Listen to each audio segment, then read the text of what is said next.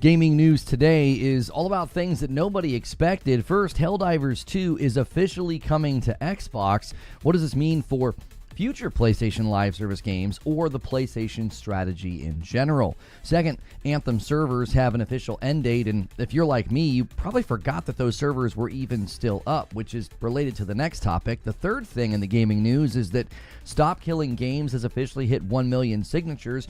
What happens next, and why is it important for folks to continue signing anyway?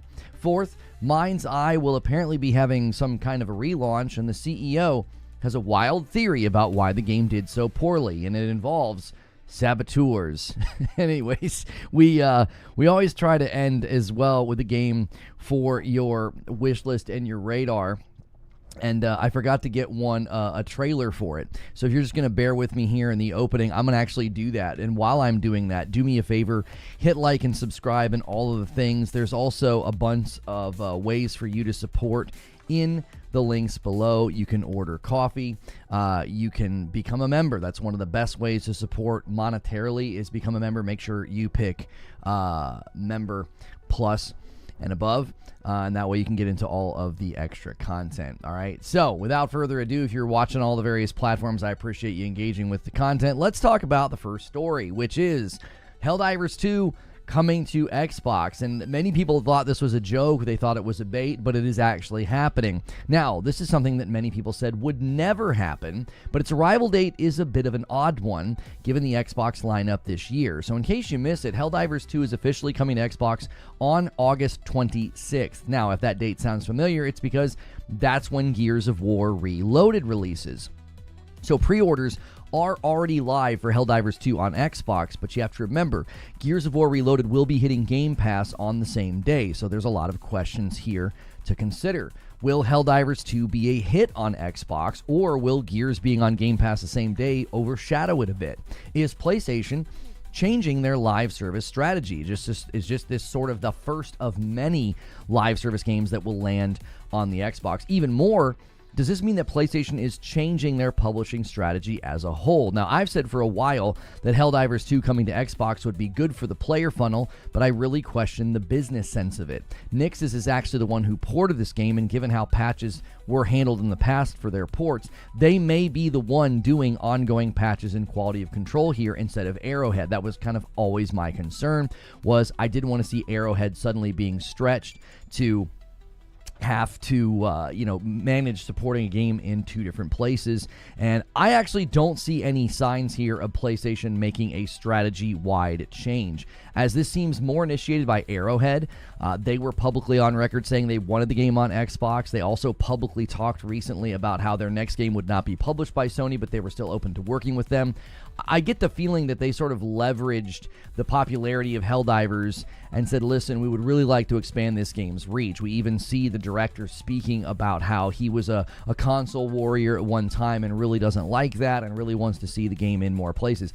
This seems like a very principled position from Arrowhead, more than a strategy shift from Sony. Just this year, we heard from Herman Holst once again reiterating that the big, narrative-driven tentpole titles would be going to PC later in order to coax people over to PlayStation.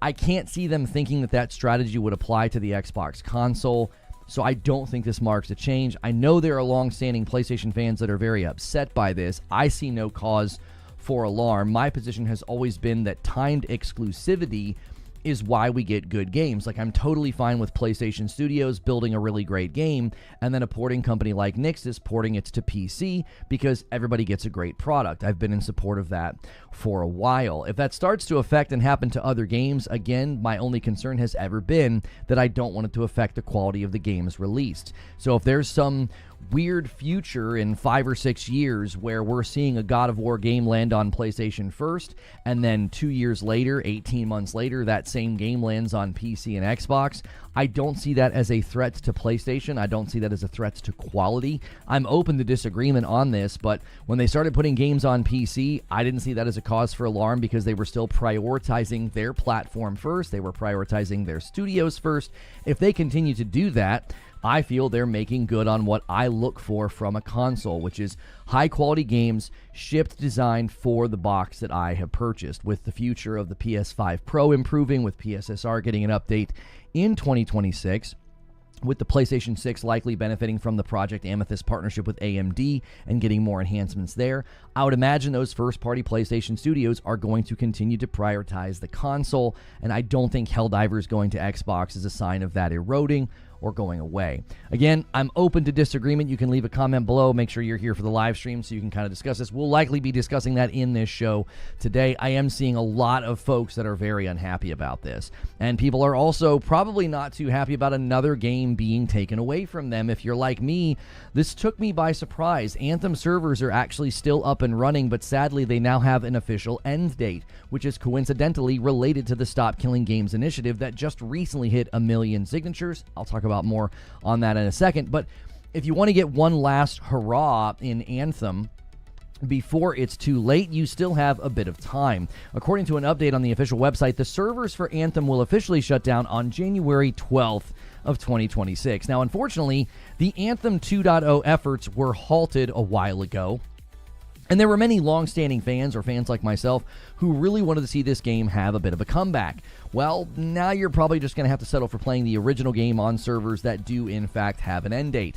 Now, hopefully, maybe one day we do get a proper Anthem 2 or something close to it. I still argue the gameplay loop in this was very sound, very enjoyable, and to this day, there's nothing in the market like it, which is just unfortunate that they were not able to figure out a path for the ongoing content model to sustain not just re-engagement from players, but a monetary structure that could support the studio and the game long term. Because again, I found the gameplay to be very enjoyable, and to this day, I haven't been able to find something to replace it. Now, the question for you is, are you going to dive back in, give it one last go?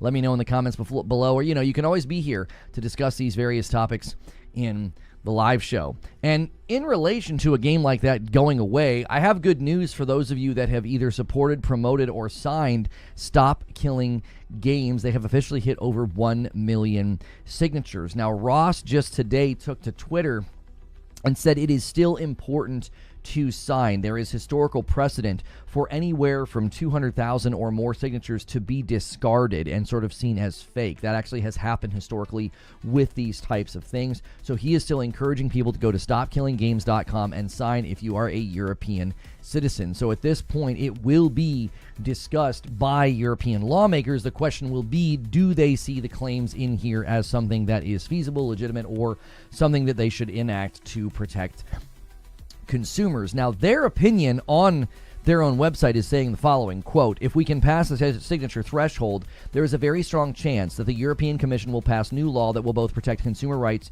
to retain video games that customers have purchased and advance preservation efforts massively." Now, in case you missed it, this initiative is setting its sights on preventing games from being shut down or taken away from gamers in almost any capacity. Now, some of the requests for live service games are not simple solutions, like in particular the one where they don't want servers to go away. They want that to be sort of patched and updated so people can set up their own servers. Not all live service games are equal, so that is not an easy process for every single studio to be sure that they offer. So I think some of the requests are a little high in demand, and others are not. I don't think DRM removal or updating a game so that people can continue to play it after you disable your live service or online elements, I think those are very reasonable requests. And I put up a video recently arguing that consumer protection is something we should be more in tune with, and I argue that the lack of digital refunds is a huge and glaring omission in consumer protection, and I think that should be one of the things on the forefront as well. So it is good to see people taking more notice and signing something like this and saying, hey, we need more protection than we currently have, because companies have very subtly slipped in this idea that you don't actually buy the game, you buy the license. Go watch my video on refunds. I argue, I think rather well, that is actually a secret weapon against these companies that we can use to say, hey, if it's so easy for you to take a game away from me, it should be easy for me to return it as well. But we're not done with unusual things that nobody expected. We're now hearing conspiracies about Mindseye and why it failed. Did you know that this game is going to relaunch? I had no idea. I assumed they were going to just keep updating it. Maybe. After the layoffs, I was worried we were going to see a complete shuttering of the studio or the project itself. Or the other thing, did you know, not just that it's going to relaunch, did you know that it was sabotaged internally? Well, the CEO of Build a Rocket Boy, Leslie Benzies, has apparently said that to employees. In the wake of the game's abysmal launch, reports of layoffs started to hit almost immediately, which is unfortunate because, most notably, this was a clear game that they were hiding how bad it was. So they knew they were launching a game in bad shape, and they did it anyway. And surprise, surprise, it didn't do well, and now they're having to lay people off. Well, anybody laid off should be, I think, taking issue with the leadership launching a game that they knew was not ready. And it actually makes the recent report about Leslie Benzies' remarks even more troubling. Two people who have asked to remain anonymous are claiming that an internal address at the company, Benzies, Build a Rocket Boy's current CEO, said that the game's failure was based on internal and external saboteurs. Now, keep in mind, the other CEO of this company claimed that the people were being paid to trash the game before it came out, and even hinted that it was Rockstar. So if you've made it this far in this story and you're thinking that all this sounds crazy and completely made up, I mean, you're in good company. This sounds truly insane. But it's honestly not made up. The Discord screenshots made it clear. These conspiracy theories were in place, well before we heard from two anonymous employees about what Benzies has said. So I would love to know what you think. Can this game mount a comeback? Is the leadership basically crashing out at this point? To me, I don't really understand what they think they're going to achieve by laying people off and then coming up with conspiracy theories about people sabotaging the game. The people that have been laid off will certainly go to the press. And I think we have yet to see the full story of this game. I have a video on this channel that's basically titled The Truth About Mindseye. There's a bigger story at play here. There's a game called Everywhere that they're trying to launch, and this was supposed to be sort of their debut launch. And I got to tell you, I think we're going to start to hear from some of these people that get laid off. They'll go to the press anonymously, and they'll kind of blow the whistle and expose what exactly happened with this game. So keep your eyes on old Jason Schreier over there. He's not old, but you know, that's a phrase. Sorry, Jason. Anyways, keep your eyes out for Jason Schreier's blog or post or article or whatever you want to classify it as. He does these deep dives into these games and speaks to people and then typically gives us the autopsy on a game. So, I've got a game for your wish list and your radar, and this one's actually coming out relatively soon. It's called Eriksholm: The Stolen Dream, and it's not on your wish list and radar. It probably should be. I actually have a video on the channel right now saying that this could be another Expedition 33, not saying the commercial success and popularity, but that another small studio is going to really surprise and impress some people this year. This is likely a game that will also be receiving Game Award nominations just based on everything I have seen. This is an upcoming adventure stealth game developed by River End Games and published by Nordcurrent. It will be releasing on the Xbox Series consoles, PS5, and Steam on July 15th, so just about 11 days from now. It's right around the corner. Listen, if you're on the fence, I'm definitely going to be checking this one out on the channel, so be sure you're subscribed to the channel, be sure the bell button's hit, and hey, be sure that like button is hit. Let's get our first 100 likes. It's going to be a light turnout today. It is the 4th of July, so happy 4th, everybody. Happy Independence Day. And to all the Brits out there, just a good reminder, you know, to let you guys know the score. The score is still 1-0. You guys have you've lost and have never. Well, it's fine. Anyways, I'm wearing a Captain America shirt to celebrate, and we've already got some people in chat going crazy to celebrate. And Haseo, Han shot first, and so did you, coming in with a 5-bomb to kick things off. Thank you so much. And that gets us to, what is that? 72, but then 73, and then it's going to be a 74, and then it's going to be Johnny Always actually procured the 75th because Haseo got us a 74 with a single, and then we had Drug Doc and Johnny over here as well, adding to the total. So 75 and then a 76. Thank you so much. I actually owe Purple 5 members, and Alex with the $5 super chat says, are these saboteurs in the room with us? I don't actually know if they're in the room with us.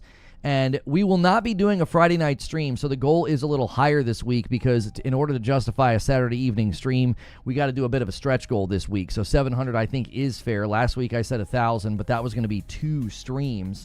So I'm trying to meet you guys in the middle. We were going to do a Friday night and a Saturday night, and that's why that was so high. Oops, I didn't open up my combined chat app. Let me do that.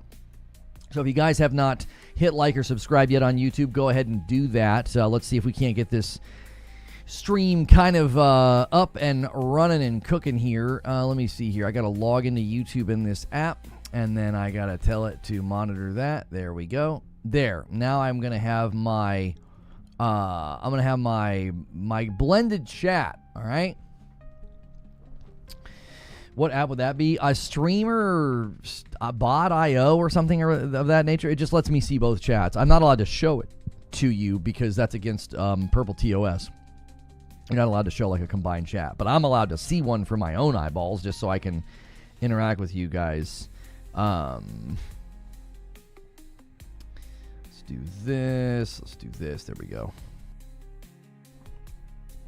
Yo, Sorcerer with 49 months in the VIP says, Happy 4th to all but the British. I mean, we can wish them a happy 4th. It's fine. It's fine. I mean, they're having to still work today. So, you know, it's I mean, a lot of you probably still have to work today. I have to work today. I don't know. I know it's crackpot, but it's what makes sense to me until we find out more. What exactly are you saying, T-Rex? What are you saying is crackpot? The Mindseye thing? I spotted they were moving Anthem from the EA play last week.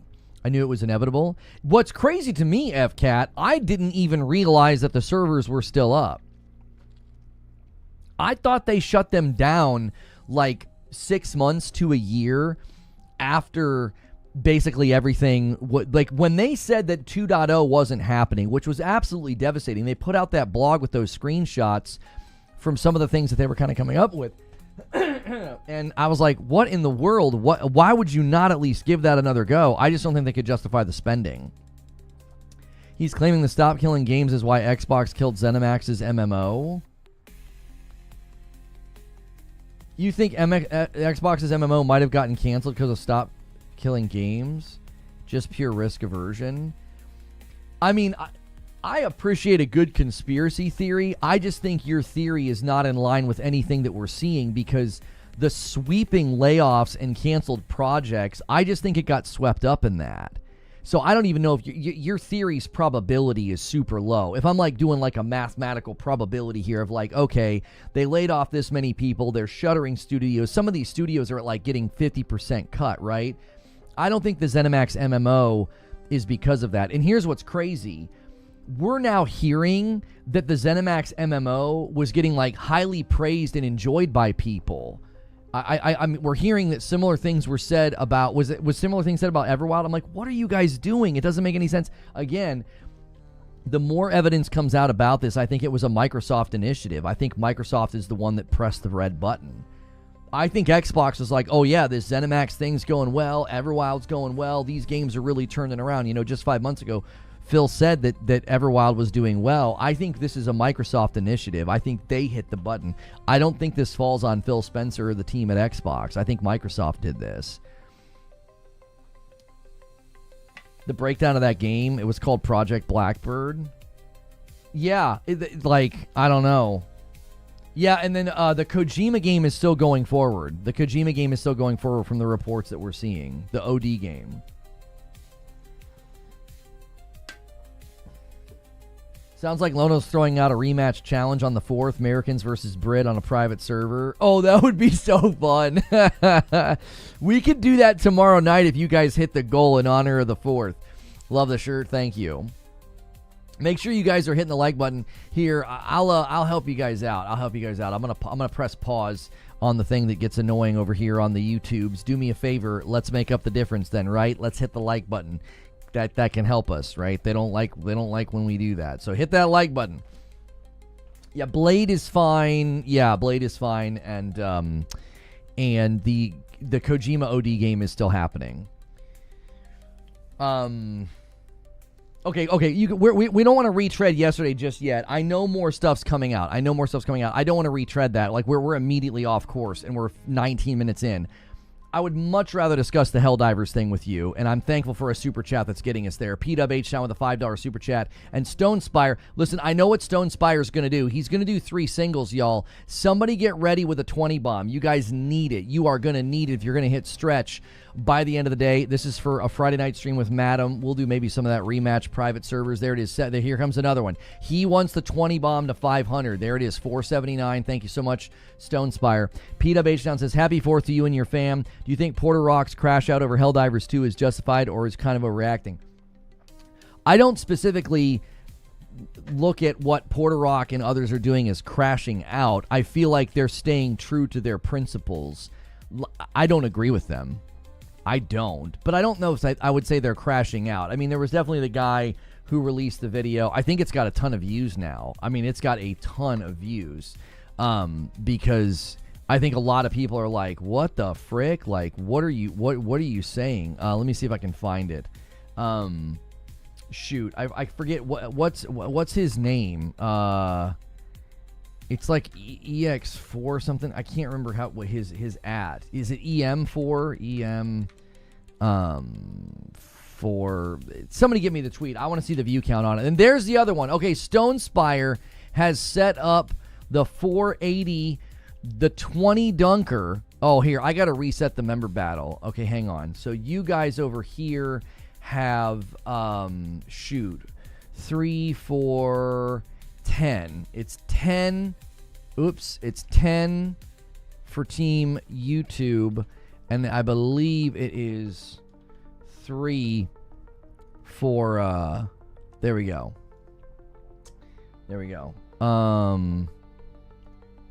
Okay. It's up for grabs. A 20 bomb would seal it. Would seal the 500. Yeah, there it is. There's a tweet. Thank you. So yeah, I'm being asked, like, what do I think about, these guys that are quote unquote crashing out? Okay. So I'm just going to show you guys the tweet just so you can see how viral this has kind of gone for him. So 134,000 views, right? And he has, 814 followers. So this is a viral moment for a video like this, right? This has gone kind of crazy. And so he says, I'm proud to announce that the PlayStation 5 will be my last console. I don't care to argue this or turn this into a movement. The move to put Helldivers 2 on Xbox is absolutely vile. I mean, this is such a strong word to use. I think words like this should probably be reserved for things that are actually vile. But I mean, it's his opinion. It's his opinion. He can invoke the vocabulary that he thinks is fitting. If PlayStation's third party, then PlayStation's dead. Okay, here's the thing. I think this is a complete overreaction. Okay, if those are your principles, that the minute they take a live service game to Xbox, they are now, if they in your mind are third party, I'm never going to change your mind.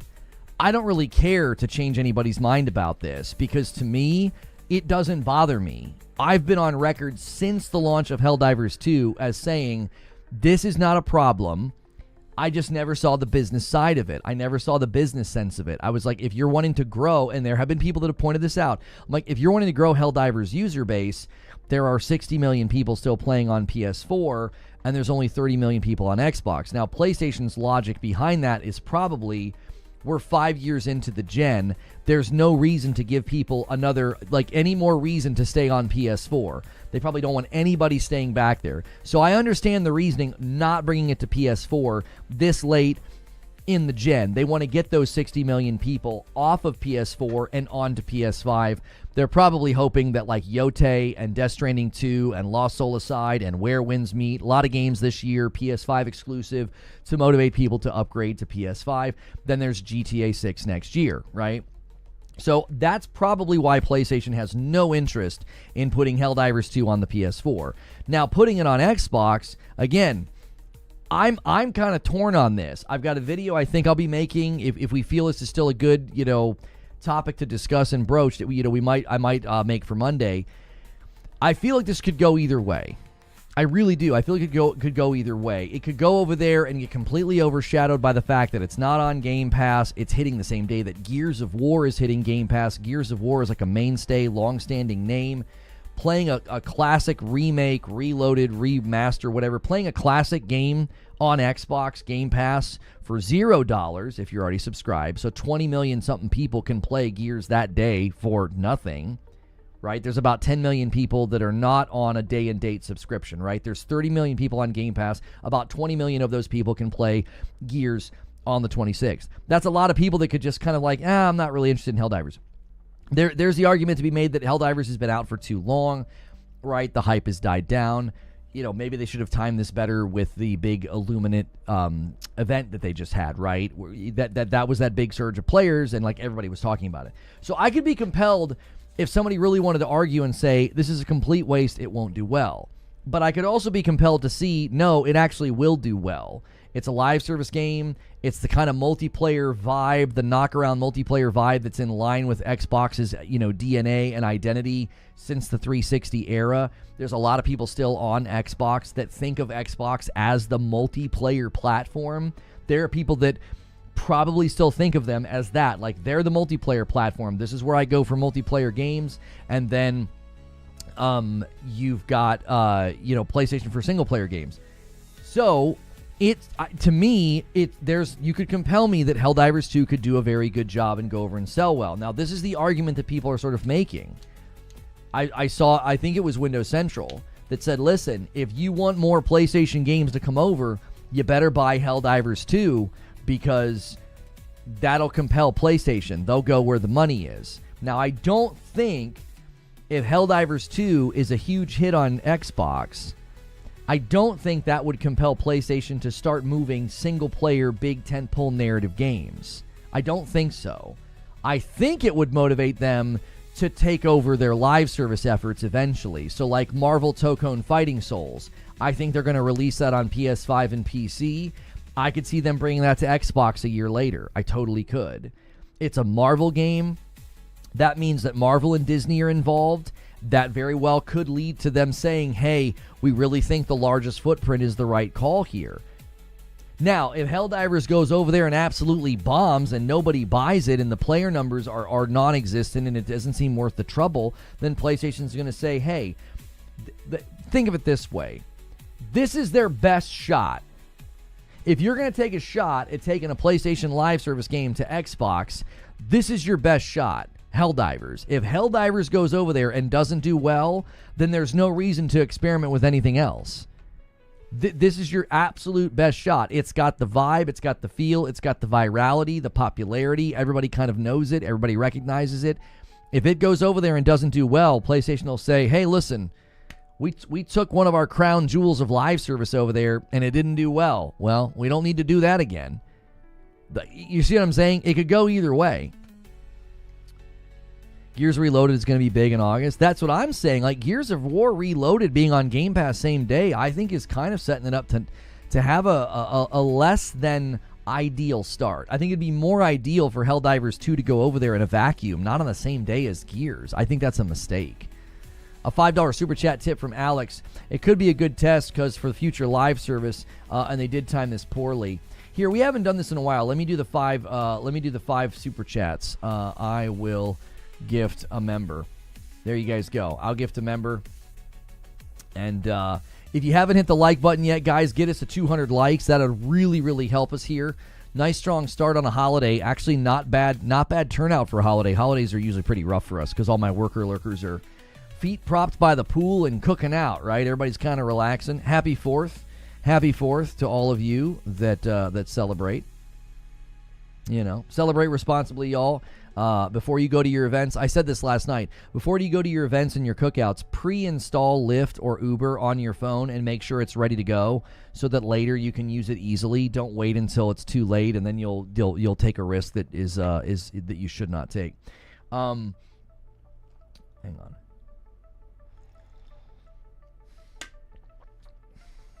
It's a bro game. It's what Xbox used to identify with. That's what I mean. I think it could be in line.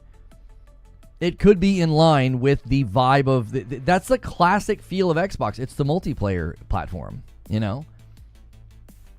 Xbox guys don't care about Gears Reloaded. Listen, we had this conversation yesterday. I think speaking for 20 million people that sweepingly, I just don't think that's warranted. I don't think you can do that. There are 20 million people out of the 30 million Game Pass subscribers. There are 20 million people who could be absolutely pumped about Gears of War Reloaded. That is a lot of people. That's 20 million people that have a reason to ignore Helldivers the day it comes to the platform. That's a lot of people that are going to say, I don't know, Helldivers has been out for a while. I don't know, it's $40 for a live service game. You know what I'm saying? I think speaking for those 20 million people, I don't know. Especially when we know Game Pass very much turns somebody into a Game Pass gamer. You've met them. You've seen them in the comments. You've seen them on Twitter. They are a Game Pass guy. They're like, dude, I just play on Game Pass. That's just my jam. I boot up Game Pass. I see what's new on Game Pass. Like, that's their thing. I mean it. That's a lot of people that day that'll be like, I'll wait. I'll wait on Helldivers, and maybe they never come back to it. Maybe they just completely ignore it. I think the timing is a bad move. I really do. Because here's what you don't want to see in the wake. In the wake of Helldivers going over there, if it doesn't do as well as people had hoped, you don't want to have people say, like, woulda, shoulda, couldas. Well, I mean, they did it the same day as Gears, and Gears was on Game Pass, and Gears is a long-standing franchise. It's like, why even let that be a possibility? Gears fandom is very passionate about the franchise. If you look at Gears CC, they are happy for anything Gears related.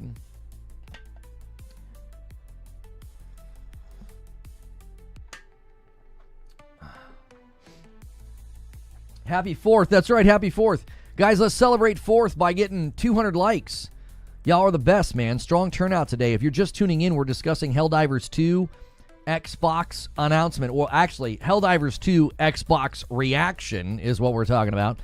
$2 super chat from Perfect Image. Sony said its live service will be everywhere. It's okay. We could theorize here. That they had continued to say that their live service games would be multi-platform, and they kept it generic. They never invoked the name Xbox. Maybe they kept that vague and open because somebody somewhere said, listen, in the downslope of a live service game, it makes sense to port it to Xbox to get one last punch, to get one last, hurrah of relevancy. That might have been why they kept that door open. I still think that this is an Arrowhead initiative. My gut, when I read Arrowhead's comments about they wanted the game on Xbox, just recently, it's so recent, it feels like they use it as negotiating power. They just recently talked about how their next game would not be published by Sony, and they were willing to work with Sony again.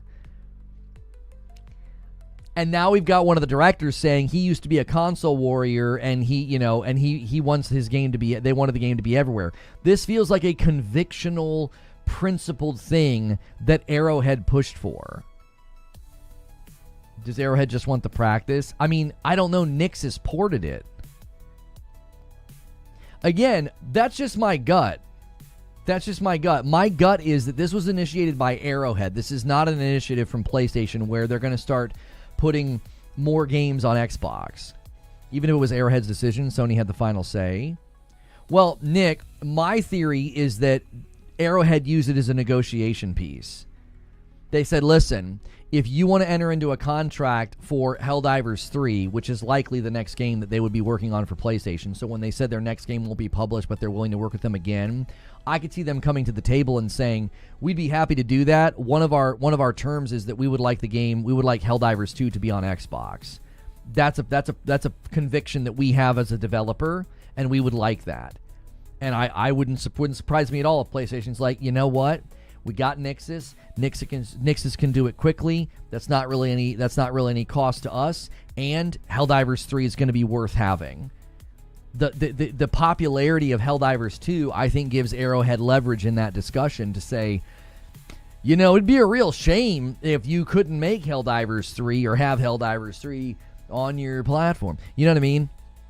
This is just theory. This is just my gut instinct. And the reason I'm saying this is because if you listen to what PlayStation has been saying all this year and last year about their strategy, none of it signals change. None of it signals movement in this direction. None of it does. So their shareholders are likely going to have questions about this, I would think, at the next earnings call to be like, hey, we've got this true two-pronged approach. We've got live service games going to PC and PlayStation day and date because they're live service games. You've said that the big tentpole narrative-driven titles will go to PC later, and that's done in the hopes that people come over to PlayStation for a sequel. How does this strategy square with putting Helldivers 2 on Xbox? And it wouldn't surprise me in the least if Herman Hulse said that was a particular case where Arrowhead expressed a strong desire to have the game on Xbox. We came to a decision that was good for the game and the studio, and that's what we decided to do. Something of that nature, of like, this was something that Arrowhead wanted. Again, I could be wrong. PlayStation could literally be saying, listen, live service games going over there doesn't even have a chance of hurting us. It doesn't. The platform is shrinking. They are not a competitor anymore. We might as well go make some easy money over there. Do you see what I'm saying? Like, I think it could be either. It could be one of two things. It could be totally initiated by Arrowhead, and PlayStation's like, no, we're not changing our strategy at all. Or it could be that PlayStation's like, that platform is not a threat, like, at all to us. Like, we don't have to worry. We incur no damage by taking a game over there and having Nixxes port it. People really want to lump everything that Sony does with everything that Microsoft does, and it's just stupid. If somebody thinks this means PlayStation's going third party, I think they're free to think that. I haven't seen a compelling argument yet that that's what they're doing. I haven't seen a compelling argument. It's like, they've said for years live service will be multi-platform. The developer of the game expressed a strong interest in this game going to Xbox. I think this is a unique situation. I don't think this is going to be the standard going forward. Matt Piscatella from Circana is saying investment in AI was the bigger catalyst for the cuts. Yeah, I mentioned that in my video that went out yesterday, so be sure to support that one about how Xbox was devastated by this and how it is just devastating.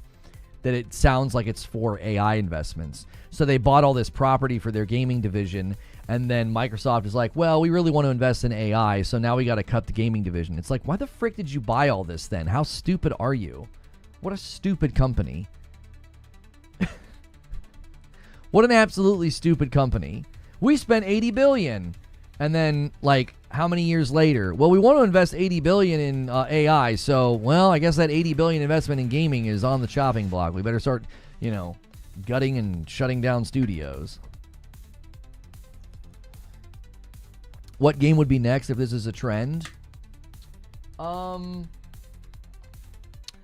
next game would be... I mean, I don't know if they would do GT7. I think GT7 is too big of a name. They've made way too much money on the franchise. I don't think there'd be an impetus to be like, we need to maximize GT7's money. I mean, we heard a rumor that GT7's port to PC was canceled. So, Forspoken? Forspoken's not a live service game. If this is a Switch, then I would think Marvel Tokone Fighting Souls would be the next one. Marvel Tokone Fighting Souls would be like a PC, PlayStation launch, and then like a year later it would go to Xbox. That would probably be the next opportunity to do this, to justify saying, hey, new IP, it's got Marvel attached to it. Why would we shrink the reach of Fighting Souls if we don't feel like we need to? So I think Marvel Tokone Fighting Souls would be the next one. I don't think they're going to do it with the big first-party narrative games. I don't think so. Because Nixxes porting the game to Steam has a particular effort of, well, a bunch of people got God of War 2018, and we know for a fact that people bought PlayStations to play Ragnarok. Like, we know that happened, right? I don't think that they would ever justify doing that on Xbox. Like, that's not...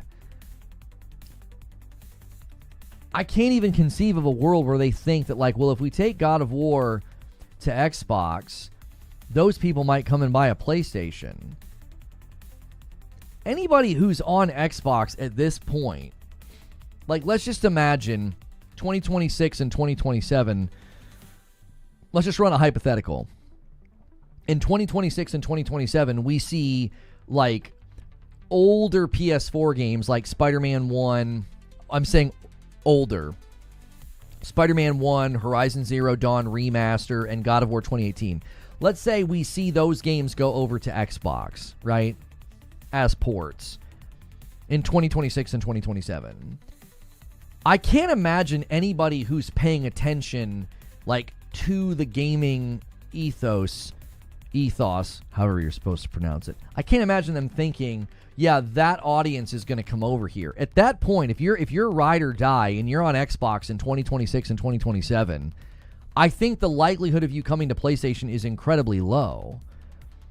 So I think as a strategy, it wouldn't be a very good idea. Those guys would just be like, thanks for the PlayStation games. I'm staying here.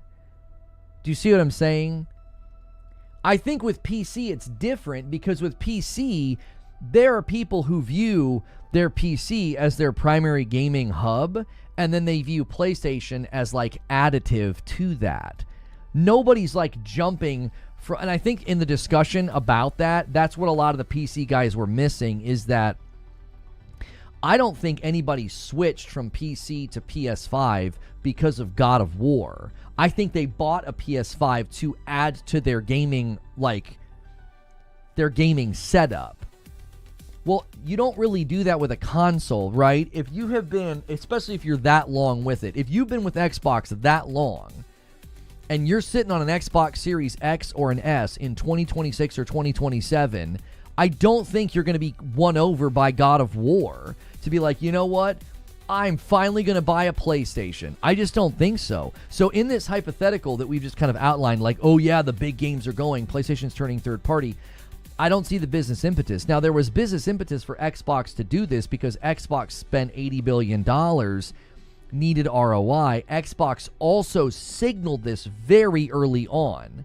So 2 years, I want you to think about this. These guys that are like, oh, PlayStation's going third party, just give it time, just give it time. Okay, well, Xbox took 2 years to do it. Back in late 2023, Phil Spencer tells Famitsu that he's thinking differently now about the industry because of Minecraft, right?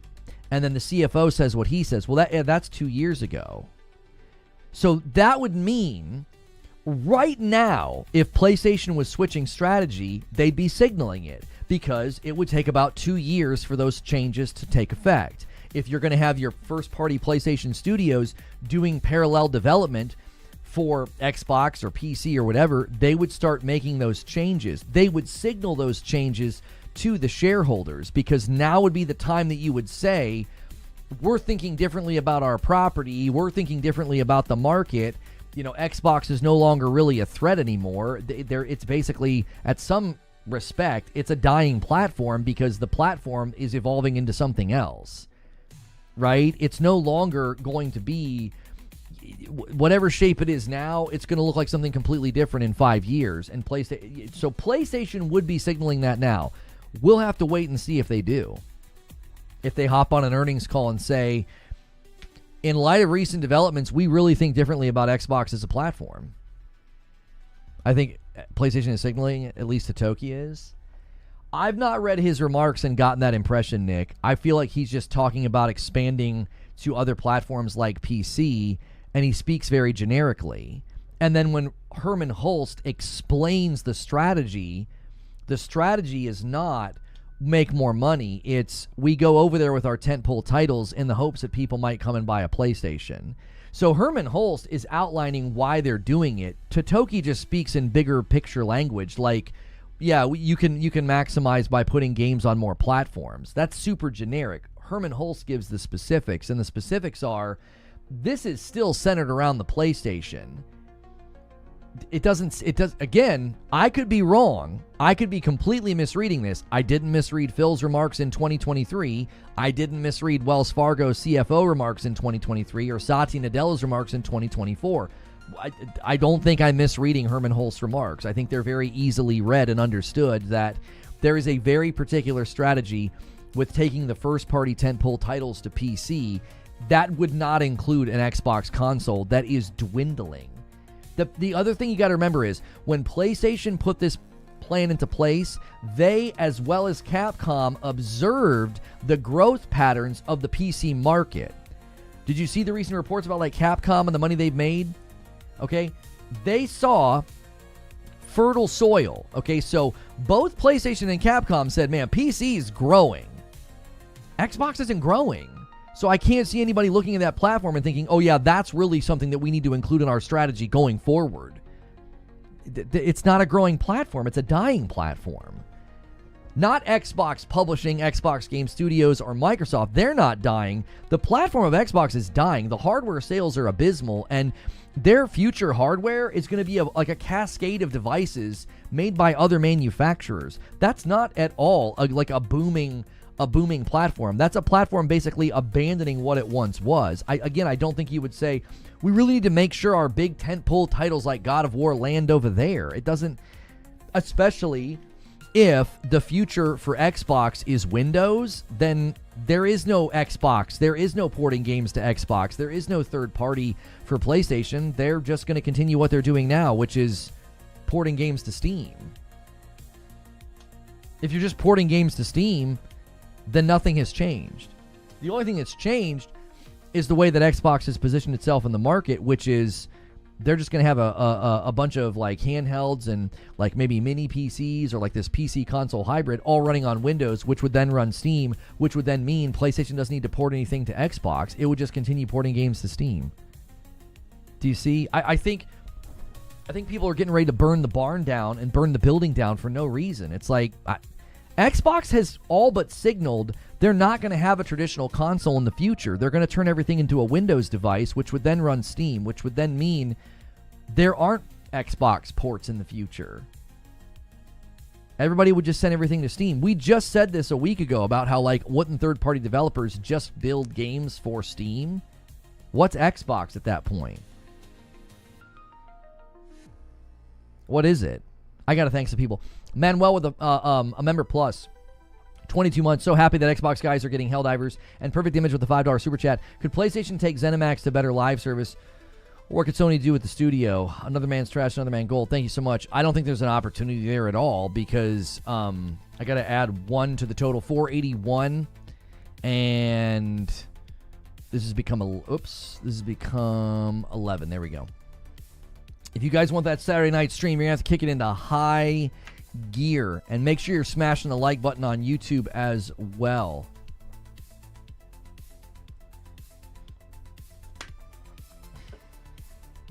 Helldivers 2 still has multiple bugs after every single major update, big and small. Now PlayStation taking in the Xbox Series S and the X for continuous live updates. So dumb. We don't yet know, Vedger, who is going to handle patches and quality of life because Nix has handled some of the patching, the ongoing patching for The Last of Us. The reason I think that's different is that's a single-player game. And I would imagine that those eventually are done and rectified. Like the amount of times that they're going to need to patch The Last of Us ports or any of the ports they've done, that eventually trails down. Patching and updating Helldivers 2 is ongoing. Like, that almost never ends. What? I didn't understand. You don't understand that there's not an opportunity for PlayStation to do anything with ZeniMax? I don't want to. I don't feel like discussing that. That you want to have a discussion about how there's not an opportunity for PlayStation to do something with ZeniMax? Is you want to have that discussion? Why? They're owned by Xbox. Do you want to also talk about what PlayStation could do with Doom? That'd be pointless. They don't. That studio is not up for grabs. The IP is not up for grabs. That's a waste of discussion, homie. Or live service. I have no interest in discussing something that's not going to happen. There is not an opportunity for ZeniMax or their game to be underneath PlayStation at this point in time.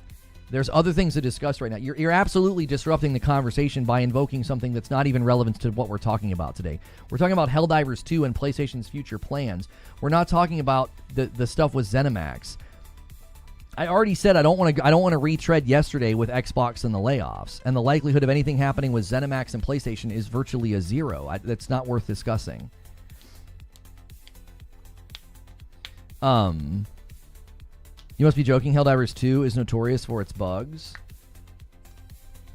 What are some of the bugs that's been going on recently in Helldivers? I haven't seen really anything.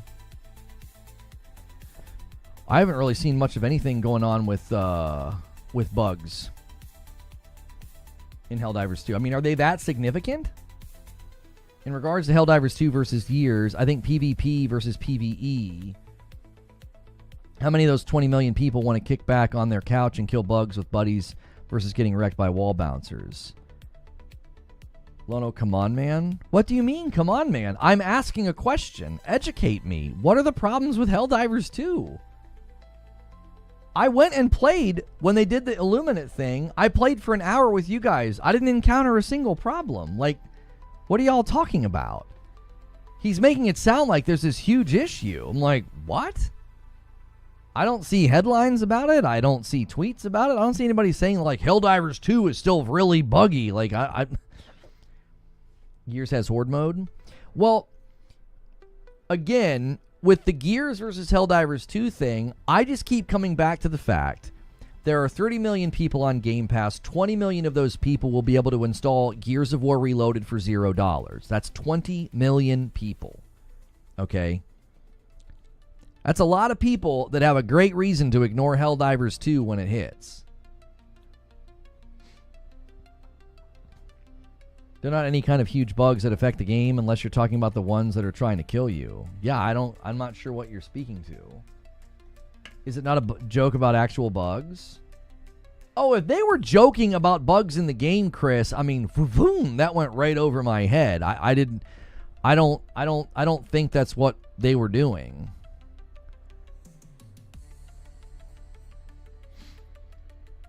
Who is this Noble Smith guy saying this? He says, I'm telling you all and anyone who's still an Xbox fan, Microsoft hates creatives and has zero respect for us storytellers. They used to be a passionate narrative team at Xbox first-party publishing, but after today, the last vestiges of narratives at publishing have been let go. Microsoft and its insatiable drive for golden ducats kills creativity. Xbox and Game Pass are the Costco of games. Who is Noble Smith? Who's the guy saying this? I don't know who's saying this. Is this somebody that has a history in the industry or something?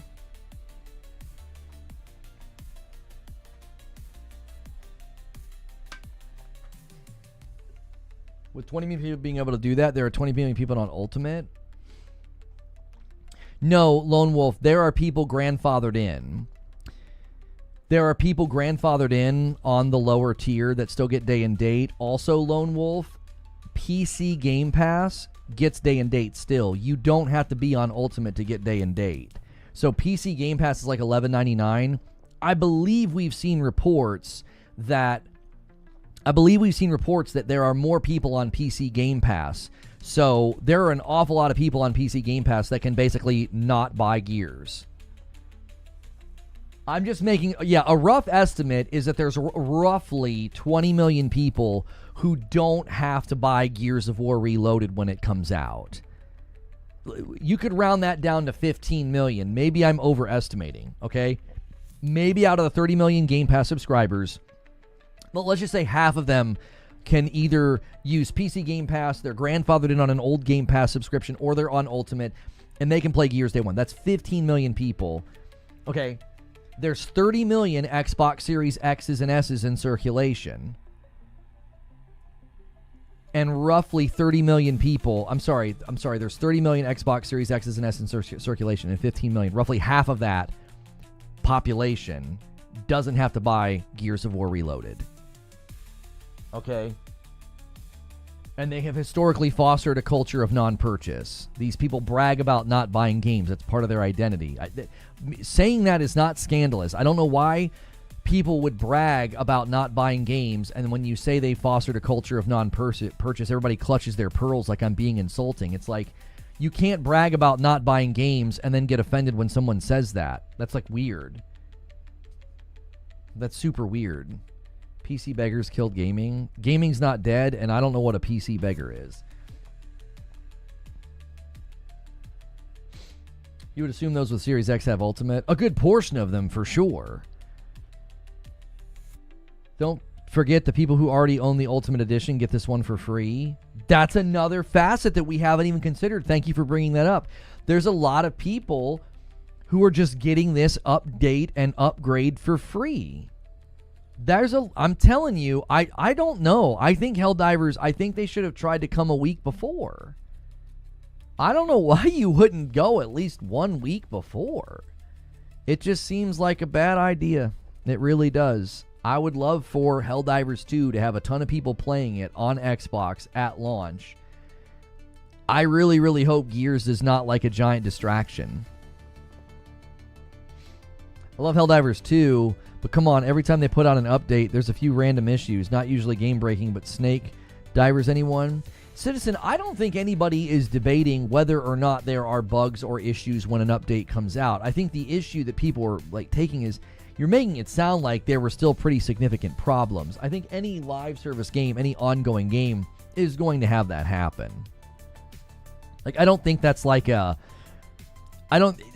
true of Fortnite, Warzone, Apex. I feel like that's kind of true of anything. Professional indoor lighting. I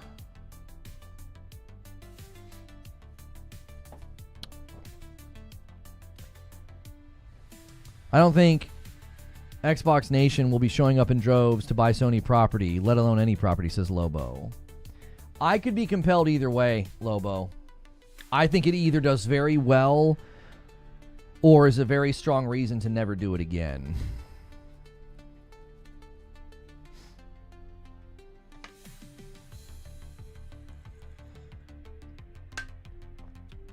Competition breeds excellence. What competition are you referring to when you say that?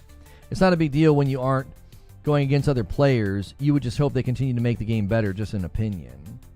Helldivers on Xbox is still $40? I believe so, yes. You can pre-order it right now, can't you? People have already been posting their pictures of themselves pre-ordering it.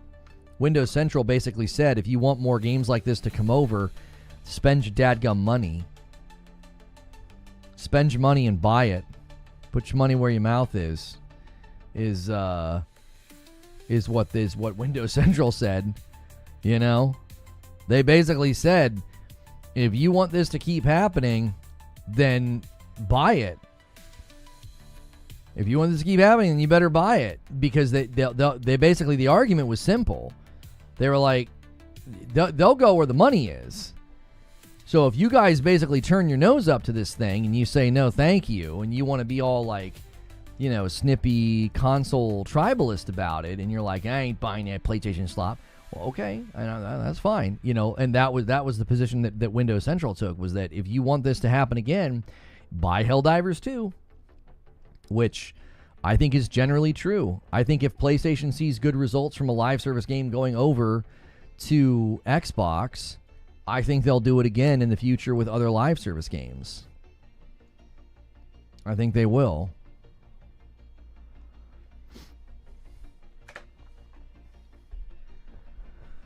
Close to 200 likes, 400 something people watching. Yeah, make sure you guys are hitting that like button, man. I greatly appreciate you guys hanging out on a holiday, man. Holidays are usually really light for us. This is a great turnout, so thank you for being here. PlayStation betrayed the legit gamers. Game Pass gamers are harmful. Thank you, Rich Rod, for the $2 super chat tip. I really, really do not agree that this is some kind of a betrayal. I just don't think so. Let's look at this another way. So, when Xbox started putting their games day and date on PC, many people said that was sort of an abandonment of, you know, making the console the priority. That was an issue of, in many people's minds, a type of betrayal, right? It was a type of betrayal. There were hardcore PlayStation fans.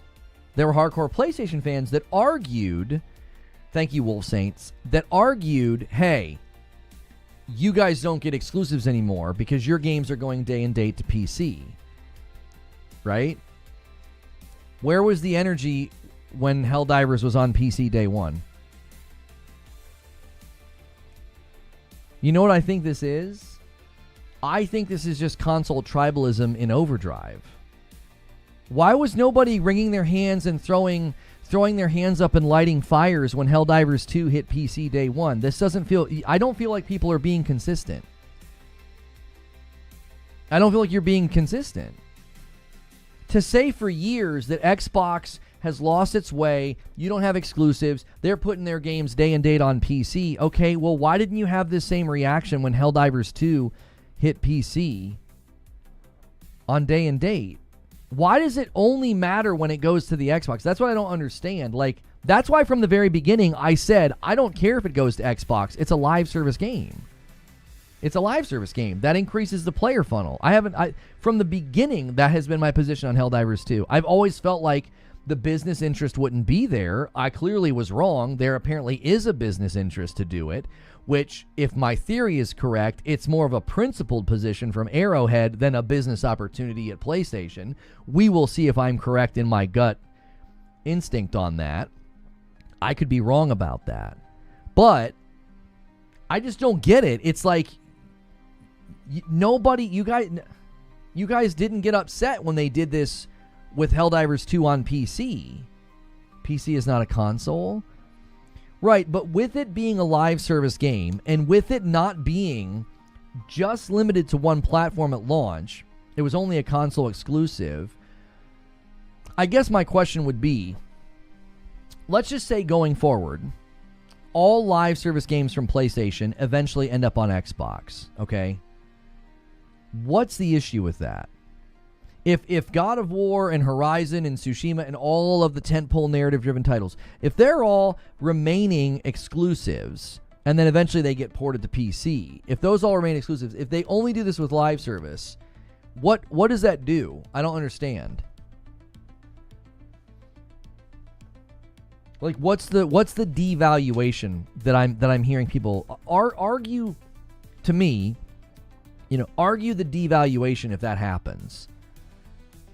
I will be right there with you if God of War or Horizon or future games ship on PlayStation and Xbox at the exact same time. I'll be right there with you because I'll say, oh, no, that devalues games, because now instead of building your game for PlayStation first and enhancing it for the Pro or enhancing it for whatever's on the PlayStation 6, instead of focusing on that, you're trying to make these games day one for all these platforms. I do not think that PlayStation will do that. That would be an enormous disruption to their process and how their developers work. We're not seeing any signs of that shift in how they're hiring, how they're budgeting, and what they're signaling to shareholders. These are all the indications that say to me they're not making a significant change. You would be hiring people, you'd be increasing budgets, and you'd be signaling to your shareholders if your big first-party studios were going to start shipping games to Xbox. It would be visible within multiple ways. That's what you see what I'm saying? Like, I get people feeling like they have to maintain their principles and they have to maintain what they think they hold is as a value system. I get that, but I think some of you guys are breaking your own necks here. It's like, it's a live service game. They said from the beginning that live service games will be multi-platform. Now, they never invoked the name Xbox, but they also never said, oh, it's just going to be PC. It was always, yeah, live service games are multi-platform. They didn't have any problem with Marathon being multi-platform. They didn't try to negotiate that with Bungie when they bought Bungie. They weren't like, oh, but we really need those live service games to only be on PlayStation. They were like, no, that's fine. That can be a multi-plat. Do you see what I'm saying? I don't know. I have said from the beginning, and this was one of the things I talked about in the past about PlayStation games getting ported to PC. The reason it didn't bother me was because as long as you're prioritizing the PlayStation first and the studios are equipped to make the best game they can make, and then a really good porting company like Nixxes takes this to PC, everybody gets a great product and I don't care. I've said this numerous times. You guys remember? I have a short on my TikTok and on my channel where people were really happy that The Last of Us Part 1 was running poorly on PC, and I called those people stupid. I was like, that is such a stupid thing to celebrate. If you like PlayStation and you like The Last of Us and you like Naughty Dog, that's a dumb thing to celebrate because that's a piece of property that's valuable to PlayStation, it's valuable to Naughty Dog, and it should be valuable to you. So don't you want it to go over there and do well? Don't you want it to go over to PC land and be received well, celebrated, purchased, and highly reviewed? The reason I said that is because I haven't changed my position. I have not changed my position. If I go to my shorts right now, do it. Receipt pull me. Do it. I've never changed my position on this. I've always been like, as long as the games are built in a way that prioritizes one platform first so that I get what I feel like is the absolute best game, to me, that is worthy of my support with money, that's worthy of my engagement as a consumer, because I feel like I'm getting the best product. It was in March of 2023. So more than 2 years ago, I have a short called Laughing at PC Gamers Because of The Last of Us. All right? So, let's watch it. This is 2 years old. Do it. Receipt pull me. I'm consistent on this. I've not changed in my position at all on this. I have not. I have had this attitude since the beginning. Everywhere. So I'm always confused when someone's like, ha ha ha, ha, PC gamers, ha ha, look at what happened to your experience. I'm confused. Hang on a minute. Are you a fan of PlayStation? Are you a fan of PlayStation property? Do you like The Last of Us?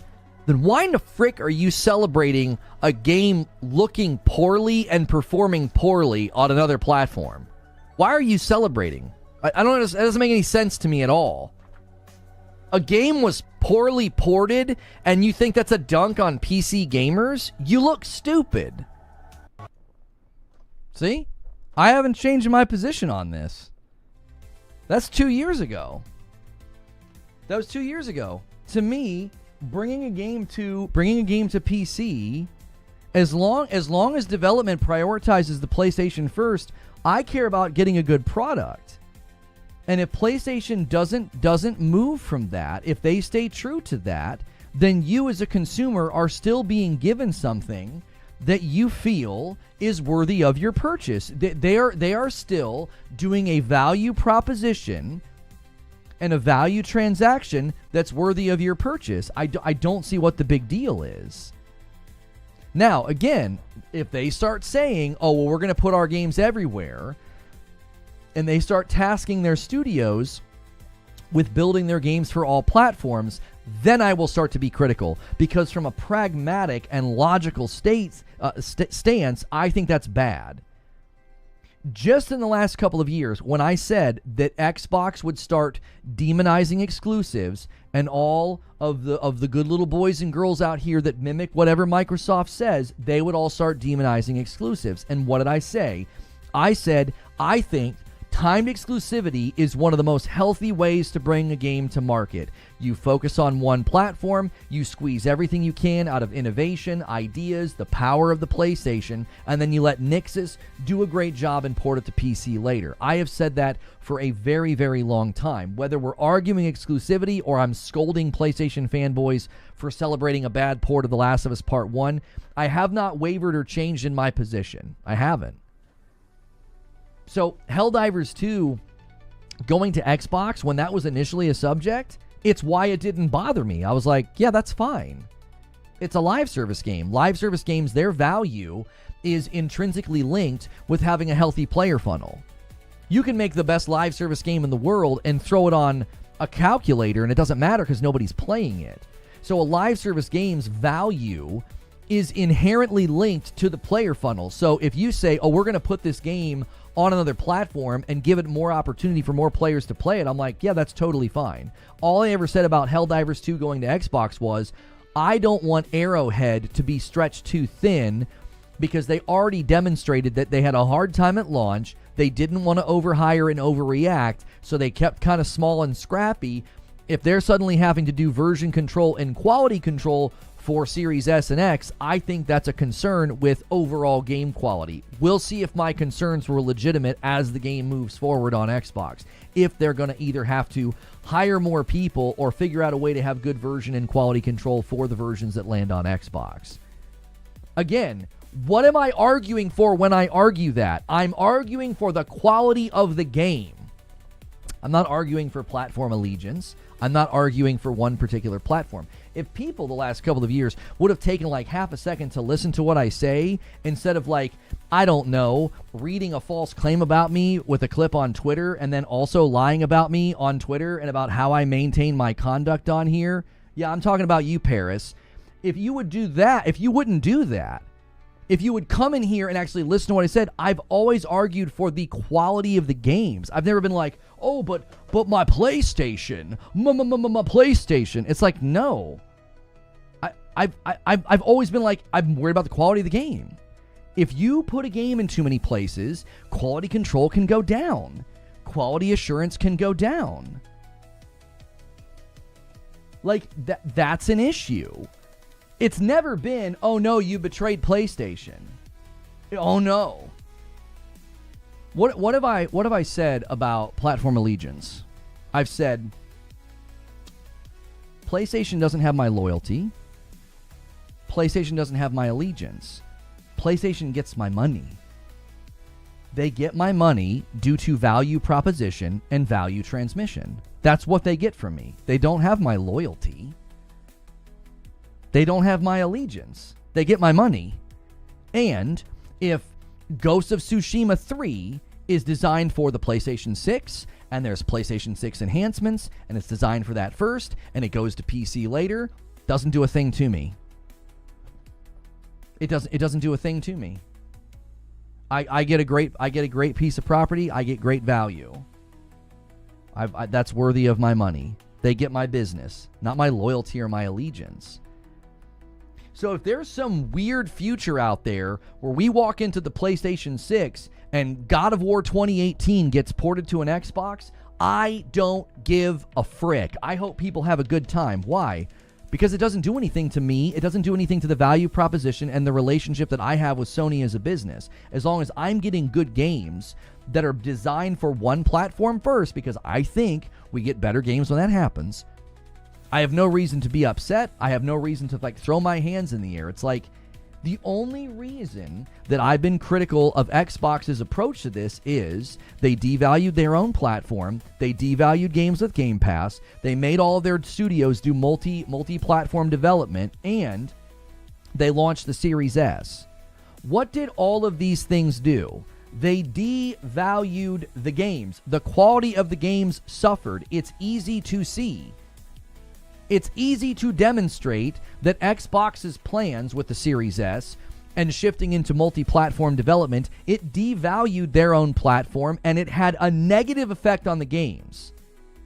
If you look at Redfall, Starfield, Forza Motorsport, Hellblade 2, if you look at these games that have come out in this gen, I would even say Halo Infinite. Just throw Halo Infinite in there. The state that they launched in, they weren't feature complete, okay? And then look at the first-party games from PlayStation. There is a marked difference between them, and there's a reason for that. There is a reason for that. Xbox made a bunch of decisions that devalued the games and hurt their quality. PlayStation continued to say, we're going to make games for the PlayStation first. We're going to make everything we can. We're going to squeeze everything we can out of these games and these engines so that you guys get a good product, and then when it'll go to PC later, it'll be ported by another company. Then why would you care if Helldivers 2 goes to Xbox? Especially because it's a live service game. And especially because I do not think this signals that big tentpole parties are big tentpole narrative-driven like first-party games are going. I don't think they're going. And if they do, and they do it day and date, I'll be just as critical. I will be able to maintain my position. I won't have to change my tone. I won't have to walk anything back. You won't be able to receipt pull me, because I'm going to say right now, if they start building games for PlayStation and Xbox and PC at the same time, I will be critical of that from a quality perspective. I'll say that's a degradation of quality. There's no way we're going to get the same level of quality out of the games if you guys start doing that. Porting a game all this time later, and it's a live service game, does nothing to that trust that I have in what they build. It doesn't disrupt that trust at all. When that day happens, I'll be here. I don't think that day will ever happen, and here's why. There is no Xbox in the future. There are devices with a Windows operating system on it that runs gaming and runs Steam. So that will never happen. That will never happen. Even if they start doing day and date on PC, I'll still hold to the same fervor. I'll be like, this is a degradation of quality, and I don't think they're going to do it. I don't think they're going to do it. The only reason they would do that is if they completely abandon making their platform the front burner. And with how successful the PlayStation 5 generation has been for them, I can't see them doing a jettison of that strategy and being like, yeah, well, we're going to start putting games day and date on PC. I don't see any evidence pointing to that. The only reason they would do that is if the next round of hardware would have to absolutely fall and slip significantly. You're talking PC day and date. Right, Devil, I don't think so. They would have to absolutely fail as a hardware company, as a technology company, in order to do that. See, what you're doing is you're comparing the software strategy of Xbox and Microsoft from a software company, and you're trying to apply it to a technology company. PlayStation's a tech company. They're going to prioritize their tech. They're going to prioritize their box. Because look how profitable PlayStation 5 has been for them. It is the best generation that they have had with respect to revenue and profitability. So they wouldn't jettison away from that and start putting games on PC day and date. That would disrupt their entire business model and strategy. That's why I've always said, you will know that PlayStation is shifting strategy because they will signal it to the shareholders first. Until they do that, I'm not worried at all. I've not seen any evidence of an erosion of their strategy, of a degradation of their quality, of a dilution of them prioritizing their hardware first. I don't think so. Oh, sorry, hardware company, not tech company. That's a good correction, Zubair. You're talking about software versus hardware, right? They're the antithesis of one another. That's why one starts with soft and one starts with hard. So you're talking about a software company and a hardware company. The hardware company is going to prioritize their hardware.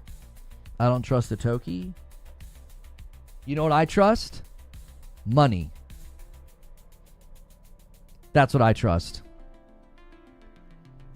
We know that the games going to PC has not been a significant uptick for them in money. Do you want to know what has? New user acquisition in the PS5 gen. Go look at how they talk. Go look at how they talk about with the money that they've made and the growth that they've made. What do they focus on? They don't focus on revenue from PC. They focus on new user acquisition. Yeah, the Anthem servers are shutting down in January, Furious Pickle. I'm a little behind on this. I'm sorry. Rich Rod with the $2 super chat. Take away value of owning a PlayStation console exclusives. I don't think so. If games arrive on PC a year and a half to 2 years later, it doesn't do anything to my console. Jay Hart with a $5 super chat. Nixus didn't really have anything else to port except for Astrobot. And then Vedger with 23 months. How good will Helldivers 2 play on the Series S, and how will that overhead optimization reflect on the better performing platforms? Will it be a doorstep or evolution? A doorstop or evolution? I don't actually know. It'll be interesting to see how they handle the cinematic qualities of Helldivers, the bombast, the explosions, all of that.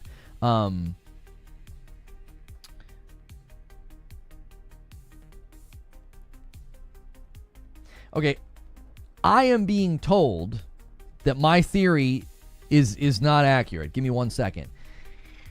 Rich Rod with a $5 super chat tip says, PC isn't direct competition. They betrayed the people who buy games for a few subscription gamers. Now quality will go down to release on multiple consoles, I think is what you mean. And Michael Pierre with a $5 super chat says, PlayStation not showing Helldivers 2 on their social media and YouTube advertising. It's going to Xbox. I thought PlayStation retweeted the announcement. What are you talking about? Nizra with a 20-month resub. Why are these guys glazing Helldivers 2 when Microsoft is sinking the ship by firing 9,000 employees for H-1B visa card workers for AI infrastructure? By the way, when you guys are renewing your memberships, Vedger and Nizra, you're on Member Lite. I need everybody on Member Plus. That's $6 instead of $5. It's $1 more, but it's a huge need right now. We have absolutely slipped in that department, and that's how I do this. People, you guys fund the channel. You guys fund what I do every single day. We are not a big channel. You can look at the sub count and see that. I'm like a 55 sub channel, right? We get like maybe 100 viewers on Purple, okay? We are fan funded. So if you can't upgrade, if you're being given a gifted member every month, that's totally fine. But if you are paying, you're missing out on content. Okay, so I am being told that my theory is not correct and that this was not initiated by Arrowhead. Okay? We are hearing that this was Sony's decision, and Xbox had to come to the table to convince Sony to do this. It is being theorized that behind the scenes, Xbox basically said, we're exiting console space, and this is an experimental strategy to pull refugees over.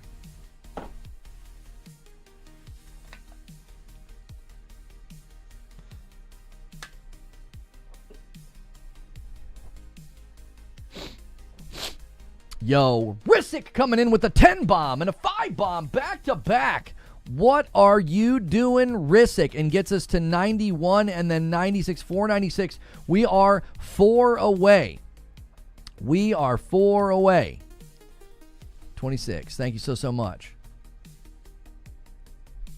So, if my theory is completely wrong, I thought this was initiated by Arrowhead. I said I might be wrong. Okay.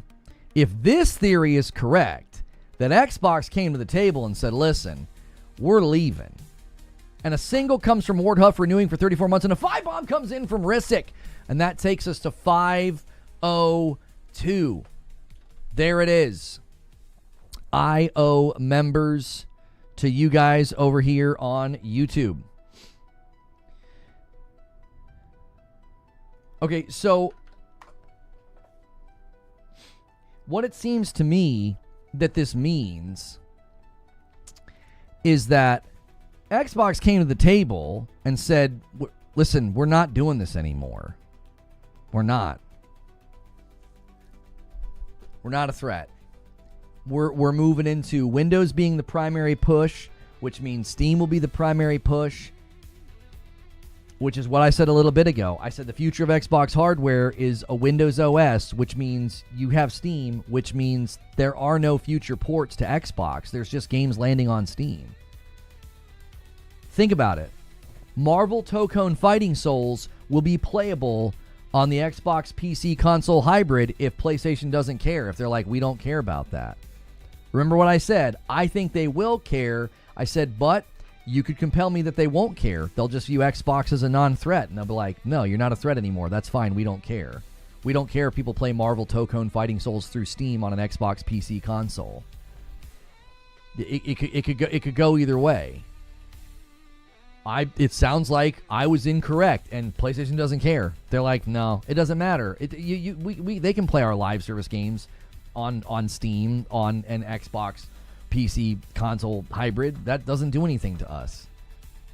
That's just more people in the funnel. You can play ports. There's the 5 that I owe you guys over there on YouTube.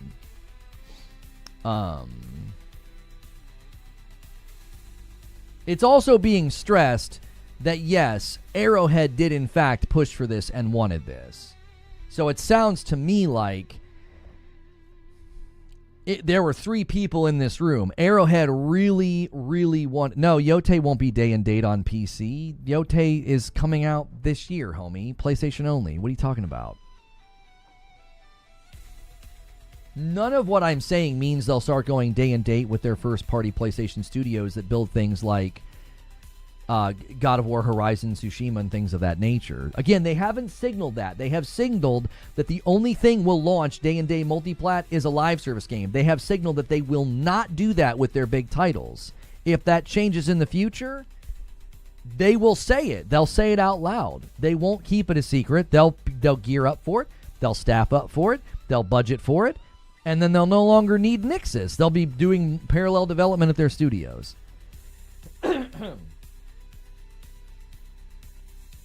They have signaled that this is a common thing with live service and that their big tentpole first-party games won't be doing it. I don't know. They make no games. What more signal do you need? I mean, you can just deal in falsehood. Nobody really cares if you're just going to say things that aren't true. 2 + 2 = 5 as well. I mean, you can think that. Nobody cares to refute nonsense. There's been a great cadence of first-party games this year, and there's one out right now. Death Stranding 2 is published by PlayStation. That's a first-party game, according to what everybody says. PlayStation's publishing Helldivers 2, aren't they? They own the IP. It's such a big deal that it's going to Xbox. Well, then that would mean that Death Stranding 2 is a first-party game as well, which would mean they just delivered a Game of the Year contender. It's been out for what, like a week? 2 weeks? Yote's coming. That's a first-party studio. Lost Soul Aside's coming. That's first-party publishing effort.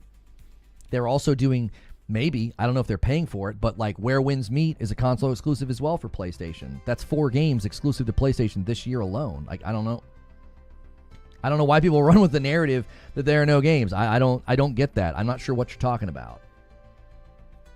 If Xbox is getting credit for games that they're publishing, then you give credit to both sides, and guess what? That means both sides are doing great this year. Both sides are bringing a lot of property to the market for their respective consumers. So there's no real reason to be like one side sucks or one side doesn't have games. They're both doing publishing efforts this year that are giving you great games. There's no games if you had like 6 or 7 caveats. That's what I mean. Like, they're both platforms in their publishing efforts this year are doing a great job. I don't know why anybody continues to do the one side has no games nonsense. This is one of the best years we've had in gaming. Just cut the crap. Nobody wants to engage with that. Stop. Play the games that you like. Celebrate the games that you like. Quit saying things that aren't true. Sony's trying to scoop up the next Xbox console remnants. I am being told from someone that I trust that Xbox had to come to the table to make this happen. And the theory is that Xbox said, listen, we're leaving the console space. Our hardware will not look like a traditional console going forward. We got Asus making a handheld. We're going to have a PC hybrid. Windows is the focus, right? Which means people are going to be booting up Steam on our box. Okay? So this absolutely will not do anything other than help more people play your live service game. And guess what PlayStation's thinking? If you're exiting traditional console space, there's going to be a lot of people that don't vibe with that and are going to switch teams. We're going to let them try one of our games. We're going to let them play one of our games. It's a good idea. Especially if Arrowhead has agreed at some point to do a Helldivers 3. And guess what Helldivers 3 would be? Helldivers 3 would be on PlayStation and PC day and date. And there's no reason to make an Xbox version. Why? Because if Windows becomes the gaming platform of Xbox, then you would just play it through Steam.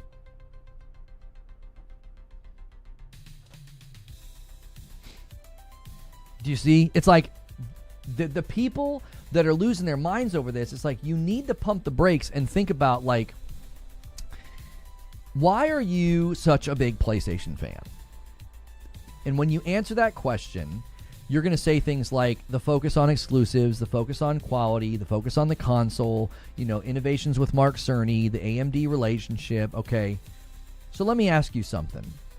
They make all of these rather intelligent, rather tactical decisions with Cerny and AMD and the hardware focus on the developers. Like, just look at the games that we have right now. Like, boot up Death Stranding 2 and look at the relationship with Kojima and Guerrilla and Decima and what that gave you. And let me ask you something. Do you really think they just suddenly were like, herder, we don't know what we're doing, put Helldivers on a dying platform, and we're betraying our fans? Like, everybody just calm down. They've done all these things to earn your trust, to earn some of you, they've earned your loyalty and your allegiance. They've earned my purchase and my business. I have completely shifted where I primarily game, and they earned that this gen by making really good decisions. I don't think Helldivers 2 going to Xbox is a jettison of what got me here. I don't think so. You have to remember something that's getting lost in this. We just spent weeks talking about how Xbox is abandoning everything that they were originally focused on, and how they're basically going to turn everything into like some kind of a Windows device. So what, pray tell, is your worry? What's your worry? If that's what Xbox is doing, why would PlayStation care? Seriously, press pause on the fervor and the anger. Why would PlayStation care? We just spent the last couple of weeks saying, yeah, Xbox is done. It's going to be Microsoft Gaming. It's going to be Windows. People are going to be playing Steam. You're going to be grabbing an Xbox device. It's got an Xbox label on it. And you're going to be loading up Steam games through an Xbox shell. You can't say that for weeks and then be like, oh no, they're putting Helldivers on Xbox. This is a betrayal and all is dead. What the frick? What do you mean? What do you mean? Xbox is not a threat at all. Do you think they're going to start doing day and date because of this? A live service game that's been out for like a year and a half? Chill, daddy.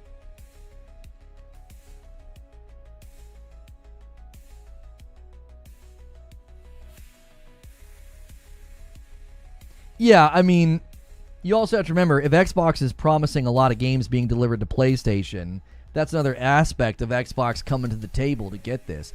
Yo, Heath, thank you for 19 months. Think how much Microsoft will save by not making Xbox traditional console and not making Xbox games, just PC version and PlayStation. Bingo. Bingo. Everybody needs to chill, y'all. You change the narrative all the time. You have to give me an example of how I've changed the narrative. I went back and showed a short from 2 years ago. I've not changed my position on this at all. I haven't. I've always said exclusives are good because of quality. Timed exclusivity is a great relationship because it gets ported over to PC by Nixxes. Everybody gets a great property. I celebrated Returnal going to PC and Tsushima. I've been in support of Helldivers going to Xbox since the beginning. All I've ever cared about, all I've ever been concerned with is the game's quality. Day and date on multiple platforms hurts quality. I was concerned about Helldivers 2 going to Xbox for that same reason. It's like, well, now you've got more versions of the game to support. That could hurt quality. I haven't changed my tune, my narrative, or my position on this. You can go back through all of my streams on this. You're not going to find a single instance where, like, I was like, oh my gosh, this is terrible. They're abandoning PlayStation because they're putting games on PC. That's never been my position. It was never my position that if Helldivers 2 went to Xbox, that would be a problem. That's never been my position. I've always been like, I'm fine with it. I don't see the business side of it, but it wouldn't bother me in the least.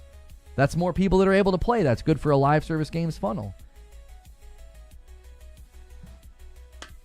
Unlike people who cheered for the ABK deal, said it would be good for the market, the consumers, and the employees, those people, receipt pull them until the cows come home. Let them hear it because they were woefully wrong, and now they're changing their tune. I've been in the same position. I've not changed a single position. Devil Shooter says, Reforge keeps it consistent. I disagree, but he's consistent. Yeah, I've had people disagree with me about Helldivers 2 this entire time. Anytime it came up, I had strong PlayStation fans disagree with me. And I was like, it doesn't bother me in the least if it goes over there. It doesn't. It doesn't bother me in the least. It's like, yeah, do it. As long as it doesn't hurt quality. I have been mocked for a very long time for my emphasis on quality.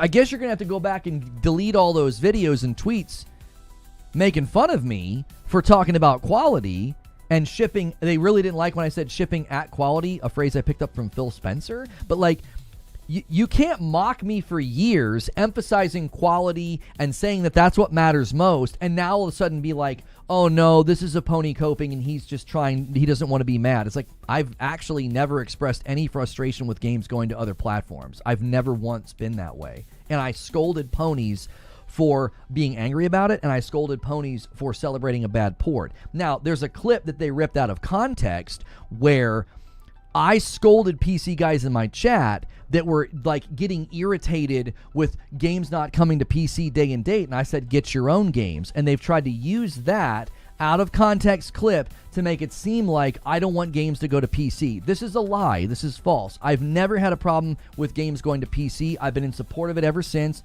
I've celebrated, I've played it, I've promoted them, and I scolded guys who celebrated The Last of Us Part 1 being a bad port.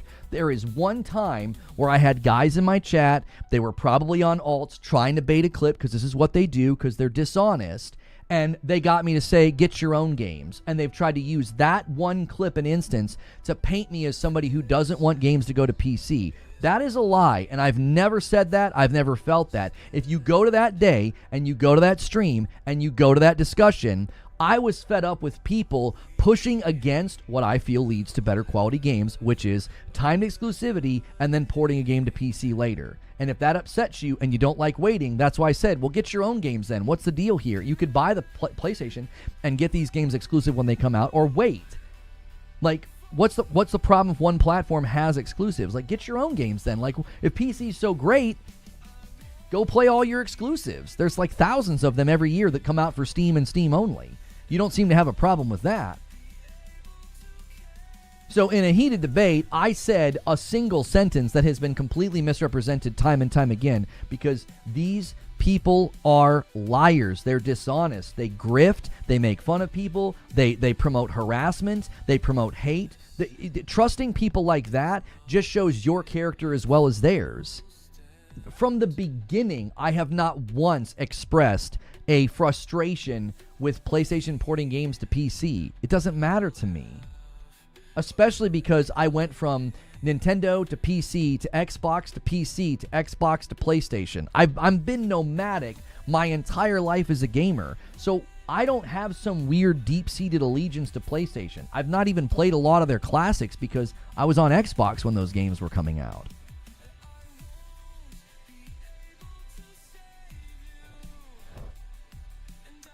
A 2-spot from Rich Rod. Mega, make exclusives great again. Stop. Frank last with a 5-spot. Happy 4th, Lono in the chat. And then 5 from Crypto Brandon. Have a good 4th of July, man. Keep up the good work. Thank you so much. Okay, you guys made it rain confetti. I'm gonna reset the super chat goal, and then I'm gonna give some members. You guys are gonna have to really scramble if you want that Saturday stream with Madam. We're gonna make her play Death Stranding. We might play some rematch as a community. You guys are going to have to hustle because we are now an hour and a half into the broadcast and we got a ways to go. I set the goal a little bit higher because a Saturday evening stream is that's a pretty big ask, because that's like an evening that we typically hang out and spend together. Yo, what's good, Raven? It's true you celebrated Returnal on PC. Yeah, these guys that try to run narrative on me, they will never, ever, ever interact with the nuance or the full position. They won't. They always have to take a clip out of context and make it something that it isn't. If you have to do that, you're basically admitting that you don't have an argument. You're basically admitting that you know that my position is nuanced because you're attempting to remove that from the discussion. Well, this one time he yelled, "Why don't you get your own games?" So that means he's anti-games coming to PC. All I've ever seen is you celebrating games going to other platforms. This is correct. The people that are actually here, actually watch the show, and actually watch the content, they know that those things are not true. They know. So here's the irony. It benefits me for people to keep lying about me. Do you want to know why? The weird sycophants that drink it up are never going to watch me to begin with. The good-thinking people that come and check out the content for themselves will be like, yeah, this guy doesn't think the things you're saying he thinks. I'll just scrape your intelligent fans and your good-thinking fans, and you can keep the rest. You can keep the brain-dead cavemen who will never come and actually listen to what I have to say and drink up your nonsense. I'll scrape right off the top of your fan base every time you make a video about me. I've got people here hanging out every day that came from your videos, so keep doing it. I will gladly take the more higher IQ intelligent people from your community. Must go a good while back to give Nix's time to achieve this. Probably closer when Microsoft decided to go publisher. Yeah, that's another good point about this, about Helldivers 2 going to Xbox. If Nix's did it, I would imagine that means this was agreed to a while ago. This was agreed to a while ago. So that would mean if Xbox came to the table to negotiate this and basically said, this is what we're doing, we are not a threat, then that means Xbox is known, and we've said this for a while, Xbox has known they were doing this for a while. I mean, we said that about Forza, because Forza came to Forza came to PlayStation with crossplay. Like that's not something you do easily. That was done. That was put in motion a long time ago. That was put in motion even when Phil was saying just 4 games. Like, this is not new information for people to be like, yeah, I mean, Xbox knew they were doing this for a pretty long time. Which I think is that's a fair assessment of the situation. That Xbox knew they were doing this a long time ago. They strung their audience along, right? Sneaker said why they strung their audience along. He said there are still millions of people that continue to support Game Pass and are still on the console, and they got to keep those people satiated with roadmaps and simulated gameplay, games that aren't even going to come to the market. You're using them in your marketing, right? Games that are going to get delayed are in your marketing, like Fable. That all makes sense of it if you read what Sneakers said about what they've been doing and the fans that they have to maintain. Well, they knew they were making these changes, so they likely approached PlayStation and said, listen, this is our future. This is where we're headed. We are not a threat to you. This is PlayStation's 4 games moment? Well, I don't think so. No. PlayStation is third party and same as Xbox. I just don't think so. I mean, you're free to think that and believe that, but it's not an equivalency. Xbox's evolution was taken in such bigger steps. They were suddenly shipping games day and date on PC. PlayStation still has yet to do that. Outside of live service games, they have yet to do that. Their first-party studios don't do that. Their first-party games don't do that. They have spoken directly to why they are not doing that. Xbox never did that. Xbox never specifically stated that this is our strategy and we've got particular games in a particular category that are always going to be coming to our box first. Like, that is something that Herman Hulse has stressed, that like we're treating these games differently. There's 2 different strategies at play here. Xbox never did that. Xbox signaled from the very, very earliest of stages that they were changing. Like when a CFO says, you're going to see a change in strategy. Nintendo and PlayStation are no longer considered competitors. We're not hearing any of that language from PlayStation. PC says high third party. Again, defining a platform as third party because games get ported later, I think that you're creating a definition that is just not in line with reality. I think it's a definition that's in line with console warring. So if that makes you feel better to say that, right now and for the foreseeable future, PlayStation owners will still get really great first-party games first, built for their console first, enhanced on PS5 Pro. That's a value offer. That's a value proposition. And then they'll go to PC later. If you're like, oh, haha, that makes them third party. Okay. I mean, if that makes you feel better to say that, that doesn't change reality. It doesn't change the games. It doesn't change that Death Stranding 2 right now is only playable on PS5. It doesn't change that Yote and Lost Soul Aside and Where Winds Meet will be console exclusives. Now, yes, Lost Soul Aside is day and date. That's a China Hero Project game. They don't own the property. They don't own the studio. They're publishing games in China on both platforms as an effort to grow in China, which again will disprove the notion that consoles are a stagnated market, because they're going to have growth in China that will prove that wrong. They'll get more new user acquisition, refuting these claims from people who said ABK would be good for employees, the market, and the consumer, and they also said that the console market was stagnating and dying, and then you're going to see that actually change when PlayStation's efforts in the China Hero Project start to reap growth. So, yeah, I mean, again, you say that all you want. Make T-shirts. If that makes you feel better, what makes me feel better? Buying a game that has been built in the best way possible and playing it. If that game's exclusive for 18 months and then it lands on PC, doesn't bother me. Saros, Returnal's spiritual successor from Housemarque. Saros is being built right now for PlayStation 5 and the Pro. There'll be Pro enhancements. PlayStation's being prioritized. I'm going to buy that game. I think I'm going to love that game. And it'll probably end up on PC later. And that doesn't do anything to me. Same with Ghost of Yote. Ghost of Yote will probably be my favorite game. Well, one of my favorite games this year. Same with Death Stranding 2. Going to be one of my favorite games this year. It'll eventually be on PC.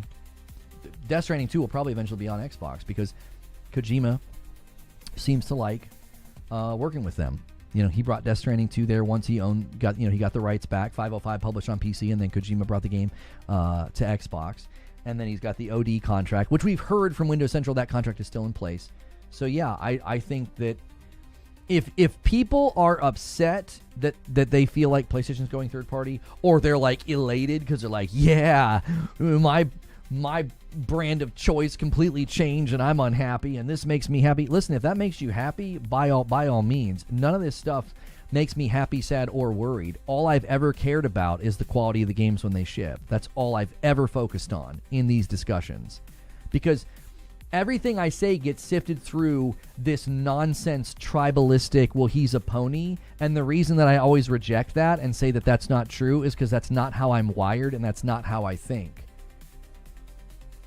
That's not how I think. I've always been like, my assessment of this gen is that PlayStation Studios build games that are of the highest quality because they focus on PlayStation first. And that matters the most to me. Citizen Meth, thank you so much for renewing a Member Plus. I appreciate it.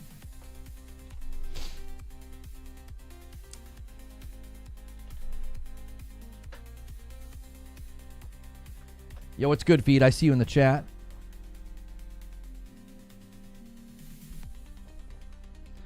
There was no deal. They both have pub rights to pub on each other's platform. This is peak delusion. They're doing it different, but it's all the same. So I'm the one that's in peak delusion, but you say things that are literally contradictory. They're doing it different, but it's still all the same. Okay. It's a chicken sandwich, but it's basically a cheeseburger. Okay. Like, I'm the one that's delusional? You literally contradicted yourself.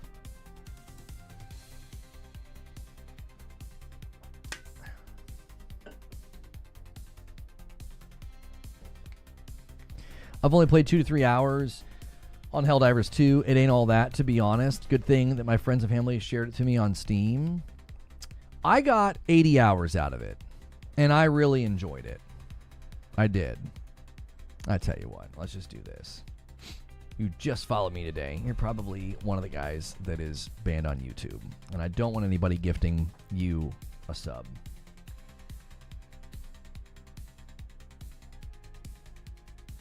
And you know what that t-shirt is? I keep seeing something. Oh, it's Captain America. Siri with a $5 super chat. This is what happens when people are stubborn about accepting reality. A game is not exclusive if it's on PC. We've been here for some time now. Well, no, I've argued exclusivity is an elastic term because for the longest time, and these guys have been absolutely receipt pulled on Twitter about this. This is why you shouldn't trust them, okay? Nib receipt pulled these guys, and they were constantly referring to Xbox games as exclusive, Starfield and the rest. And I also always referred to games like Starfield as exclusives. Why? Because I'm consistent and I don't lie. Now they're all saying, well, there are no exclusives because PlayStation eventually brings their games to PC, so they're not exclusives. Oh, well, they were exclusives on Xbox, which what's funny is Xbox was doing day and date on PC, like day and date. PlayStation ports it like 18 months to 24 months later, sometimes even longer than that, and that means it's not an exclusive.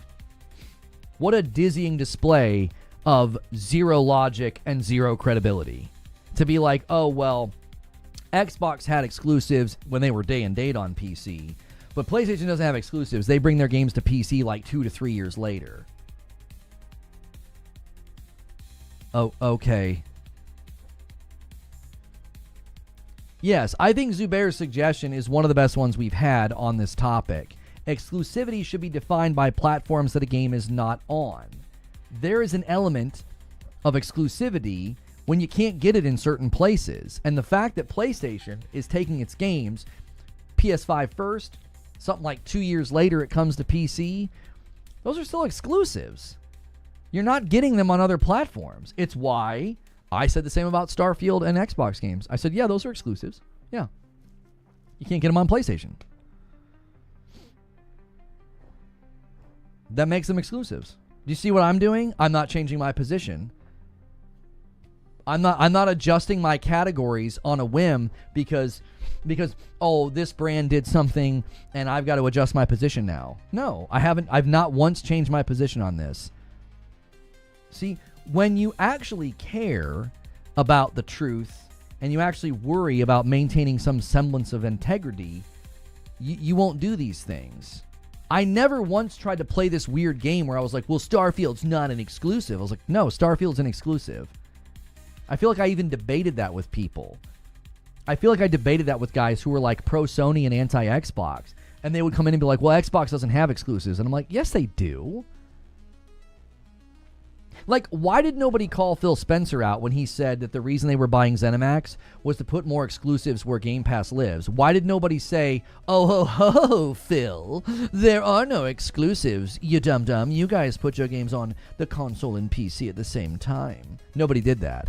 None of these guys did that. But their audience captured. They got to make sure that anti-Sony fan base is happy. They got to make sure, the anti-Sony pro Xbox guys are happy. So since their audience capture, they have to adjust their position now. And instead of saying like, oh, Xbox has got exclusives and Xbox has got a great lineup of exclusives coming, right? Well, they switch their tune now and they're like, oh, PlayStation's third party, PlayStation has no exclusives because some of their games eventually come to PC.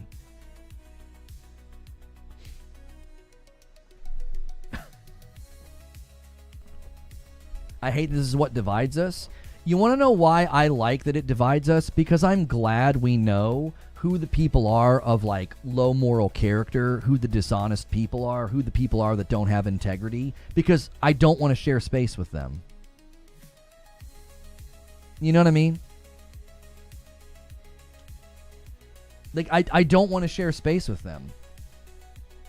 I'm actually glad this divides us. Because it's clear who the bad actors and the bad faith people are. It's clear who the people are who just want to game and care about games. We have a nice bright line right down the middle of the field. A nice bright line right down the middle of the field of like, yeah, you don't care about games. You want to grift and you want to attack people and call people names and come up with categories and you want to do othering. Well, you're a ba-ba-ba-ba and you're a ba-ba-ba-ba-ba. Okay. You've made it crystal clear who actually cares about the games, plays the games, wants to celebrate games. I come out of showcase season with just a list of games to celebrate, a list of games that looked awesome. What are those guys typically doing? What are they doing? They're probably saying everything was mid, everything sucked, everything looked lame, everything was boring. Do you want to know why that is? Because they don't care about this stuff anymore. They don't. They're not playing anything. They're not having fun. Their entertainment value is in mocking and attacking others. Sent you a pic in Discord. Whoa! My goodness. That's a monster. I'm so horribly shook up with this Helldivers 2 news. Can you tell? That's a big fish, brother. Well, you got to take me on one of these fishing. I don't actually like fishing, but listen, you go out on the boat, bring some drinks, you can fish, and I'll just enjoy the breeze, and relax.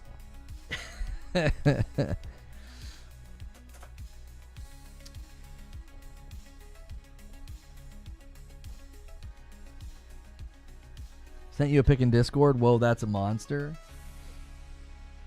People are addicted to being unhappy. It's a sad reality. Like, you know what I'm doing in the evenings? You know what I did last night? I played Death Stranding for like another hour. Some cool things happened with the story. My son and I were dying laughing because I hadn't done this yet. I had in the other game, in the first game, but I hadn't done this yet in Death Stranding 2. So it's a mission where I got to rescue somebody, but he's unconscious. He's unconscious, right? He's unconscious. And my son's like, is he dead? I'm like, no, he's knocked out. And he's like, oh, what are you going to do? I'm like, I got to help him get out of here. And so I put him in like that sleeping bag thing to protect him from the time fall. And my son starts giggling because it looks a little silly. Like, just like some sleeping guy, just like chilling in like, basically like a foil sleeping bag. And when I put him on my back, it looks ridiculous. We all know it looks ridiculous. We've just sort of accepted the ridiculousness of Death Stranding, like hiking across open fields with like a person on your back, right?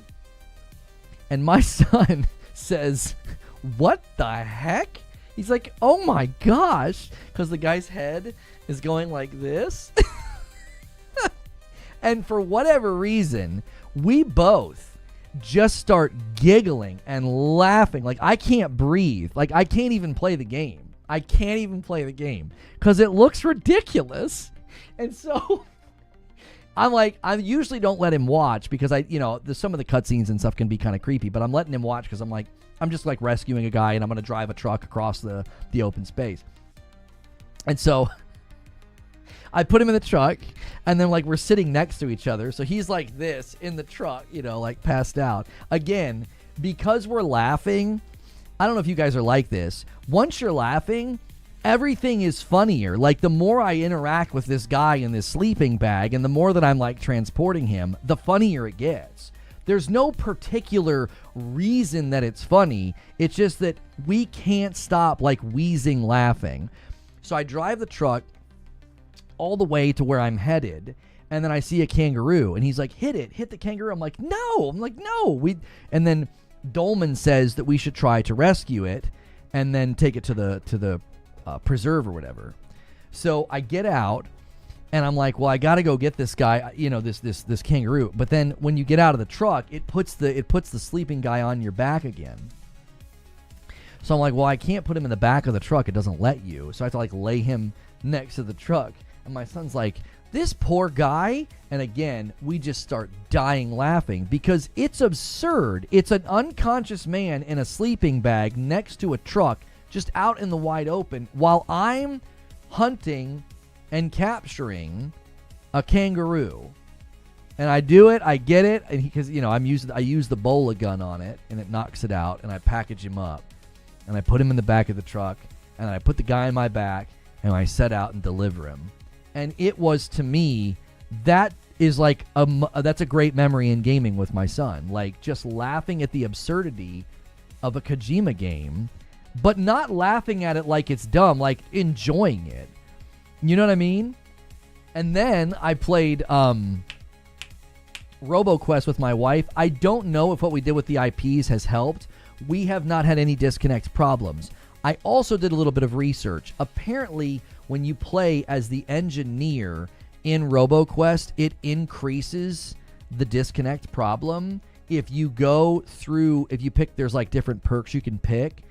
The one guy said he felt like it seemed to happen when they were more of like the drones in the room. So we don't pick that perk anymore. Because a couple of times she got disconnected, it was like there were a lot of enemies on screen. We both have these drones flying around, and it would say that like the connection was getting unstable. And the last time she disconnected, we went into like a really big room with a bunch of enemies, where you have to whittle the health bar down to the top of the screen. And that's what disconnected us. So we no longer pick that perk. We might start picking it again just to test to see. Maybe the thing we did with the IP fixed it. Like we gave each PlayStation its own IP. So maybe one of the PCs was cycling and grabbing a new IP or something and kicking her off or something. So we've successfully now beat RoboQuest again. We got all the way to the end. Now we're trying to get all the perks. Now we're trying to get all the crystals. The one crystal we tried to get last night, I was a little irritated. It's a timed one, but they don't let you slow the timer down. We were killing enemies so fast. I mean, I had such a good build, and we were shredding rooms super fast. Remember, we're playing on easy. So we're emptying rooms of enemies and moving, and eventually there was like 17 seconds left. I'm like, babe, we're not going to make it, just run. So we start running past the enemies, and I just see the door, and then it explodes. And I'm like, that's a really dumb challenge. If you're going to do something timed, then why not give me the ability to slow the timer down? Apparently, the enemies are just there for show. You're not supposed to fight them. I killed them all almost instantly. My build was so strong. I don't know. Just started playing some RoboQuest. I'm amused so far. I'm sorry I'm that guy, but it looks crazy good on an OLED at 240. Feels like you can reach into the screen and lick it.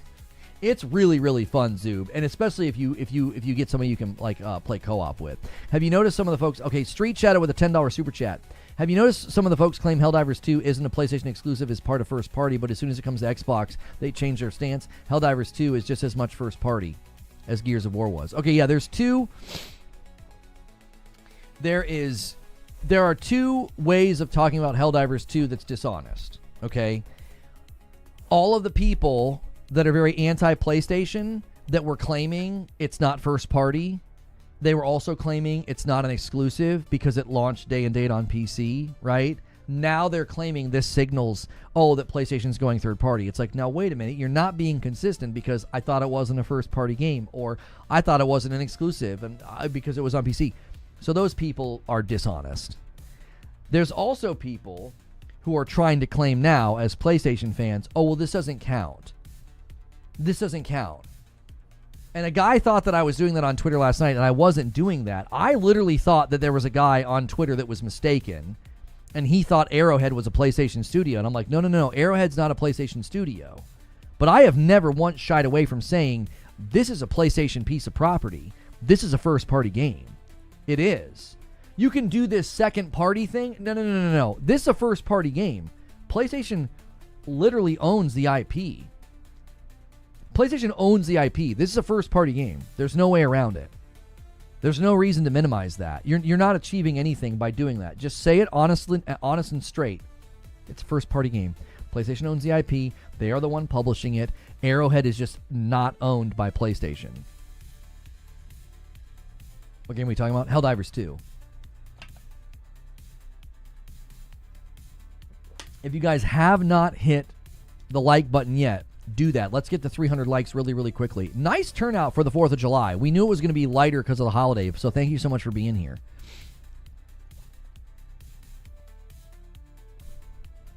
You're right. Neither was Epic when they made Gears on 360.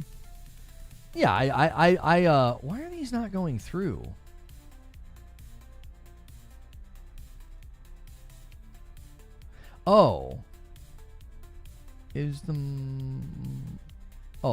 The market's closed today because of the holiday. I was like, what the frick? I forgot that the holiday meant the market was closed. The best laughing? That's the best laughing? I'm not sure what's that clip? All right. Stonespire is once again doing 2 singles. He's trying to get us there. He's trying to stoke the fires. It's now 5:05, okay? A 20 bomb will get us to the next milestone, all right? Now listen. I can give you guys on Purple a discount on gifted members and members. And if you want a Saturday night stream, you guys want a fun Saturday weekend stream, we got a ways to go, all right? And Stonespire's trying to attempt a 20 bomb to 525. Whoever does that, I'll owe your platform 5. Purple, if you're trying to rally, let me know. I can turn the discount on. Stonespire with those cheeky singles. He has been baiting 10 and 20 bombs so much this week, and he is just, nobody's doing it. Nobody's dunking the ball with him. I feel bad for him. He's doing it. He's so faithful with those singles. How about Helldivers 2 on PlayStation at launch? If they port this to Switch 2 with some cross progression, I would quickly buy it again. Yeah. I don't know if they could get this to run on the Switch 2. I don't know. You remember when Lono was loyal to us YouTubers and then he went to Twitch? That's right. MASH? No, MASH has been MIA. I think he's traveling. I'm assuming. He said something. I think he said something last week about flying somewhere. So.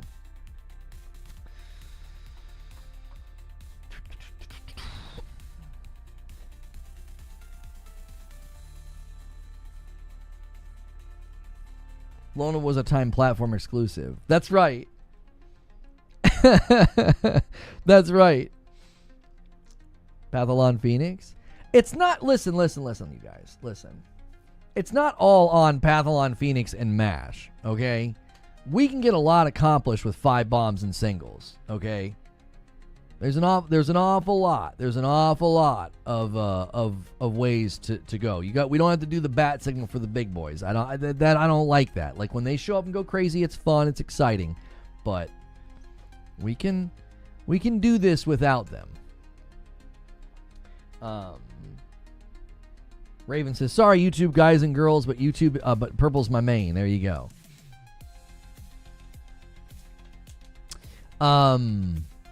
What else happened?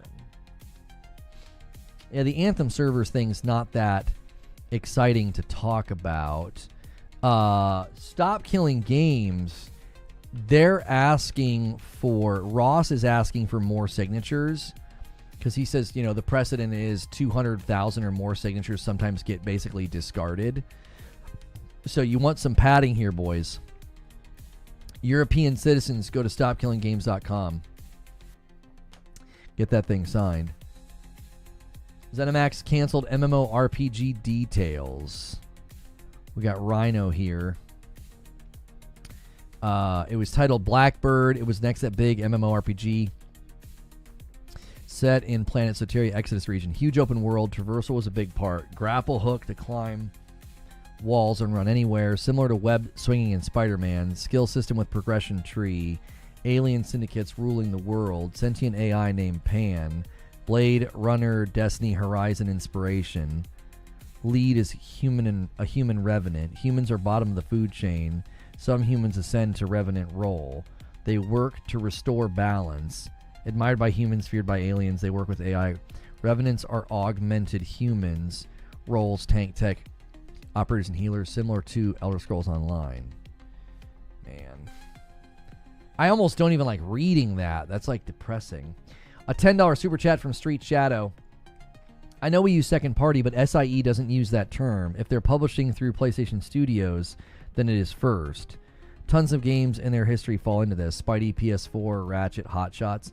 Didn't Shuhei, Street Shadow, didn't Shuhei use the term, though, second party, in an interview recently? Like, maybe they don't say it explicitly. And a 5-bomb comes in from Lone Wolf. And he's like, let's work together, boys. Come on. Takes us to 5-10. Many hands make light work. You guys go on a 5 train. You don't need these big monster gifted bombs. You guys just got to work together. You know?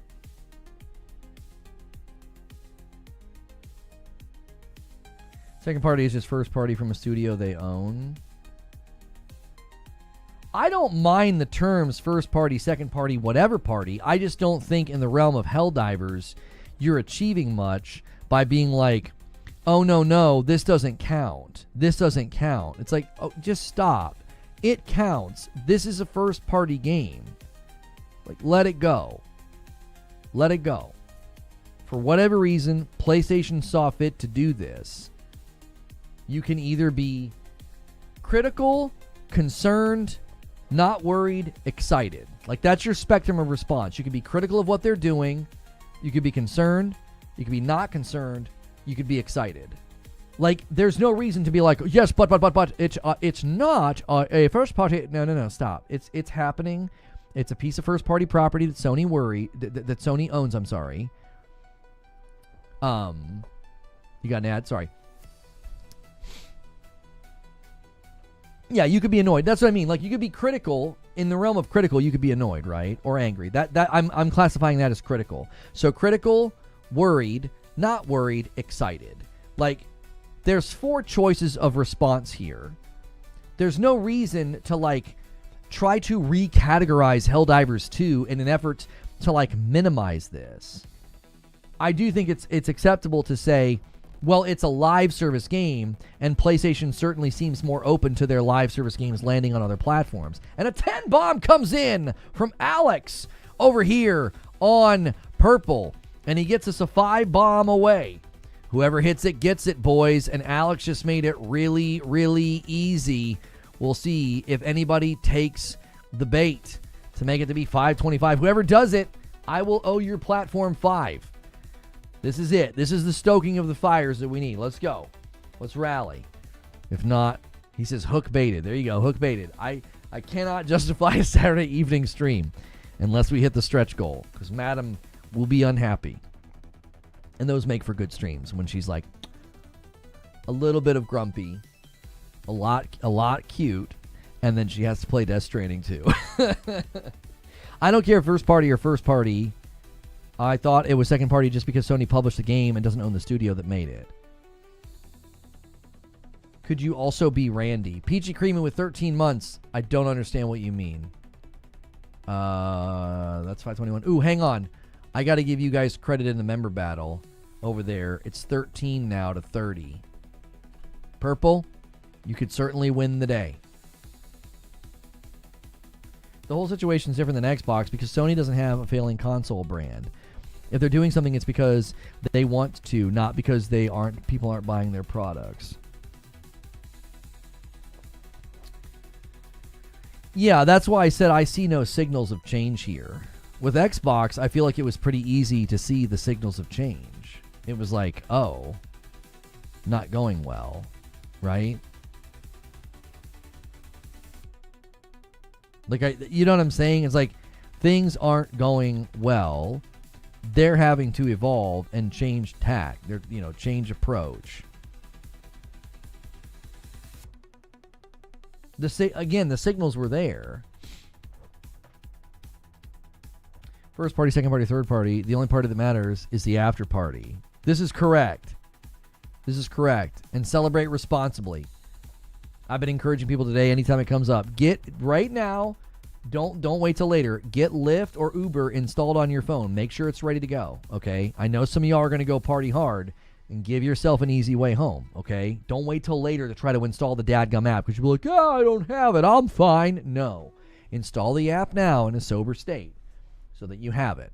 Street Shadow with a $10 super chat says, sorry, yes, Lono from Shuhei. First party is published by Sony, IP owned. Second party means they don't own the IP. Studio ownership doesn't matter. Insomniac only became first party the last few years. Okay, there you go.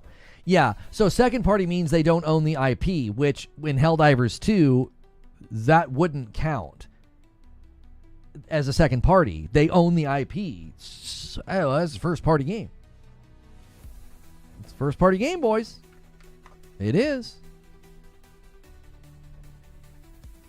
I don't know what to tell you. I don't know what to tell you. You got to find a way to get over it or be angry. Whatever you're going to do. Whatever you're going to do. You got to figure out a way to deal with it. It's happening. 100% a Sony decision. Yeah, my theory, I've been told by somebody that I trust, my theory was incorrect. This was a Sony decision. And apparently, Xbox approached them and negotiated it. And the theory from the person I'm speaking to. And then Kenneth makes it rain confetti with the super chat. Good morning, Lono. Hope you have a great fourth. Love listening to your show. Hey, I appreciate that. And what a day to celebrate with some confetti. Thank you so much. I actually have to add to the total when you guys do the super chat thing. So we're now at 522. You guys just have to get to 600. You guys get it on that runway. People will push. People will push to get the goal.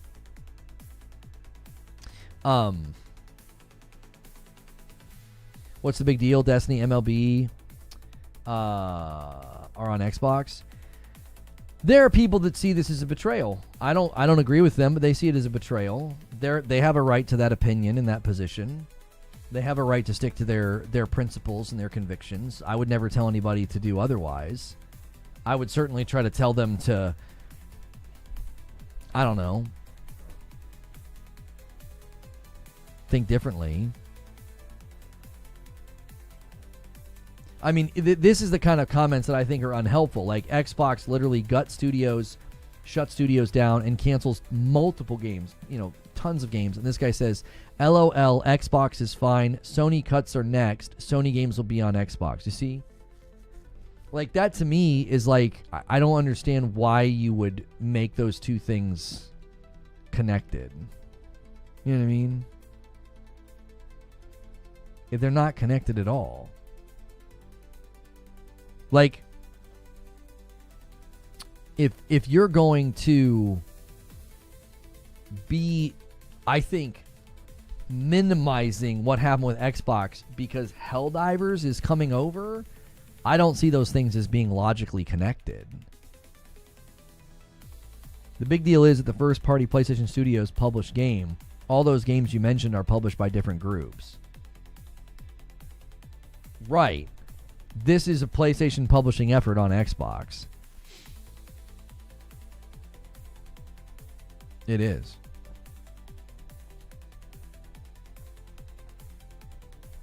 They own the IP. It's not a game they funded. This is from October 24th. Community manager Thomas Twinbird Peterson recently responded to a fan in an official Helldivers Discord server suggesting that an Xbox release is never going to happen, and to which Peterson said, "Who says it couldn't?" He elaborated and said, "It's not up to us but to Sony and Phil Spencer, head of Xbox, to duke it out. But hypothetically speaking, if both partners think it would benefit them from a financial brand standpoint, it could. If Sony believes it won't, it won't." Okay, I think that's very well stated. Sony, at some level, thinks this will benefit them.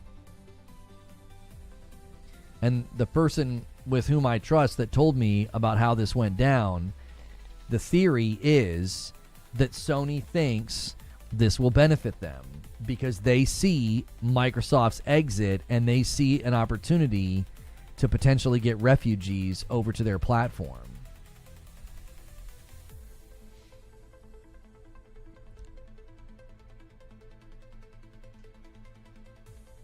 Anyone who anyone who wants to make an argument and starts ending with LOL or laughing emoji is not interested in debate. Right, exactly. I think that's well stated, Jack Static. Yes. Let me put a link to this on the poll. If you guys haven't taken the poll on the channel just yet, it's a Trojan horse. We already have 1,000 votes. Live disc. Oh, hang on. Helldivers 2 Xbox reaction comment. Pin. So this is the results of the poll that I put out. Will you be getting Helldivers 2 on Xbox? 22% said no. 22% said yes. 78% said no. Now, you have to understand something. There is a good portion of my audience that already owns this game on PC or PlayStation. So a lot of the people that picked no literally already have the game. So I don't think this is a concern. I don't think this is a signal that like Helldivers won't sell well. I think this is a group of people who there's a high probability that they already own the game.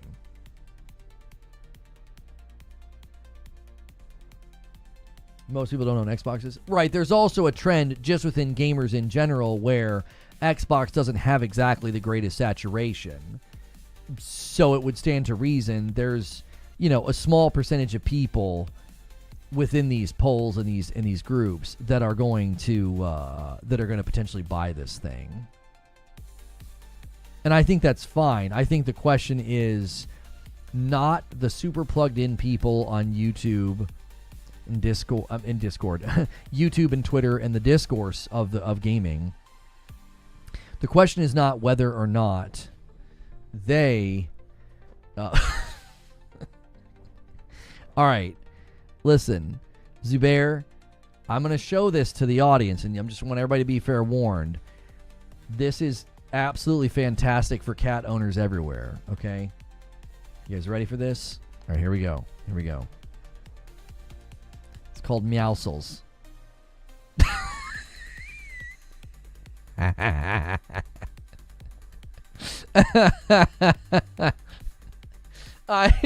That one took me by surprise, dude. His little face looking up and like the muscles coming out.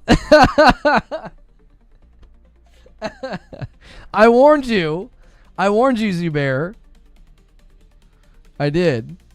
Is the AC not kicking on today? Man, it's 86. I'm not feeling the AC like at all. That's a little concerning. Let me see if my wife's here. Nope, she's not. Happy 4th from Lido says, from Europe, drink responsibly. This is a good word, yes. Drink responsibly. 31 to 13, it's a palindrome.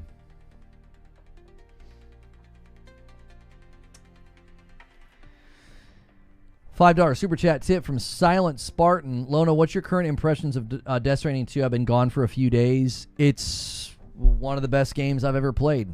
I love it. I'm absolutely loving it.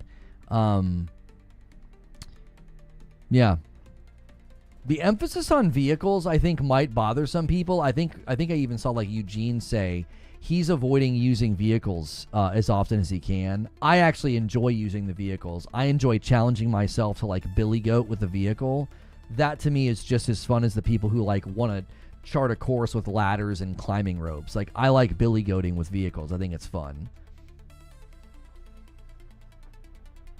I think you should have done the poll differently. Maybe you should have done if you own an Xbox. Well, the problem with that, Michael, is people are going to take the poll either way. Pause. They're gonna submit an answer either way. So you can't be like, don't take the poll if you don't have an Xbox. People are gonna like, yeah, the frick right, and they'll just click no. You're gonna have people clicking no also because, you know why. They're console warring, They want it. I think people are probably actively cheering for it to flop on Xbox. There are probably people that are like actively cheering for that. My personal thought is, if they bring it over, I hope it runs well for both consoles, Series S and X, and I hope people have a good time. Whether or not it's a big success or not, I think that's obviously in the discussion. My main concern is always, does the consumer get a good product, and is it quality, and does it run well? After that, I certainly would like Arrowhead's efforts to be rewarded. I would like their passion and their principled position of putting a game on Xbox. I would like that to be rewarded. But can the vehicles break? Yeah, you can mess the vehicles up for sure. If you like take something just off a huge cliff and it comes slamming down, you can break them, destroy them. Yeah, they'll wear out. Also, timefall affects them. Depending on your difficulty, like timefall is going to affect things more as well. We got some questions that have been submitted. Jazzer submits a question with the question command: with Helldivers 2 coming to Xbox now, could we see Halo-themed Warbond soon? Ouch. Woof, that felt good. Oh, like the side of my foot, if I like push in on it, I can get like a crack out of it, and it feels so good, but it also kind of hurts. Yeah, I think you could definitely see some really great crossovers here. There is opportunity for a Gears crossover, obviously, coming the same day. And there's obviously then chances for Halo crossovers that they could celebrate. You could see a Halo crossover, I think, even more significantly when we heard that there's a Halo game in the retail API of PlayStation.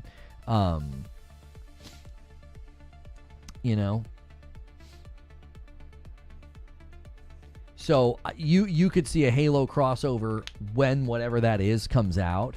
I think maybe the higher likelihood of a crossover or a fun event would be with Gears, since Gears is coming same day as Helldivers 2.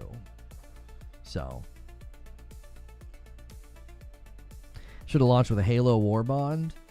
Well, I mean, it could. They haven't said anything. Right? They haven't said anything. They haven't said whether or not it will or will not have any kind of inclusions. I also, the only thing I think I'm worried about as far as like the new user experience is I don't feel like Helldivers, I don't feel like the team at Arrowhead has done the best job of, I don't feel like they've done the best job of like new user onboarding. Like if you're a brand new player, I don't think they've done the best job. There are so many Warbonds. There are so many, and this is a good thing, right? That all of these latecomers will be able to enjoy any Warbond that has ever come out, right? That's a good thing. That's a good thing. But it's also really, really not set up in a great way. Like anytime I boot up the game, I get my medals and I go to spend them because I'm trying to work my way through some of the Warbonds that I purchased. I'm always like, wait, which Warbond am I in? And I'm familiar with the system and I'm familiar with the menus. as an Xbox player, I was clamoring for that Western Cowboy War Bond. Right, like if you've been paying attention and you know which war bonds are there that you want to focus on, that's great. Imagine that you're kind of super disconnected and you just know Helldivers is a cool game. I saw everybody talking about it, and you boot it up and you go to that war bond page and you're like, what the frick is this? I think they're going to have... I don't know if they're going to say anything to it. I don't know if they're going to push out any kind of a video or an update or something. But it's like, you have got to change the new user onboarding, because the onboarding is arguably pretty bad. Like, I would actually say it's actually pretty bad. Like, they don't really make an effort for a new player to come in and have any kind of semblance of, like, what in the frick's going on. There's so much. Yeah, choice paralysis, right. Like, there is just a lot for people to kind of hack through. And I have a Helldivers Xbox short live right now, and I've got an old one that shot up yesterday, and it still is getting some traction. So if you guys ever see my videos in your shorts feed, remember to give them a like and a comment. That's super helpful.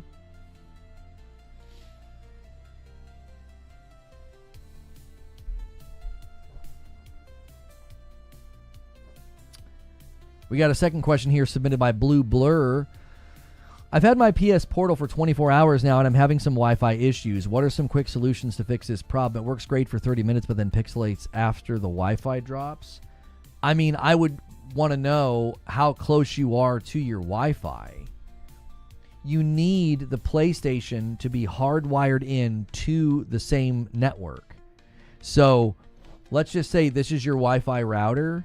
You want your PlayStation plugged into that, so you're on the same network. And then you want to make sure your Portal is got good, like, line of sight, good connection to the router. Like, I've got a router down here in my office that I plug the PlayStation into. And when I go out there in my living room, I have my PlayStation plugged into that one, and I have my Portal connected to the same one. Okay? Great. I go upstairs, and it's not as consistent, because now my Portal jumps onto a mesh system satellite upstairs, which is a different network than my PlayStation is on. Now I could switch my PlayStation to that, but it's still not as good, because I'm no longer using the exact same hub. I'm using a satellite upstairs, so there's just chance of packet loss and connection disruption. So again, it is not designed to be like, oh yeah, my PlayStation's in the basement and I'm in my backyard with my feet propped playing. You better have a really, really good mesh system and some great strength between base, hub, and satellite if you're going to do that. So those are the tips I would give you, is ensure that you've got a really, really good connection to your Wi-Fi. Also ensure that the PlayStation is hardwired into the exact same network. Yeah. Okay, so we got Lushy here, says, what game do you feel should have a sequel in 2025 or over? I'll go first game called Remember Me. If you don't know, search it up. A game called Remember Me?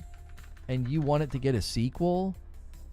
Remember Me game? Oh, wait, Remember Game. Hang on, I left out Me.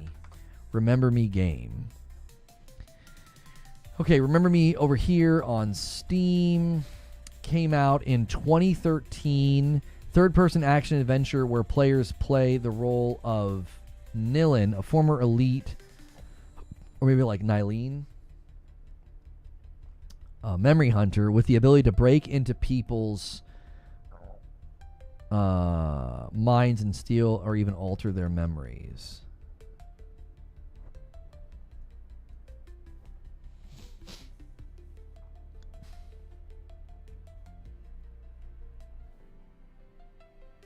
I'm him. So you want a sequel to this game in particular? I don't think I've ever seen this game before.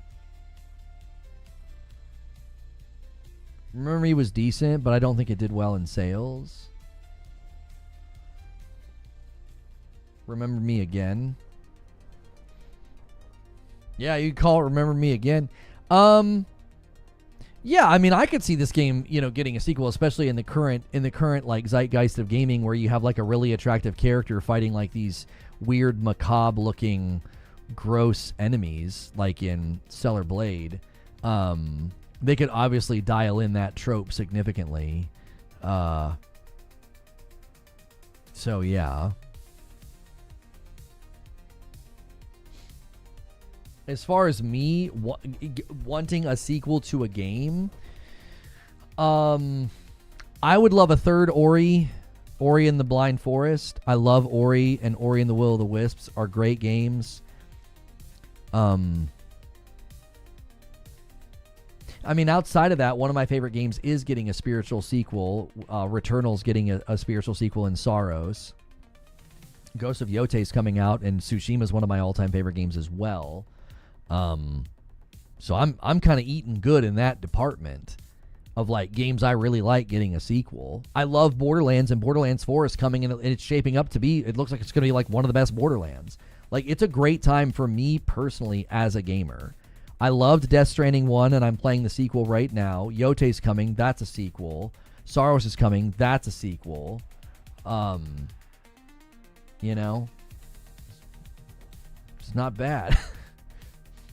It's not bad right now. Borderlands is coming, and I loved Borderlands 1 and 2.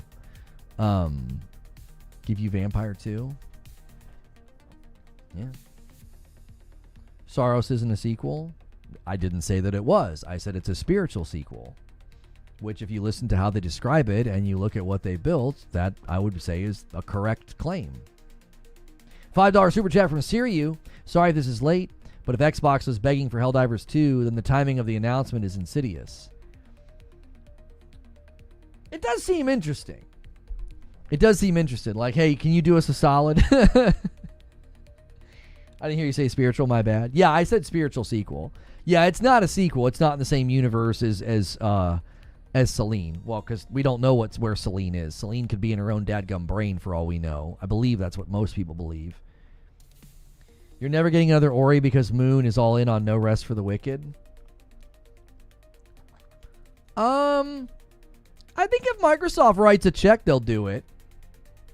We'll see. Did you guys see the No Rest for the Wicked guy put up the footage of him playing the game third person? I thought it looked pretty cool.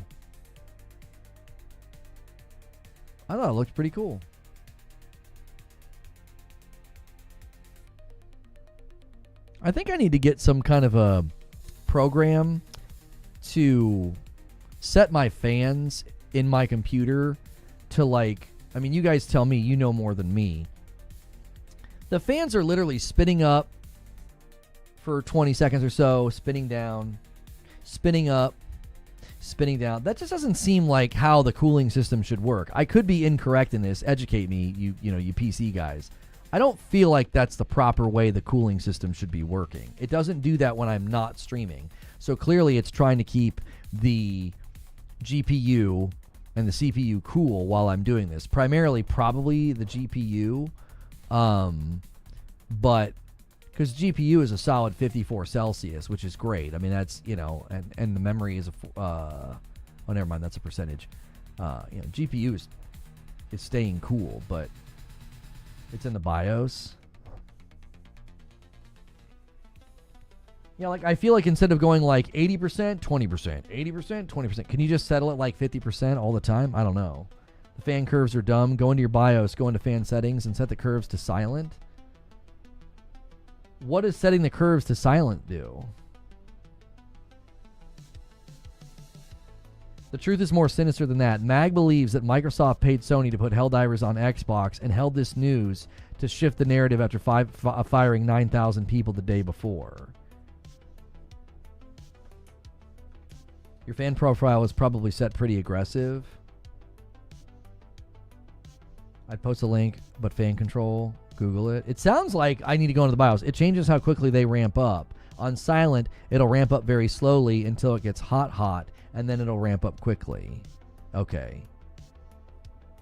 Yeah, it's not annoying. It's just like, it just doesn't sound very good. You did say it's a sequel, bro. Are we doing this? Go to the first part, Lone Wolf.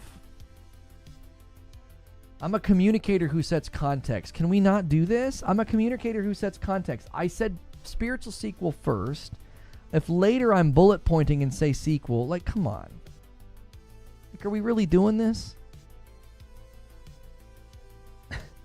You have to say it every time. You're really going to gotcha me on the fact that I said spiritual sequel first. And then I think later, when I was listing all of them, maybe I didn't. Come on, man. What's the name of your motherboard? I have no idea. I have no idea what's in there.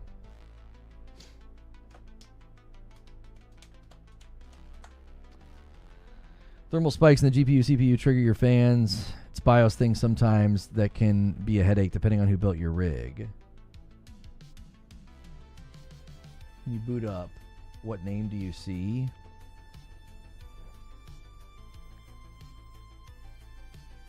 I think Asus. I tried fan curve and I spent like hours in it.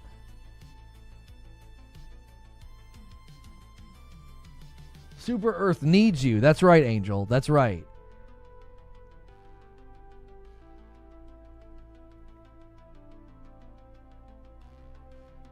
I left my phone for a few minutes and I come back to this. This man Lono managed to open Gemini. I did?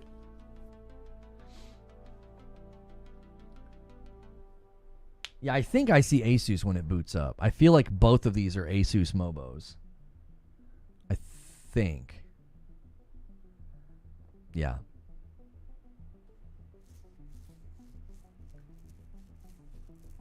I go through the NVIDIA app on my PC and I set my fans manually and it drops the temperature as well. Okay. I don't care. I just feel like wear and tear, like that seems, I'm not the expert, but that doesn't seem good for the cooling system to be like, while I'm streaming for 6 hours or so, during that 6 hours, it's spin up, spin down, spin up, spin down. I'm like, that doesn't, I don't feel like that's probably good for it. Did you see my earlier? No, what'd you say, D? Like long term, that doesn't seem good for it. No, Kojima's game is not canceled. According to Windows Central, it's still going forward. According to sources, Forza Motorsport is dead, according to sources. But again, this is all unconfirmed. Yeah. Windows Central reporting, Microsoft wants to replace some of its salespeople with AI-centric solutions engineers, promoting Copilot AI while ChatGPT dominates the enterprise sector. I told you guys not to trust Microsoft. I said it. I said it many times. You don't want Microsoft doing any of this. You don't want Microsoft owning more property. They are corporate raiders. You know? They are corporate raiders. But hey, man, you got more games on Game Pass.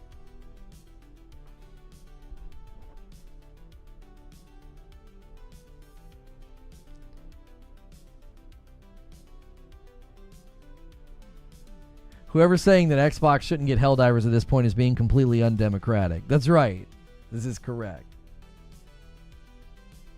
What are your thoughts on the Steam integration with the Xbox app? I think it's just where things are headed for Microsoft. I think that they're headed towards making Windows their platform for gaming. And so you being able to open up like an Xbox app and then open up your Steam games, I don't think that's not a surprising thing. I don't think it's like a smoking gun that people try to make it out to be. You know? Again, in the future, if PlayStation looks at Xbox as like a non-threat, and they're like, yeah, we don't care if people play our games through Steam on an Xbox handheld or on an Xbox PC console hybrid, I don't necessarily think people understand what that represents if they think that's some kind of a W. That doesn't just mean that the console war is over. That means that, like, they're treating you as if you're not, they're not even treating you as a threat anymore. They're just treating you as like you're just an extension of PC at that point.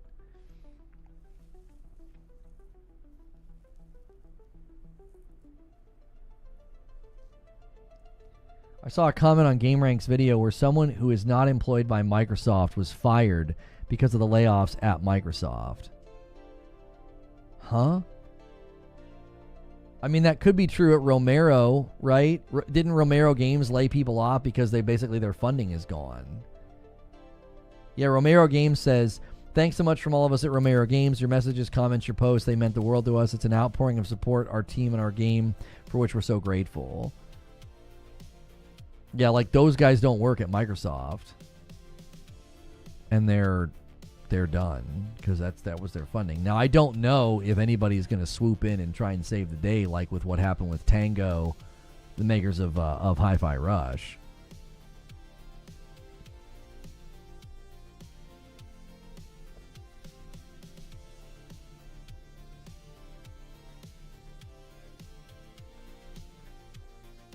You think long-term they're trying to win mindshare over the Steam storefront? No.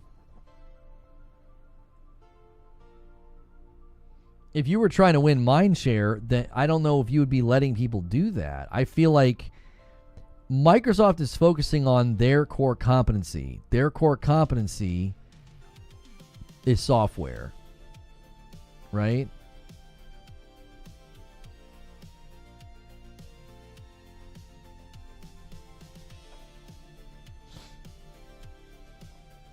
Laying off and projects dying mean partner companies lose business and there can be collateral damage.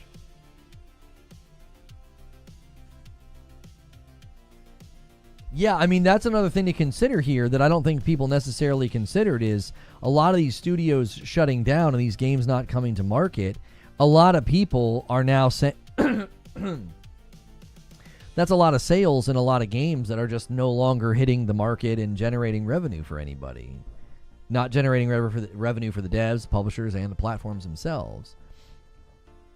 That's why I said, like, it's pretty significant when, you know, Microsoft is willing to do what they're doing. It's like, well, then you're basically shutting down studios and canceling games, and it has nothing to do, from what we're hearing, it doesn't even have anything to do with gaming. It's literally Microsoft trying to free up funds for AI.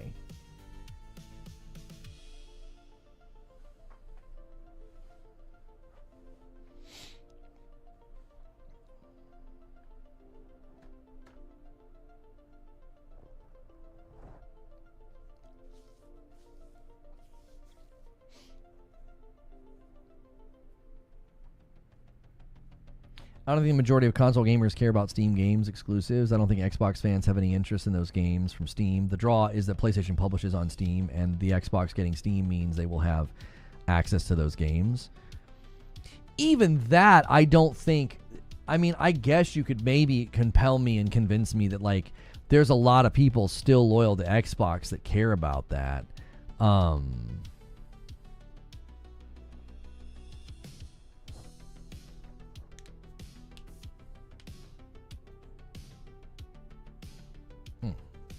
Oh, there we go.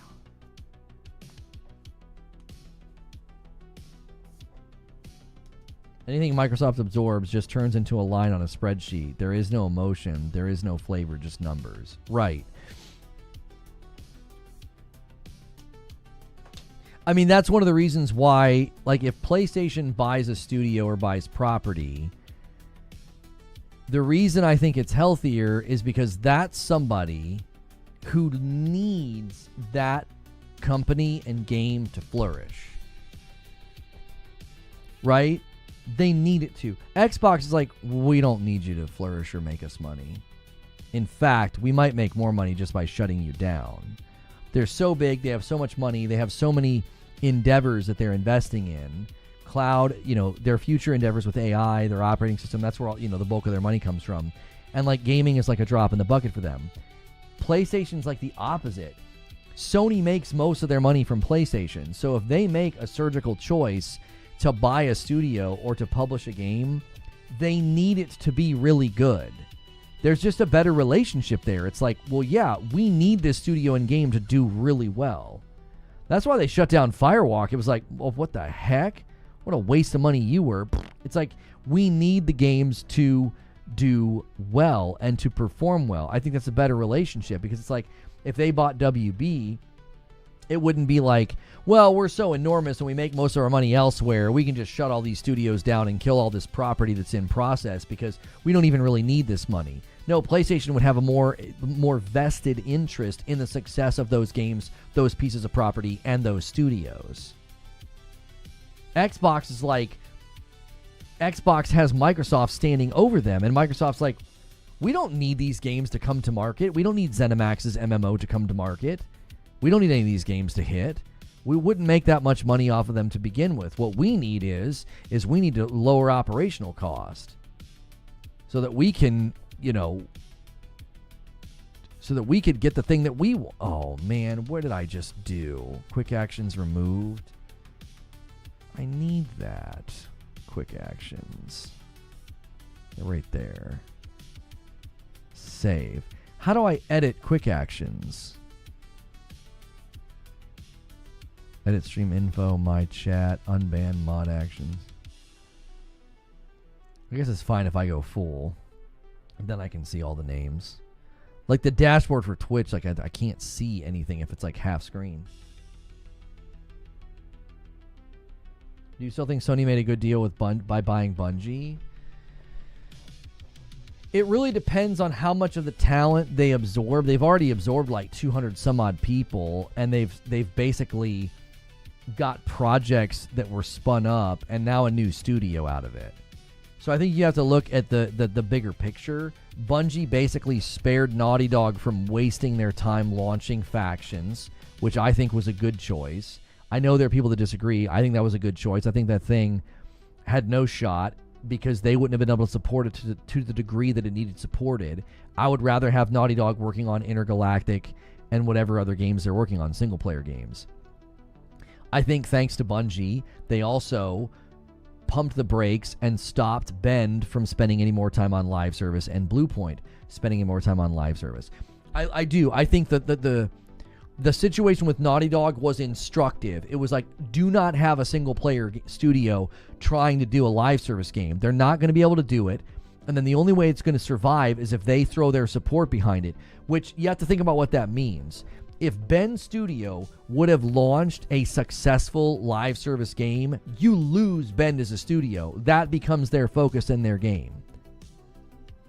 I don't know about you, but I don't want that to happen. So, because of Bungie and because of what happened with Naughty Dog, Bend has been saved as a studio from turning into something that I don't think any of us want them to turn into. Same with Bluepoint. One of two things would have happened. They would have launched a live service game that fails, that then damages the company and leads to layoffs, or they launch a live service game that is successful and you lose Bend as a studio. They suddenly are now a live service support studio. Same with Bluepoint. Naughty Dog would have been unwilling to do that, which means Factions would have launched and would have ultimately failed because they wouldn't have had enough people to support it.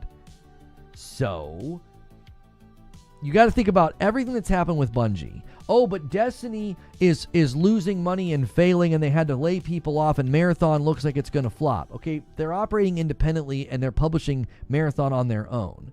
All of that is certainly not something that PlayStation is probably celebrating, but in the midst of all of this, PlayStation still got good things out of the deal. They've got 200 some odd people they've now absorbed into SIE. They got a new studio. They got a new project that they basically have taken from Bungie. Naughty Dog, one of their premier studios, was spared from launching a live service game that they would not have been able to support. Bend and Bluepoint were spared from continuing to work on live service games they had no business working on. So to me, it's like, that's a good thing. Imagine Bungie never gets brought in. They don't acquire Bungie. Do you want to know what would have happened? Naughty Dog would have launched Factions. They would have launched online. It likely would not have gone very well. They wouldn't have been able to support it long term in the way that it needed to be supported. Bend would still be working on a live service game, and Bluepoint would still be working on a live service God of War game. dear Lord. Like, no. If Bungie's not in the picture, all those things would have happened.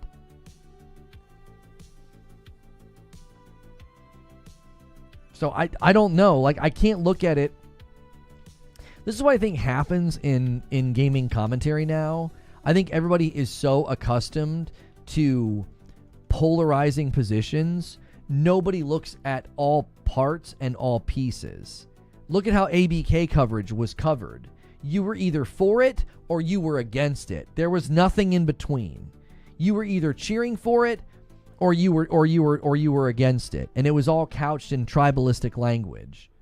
Right? The same thing has happened with this live service discussion. It's like you either think that like Bungie was a complete and utter mistake and a failure and they shouldn't have been purchased, or you have to take the opposing position, which is like, oh, it's been great. Well, I'm not taking either position. I'm saying it's a bit of everything. It's like, well, yeah, they're certainly not happy that Destiny's not doing well and that Marathon, for all intents and purposes, Marathon looks like it's going to fail, like it's going to flop. Okay, PlayStation's obviously not throwing confetti in the air and opening champagne bottles in regard to that, but they're probably also pretty pleased that they've absorbed like 200 some odd people and they have a new studio and a new project in the pipeline. They're probably somewhat thankful that they were spared from releasing Last of Us Online and then, you know, basically saved Bend and Bluepoint from wasting more time and energy on games that were probably not going to go anywhere either.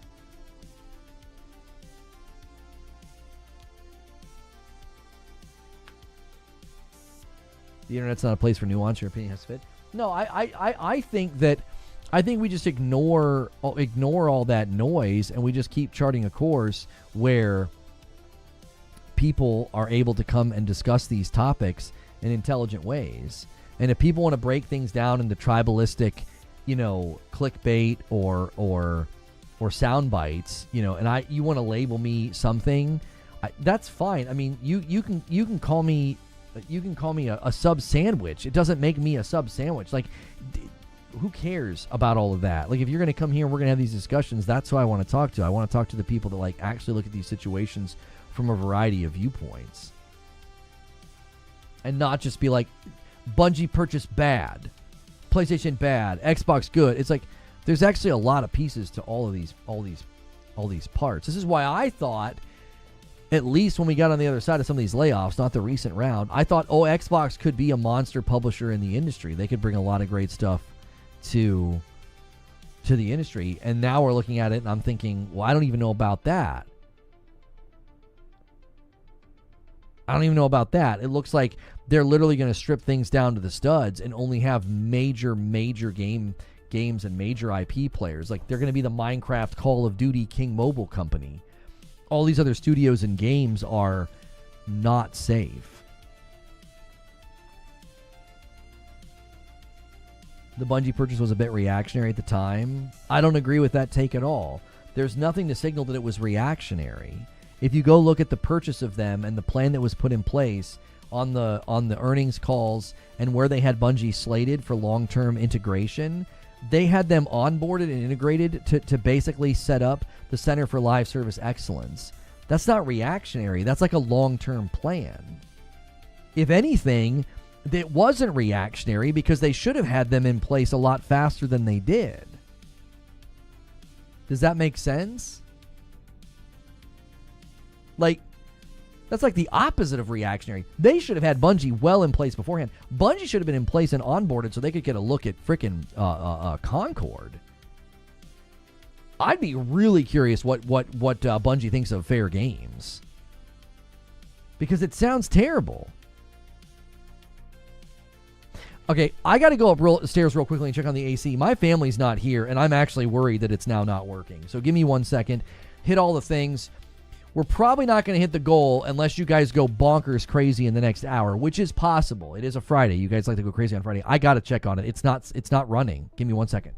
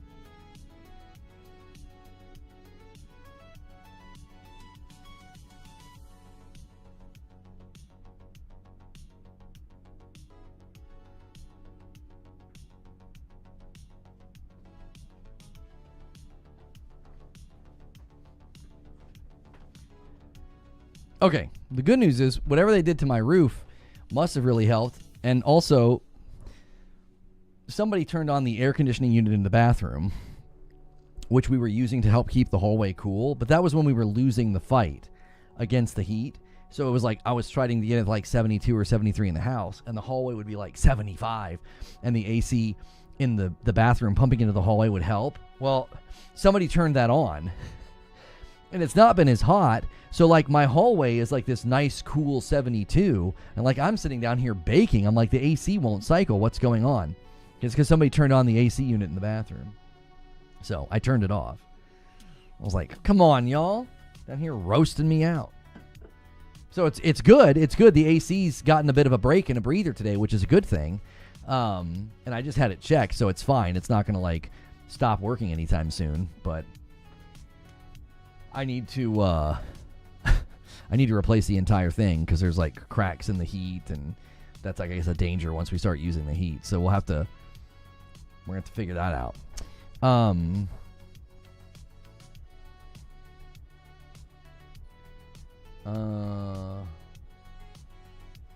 Who cares about Firewalk?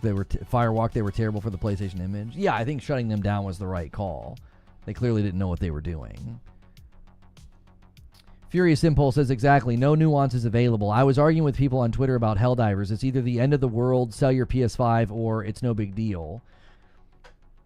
Well, I mean, what's your opinion on it? Do you think it's no big deal? Forget Me Not with a $2 super chat says, is PlayStation going multiplat going to hurt PlayStation 6? I don't think PlayStation's going multiplat. I think that's a complete misjudgment of what's happening.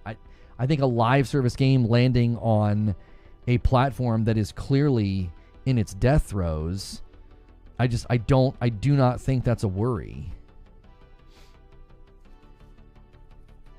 I don't.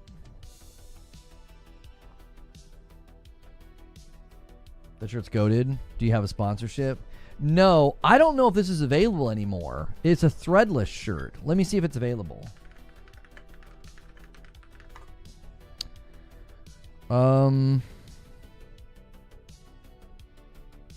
Okay, here we go. Oh, wait. Let me see if you can buy this right now.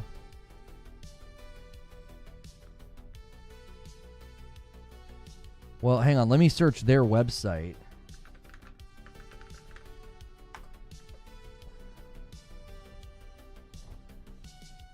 It doesn't seem like it's available anymore. Yeah, I'm not seeing it. I don't know what the name is either. You'd have to like... They put the names in the collar. Can you guys see what that says?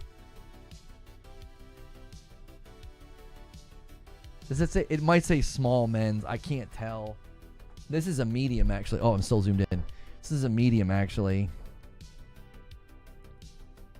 Because they might... The artist might sell this somewhere else. So I derailed the topic just as Marvel. Give me a second. I'm not gonna take my shirt off on stream. It's not that kind of stream. Give me 1 second. I can tell you the name of it and we can look for it.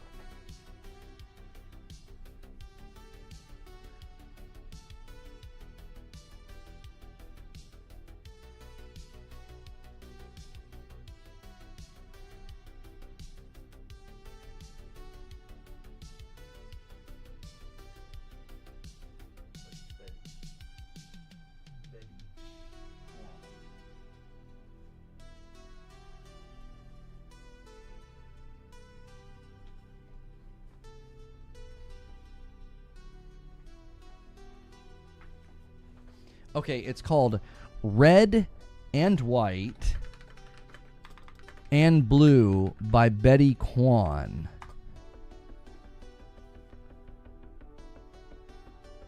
Let me see here. Captain America t-shirt, Red and White and Blue by Betty Kwan. If the artist had put it somewhere else, I'd be able to find it. I'm not seeing it. Okay. The only other thing I could do is open image in a new tab. Let me reverse image search and see if we can find it. I saw T for toddler. Yeah, I'm the size of a toddler. Let's see here.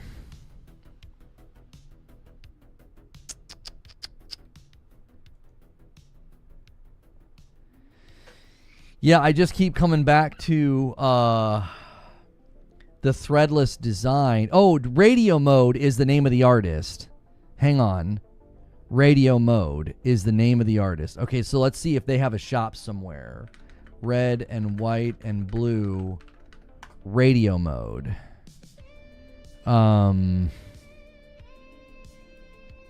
You know what? I bet you it's not available anywhere because it's Marvel. It was an official thing that Threadless did with Marvel. It was probably a limited run. That's why we're not going to find it anywhere. That makes sense. That makes sense. I forgot. That was like an official partnership that Threadless did with Marvel. Yeah, back in the day. Because I had some Hulk designs that I submitted. Let's see if I can find the Hulk ones that I did. Shop the winning designs. Yeah, I didn't win. The winning designs were amazing.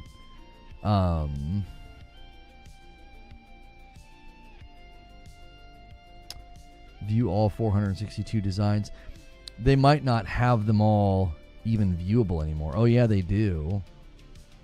I wonder if mine's here. They had some really, really cool ones back in the day. If you guys would like the Saturday stream to happen, you guys basically have about an hour to hit the goal. Purple, I can give you a discount for 1 hour. If you want me to do that, let me know, and I'll turn it on. If not, it's fine. It's fine. But that is something that we can leverage to try to hit it.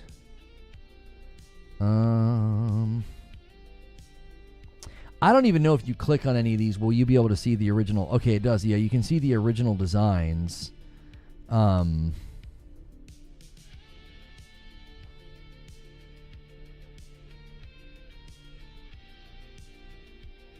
Forcing the OG Xbox to stand is criminal. No respect for the elderly. That's funny.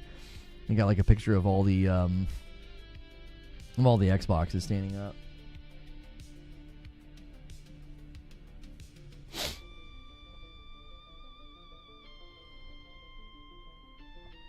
No one would want Factions to release and be bad or for it to die after 2 or 3 weeks because of maintenance. Studio doesn't put out content at Naughty Dog standards. And a 50 bomb comes in from Silent Spartan.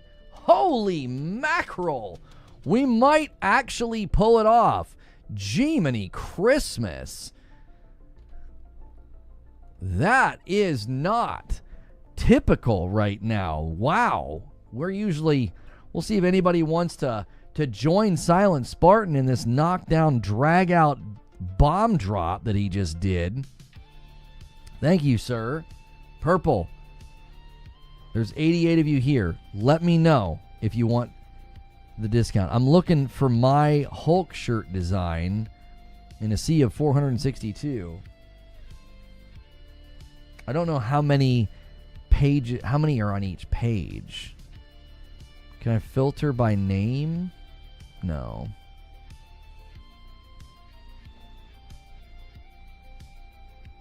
He does it again! Back to back! Oh my gosh! Silent Spartan is literally doing his own 50 bomb train. Unreal. Jiminy.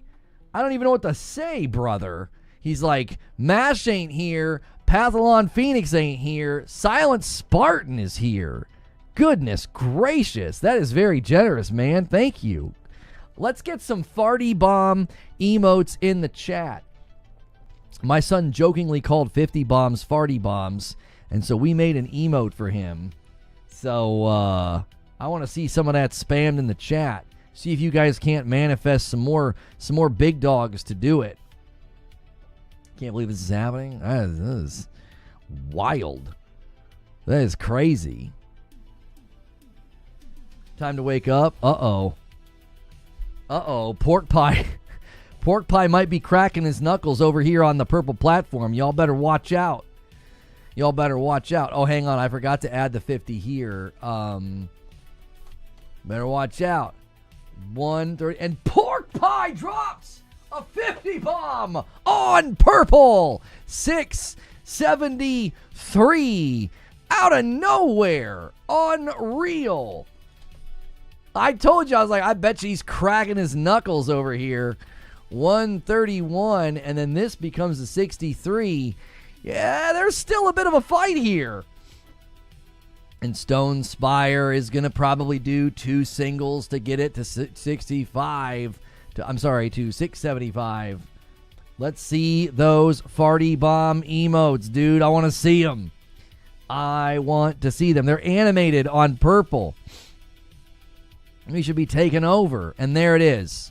675. Thank you so much. Stone Spire. Procuring the next milestone. Making sure Twitch. Oh, I found my design. Open image in a new tab. Yeah. This was my submission to the Hulk contest at Threadless all those years ago. I was kind of bummed that one didn't work. I think it was because you can't really tell who it is once it's on the shirt. It's a bit of a mess, but that was kind of my style for a while back then. And Rich Rod's going to bump it to 676, and then a 10 bomb's going to come in from Wilbur and get us to 686, and a 5 bomb's going to come in from Lone Wolf and get us to 691. We are 9 away. Pork Pie's going to do a single as well over here and get us to 692. Oh my golly. Chat has exploded. I thought for sure we were going to just like coast. I was going to boot up some Death Stranding with Hilberg and just kind of chill, you know.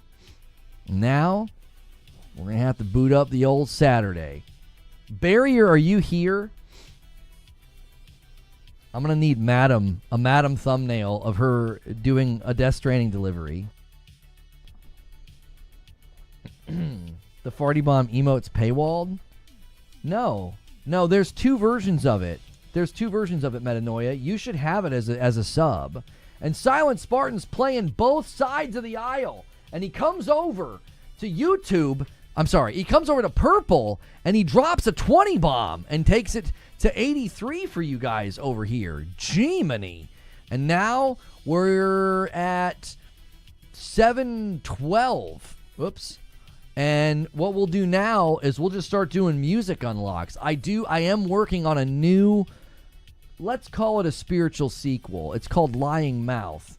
Rose Girl with 6 months of VIP jumping back in. Thank you so much. I haven't finished it yet, but I'm working on it.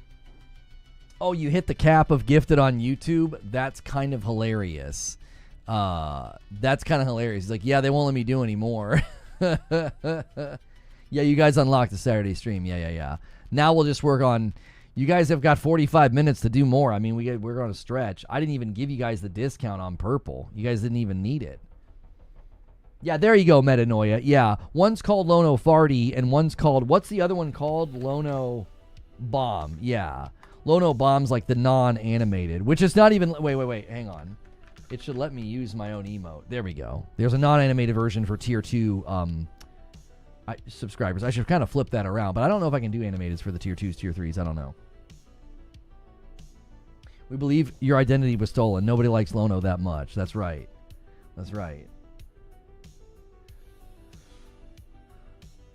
Guess so, Wilbur? Wait, what did Wilbur say? Best timing? Yeah. Lone Wolf and Wilbur just absolutely tag teaming it up out here.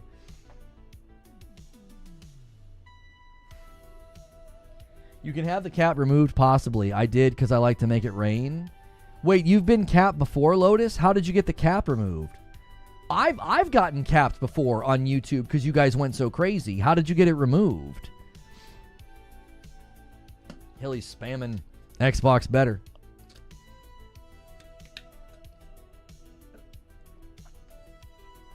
AC finally kicking on. Feels good. I'm going to let my wife know. Don't turn the AC unit on in.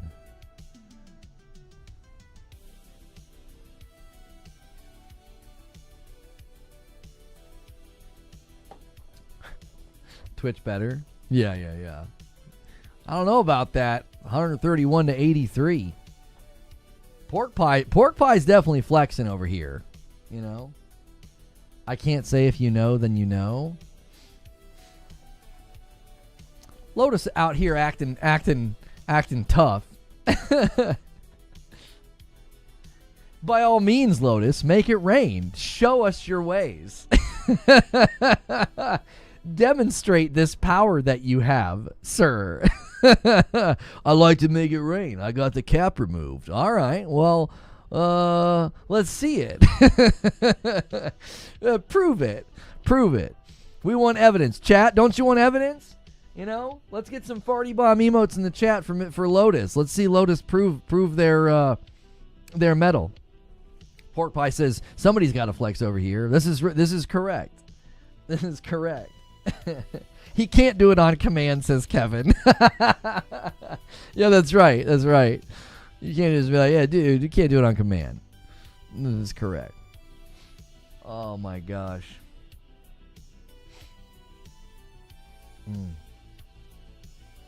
While you're at it, I'd like to just say I've got a giant and I can blank for hours. I'm willing to prove that in chat, but I'll need a volunteer. There you go, Zoom. There you go. I just need a test subject. That's a terrible way to say it. A test subject. Oh my gosh.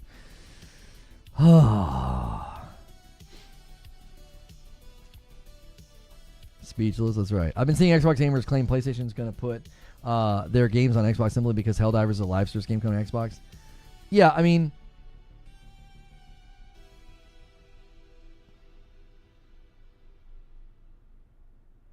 what is happening? The main AC wasn't running at all. Lone Wolf says, also, my bad about earlier. I was mostly trying to say it for the folks in chat who may not have heard. No, you're good. You're good, Lone Wolf. You're good. I was like, come on, man. I did initially say spiritual, didn't I? I said it first, and then I didn't say it second. That's just how my brain works. Like, I set the category first, and then after that, I won't say as much. And Lotus! Lotus drops the 20 bomb and is going to show us that they can get the cap removed. Thank you so much, Lotus, for doing that. I appreciate it very, very much. I actually think this should be 52 because somebody Rose got us to 32, and then a 20 would be 52. There it is. Thank you, Lotus. Oh, lands. Lotus is like, don't you play with my name. This is correct. This is correct. Well, if you guys stick around, I don't think we'll make it a public. I mean, we could always actually. We should make it public first, and if we decide to change our mind, we change our minds. Of me playing, I feel like we could test the waters with that. We did it last week, and we actually switched it to public after the fact, which was a terrible idea because that hurt the starting numbers. But like, me and Hilly goofing around in Death Stranding is sitting at almost 2,000 views. I don't feel like that's terrible, especially considering that started out as a members-only stream. I just wonder if we could slowly ease the channel into regular gameplay, public, in the afternoons. Because gameplay can really help us meet new folks. There are lots of folks on YouTube who just look for gameplay. You know? And if it doesn't go well and it doesn't seem worth leaving it public, we can always switch it to members after the fact, and then that's a benefit to members. I was listening off and on, figured it was something like, yeah. And at the same time, I actually think calling Saros a sequel is fair because it's like, to me, it's like a genre sequel. Like they've created their own genre. And they're making another one. It's not like a franchise sequel. It's like a genre sequel, if that makes sense. I'm trying to think of it. I don't know if there's an example of anybody else doing this. That's fine. We can play Helldivers. Just a suggestion. Watching you fall over is easier. Just thought with the news. I don't have anything set up for Helldivers. I don't really feel like playing Helldivers right now. The last time we played, like, I played for like an hour, and like it was fun, and then I was like, I'm good, you know. Dark Souls versus Demon Souls. Demon Souls to Dark Souls. Huh? Why are you guys both saying that?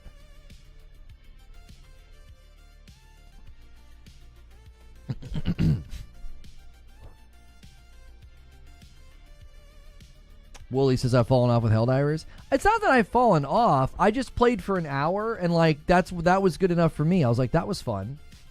Yeah, that was fun. Give me 1 second.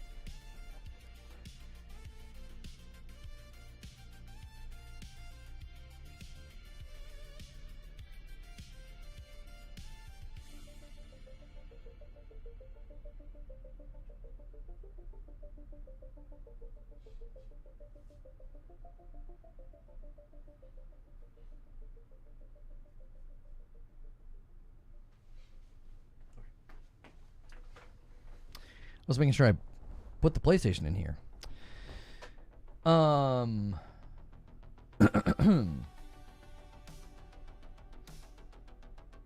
Not holding me like it used to, too repetitive. It's fun, but like what I need, Wooly, I don't need a grind. I needed like a new 2.0 sort of content moment.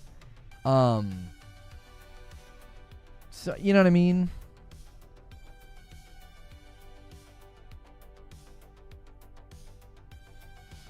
Like coming back and be like, you could grind and customize your guns. I think that's fantastic for the people who are in there grinding it out, you know, and still playing. That's great for them. But for me, I was just like, yeah, this is fun. Had a good time. But in order to make progress with the guns, this would have to become like the game that I engage with every day. And it's like, I'm just not looking for that from Helldivers. It's almost like, let me say it this way. They'd almost have to attack it from both fronts. If you want me to come back and be in this game on a regular basis for a couple of weeks, you'd really have to do something new. And like the combat in the city and the Illuminate, it was new, but like it wasn't like this transformative thing where I'm like, oh yeah, dude, I'm coming back and living in Helldivers every day. Like I was like, oh, this is fun. The other problem is when you have games like Expedition 33 and Death Stranding 2 gunning for Game of the Year, that's holding my attention. Like, that's more of the kind of gamer that I am now. It's like, you know, chilling on my couch for an hour with Death Stranding 2 and then playing RoboQuest with my wife. That's just, oh man, that's so fun. Like, that's just a great evening. I wouldn't get that same enjoyment from Helldivers. Not right now. Lotus with the $5 super chat. The PS5 Pro was worth every penny for Death Stranding 2. Oh, it's gorgeous, isn't it? Like, oh man. I took a picture last night. Did you guys see the picture I put up of the moon? I'm using it for today's thumbnail. I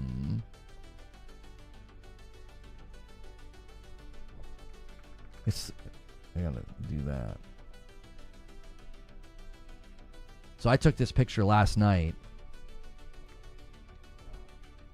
Like, that's just being in the game and having this sort of thing happen and having this sort of environment, you know, a skybox with these stars and the moon and like, it's reminding me a little bit of like in those early days of AC Shadows when I just kind of loved being in the world.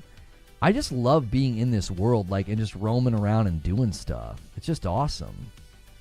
You know? It is. I'm sorry. Lotus with another $5 super chat says PS5 Pro is worth every penny for Peppa Pig performance mode, 60 FPS. Yeah. Yeah, dude. I mean, you're certainly playing the right games. Death Stranding 2 and Peppa Pig. I mean, you've gifted members to this channel, and those are the games you're playing. You are clearly a man of culture. These are the facts. These are the facts.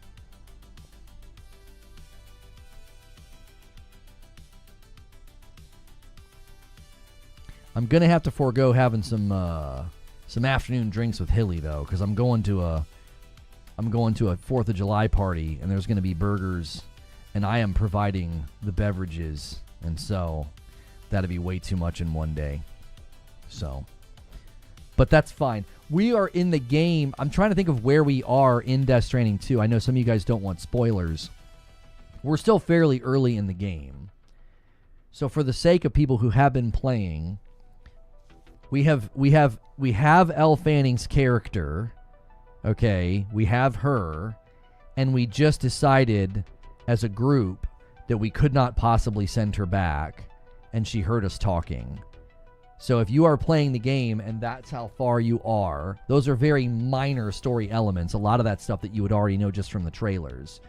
If you are not farther than that, then you're not going to want to watch. That's what happened just last night. I'll say this again when I start playing in about 30 minutes, so that way everybody knows where I am, so they don't get spoilers. Those are generic story points that don't give anything major away. But I would not want anybody to get spoilers.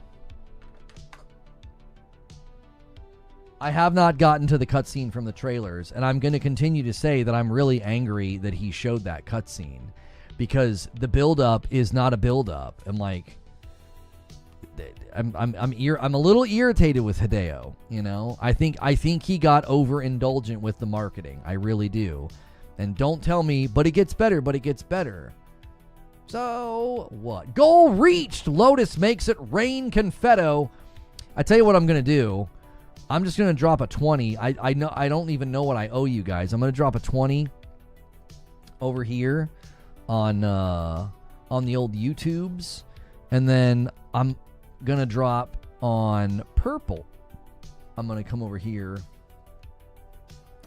and I'm gonna drop a 10. And let's just call it even at that point. We are at 733. I don't know if I would include you guys in the writing process of the new song. I could maybe be convinced to do that. If we get... Yeah, we'll say 1,000 for that. Because that's pretty big. That's a pretty big deal for me to do that again. So if you guys want to be included in that, I had you guys help me with, what's the name of the song that you guys helped me with on Friday night? And we ended up kind of finalizing it. Oh, You Can't Touch Me. That's right. MC Hammer, kind of. No.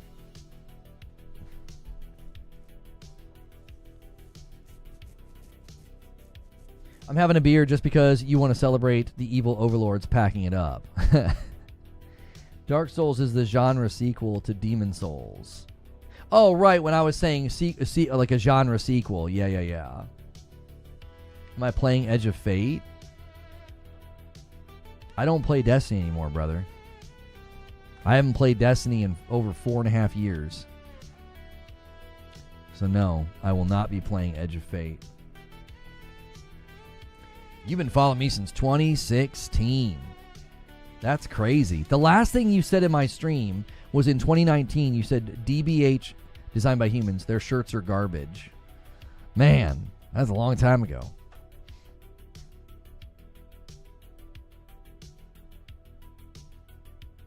Play Back That Thing Up by Juvenile and Cash Money? No. Happy 4th, everyone. What's good, Harbinger?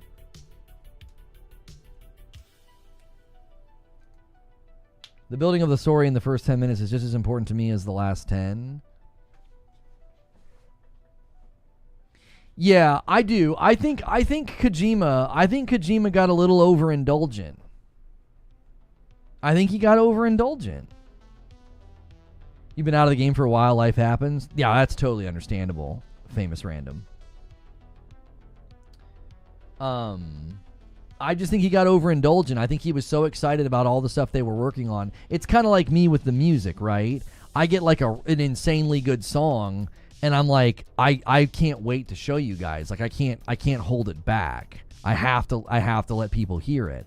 So I understand from like a creative place, like wanting, I write these lyrics and then the AI spits out something that just embodies everything I wanted it to sound like. It's like, oh, I really want to share this. I do think that Kojima, went a little far. He just was so excited. He wanted people to see his work. And it's like, you really should not have shown all this, man. You really shouldn't have. That's the thing with creative genius. It's hard to herd. Yeah, I would never claim that I have creative genius, but he clearly does, and I think he just really, really wanted folks to see it, you know. So, to be absolutely clear, I don't think Lono is a creative genius, not at all, in the slightest, at all. No, thank you for that clarification, Zuby, in all caps, re-emphasized multiple times. That was definitely needed. Thank you. Anthem news. The Anthem news is that they are officially shutting down the Anthem servers in January. I didn't even know the servers were still up, to be honest. That's really coinciding with the situation with the Stop Killing Games movement. It's quite literally what they were addressing and saying was such a problem. So. Yeah.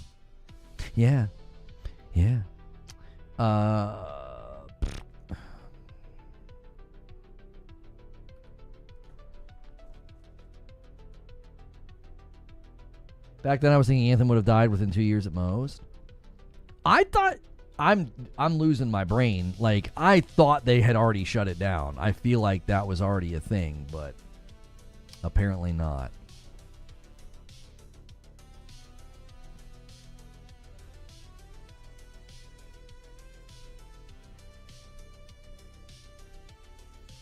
I think Kojima's just really proud of his work and knows a lot of gamers won't get to see his art, so just showing it off for them. Yeah, let me actually schedule it for 1:15, so there's actually a 30-minute noti on this live stream with Hilly. We're gonna see if we can't start to kind of maybe carve out a little bit of space for some public gameplay on the channel.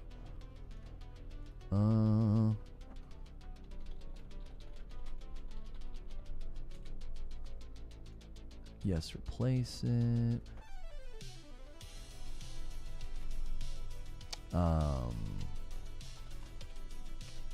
Okay. Schedule a stream.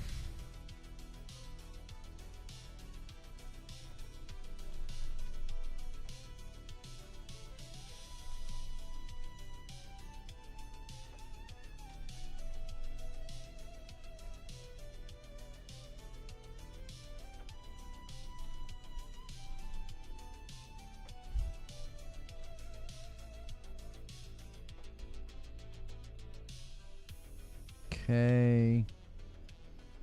Change that thumb. Yeah, something is happening with games that I open. Images that I open from Discord are getting dated in Windows as if they are from 2018. And I don't understand it. Is there a setting in Discord to like set the date and the time? Do you know what I'm saying? Like when I open an image from Discord and then I save it from the Chrome browser, like Windows thinks the image is from 2018. And I don't understand that like at all. Unless the images themselves, maybe my laptop's time and date is messed up. It's it. If I go in Chrome and go and save any image right now from anywhere else, it properly knows, oh, this image was just downloaded today. So if I go to the folder and I sort by date modified, the most recent one, and Lotus comes in with a 10 bomb and gets us to 743. Lotus said, I figured out how to get past the gifted cap, and they're showing us right now that they might be able to do it. As I've said, you guys have unlocked tomorrow night, but I will invite you along in the writing process again if you guys can get it all the way to 1,000. And I have wrote a sequel to Smiling Face. And I know you guys love that song, and I could make sure and hammer out the lyrics and get everything ready to go. And you guys, I'll pull you guys in again, make you part of the process. You guys seemed to enjoy that last week.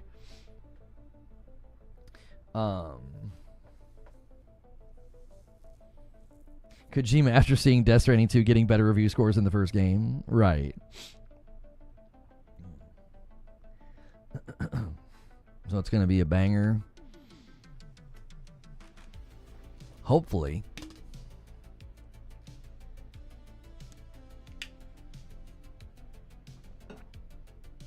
Sony better have a heck of a next 2 years because confidence in the brand from the hardcore is waning because of the whole PC thing.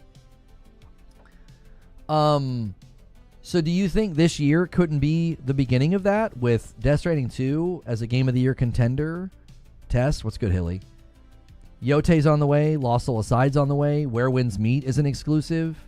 Next year, Soros, potentially Wolverine, maybe Intergalactic, we don't know. What's the other one that we know is coming that I'm trying to think of? I don't know. I feel like they set back Bend and Blue Point. That's disappointing. We know this. That's disappointing. But I don't know. I feel like everybody else is really bringing some weight to the table. Kojima and Sucker Punch in the same year. I mean, I don't feel like we can downplay that. That's a pretty dadgum good year.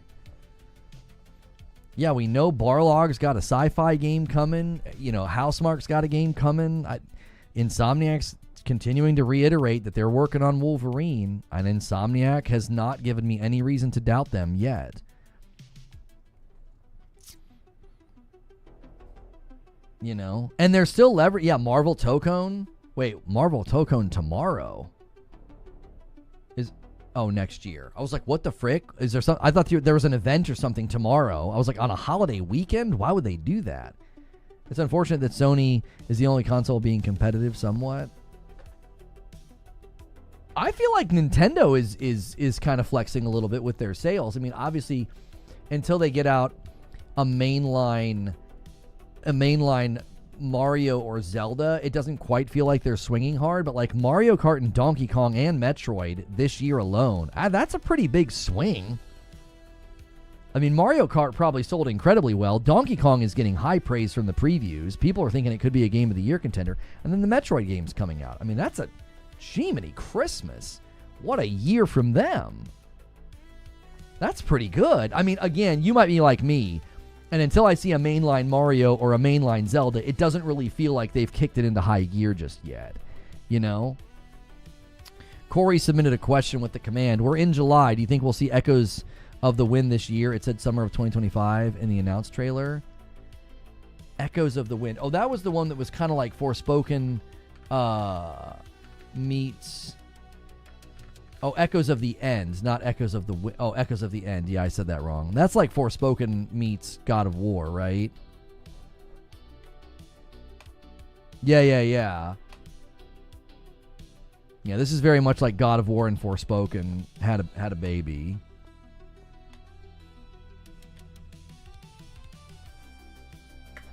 If I have to hear anything about this game being one of those stupid words people throw around, I think she looks totally fine, right? Wait, why are mine not showing anymore?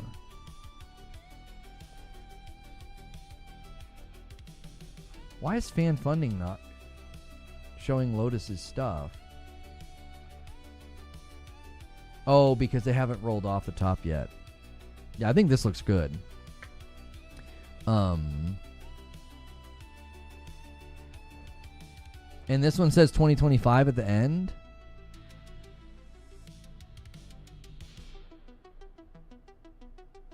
I love the intersection of telekinesis and the weapons. I think it looks dope.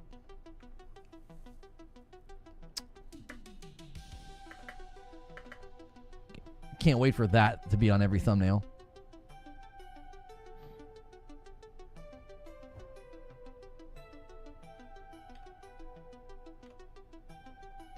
Yeah, I think this looks great.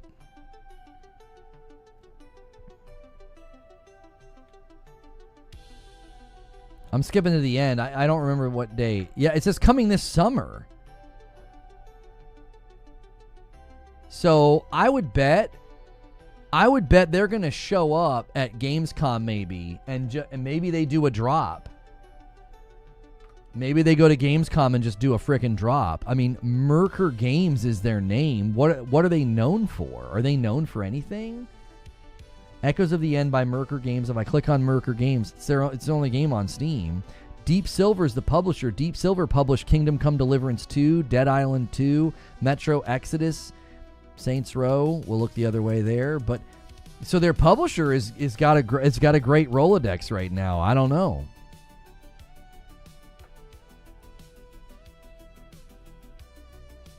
Brooklyn, I don't know why I didn't grab your question. I want to know your thoughts on how PlayStation fans are acting about Helldivers 2, and some haven't played in months. Yeah, so I mean, I've given my thoughts on this, Brooklyn. I think it's a total overreaction. See my last? When are we going? Oh, I'm sorry. Hilly, 30 minutes from right now, like quarter after the hour. Is that good for you? If not, I mean, there's no rush. There is absolutely no rush. Super laid back day.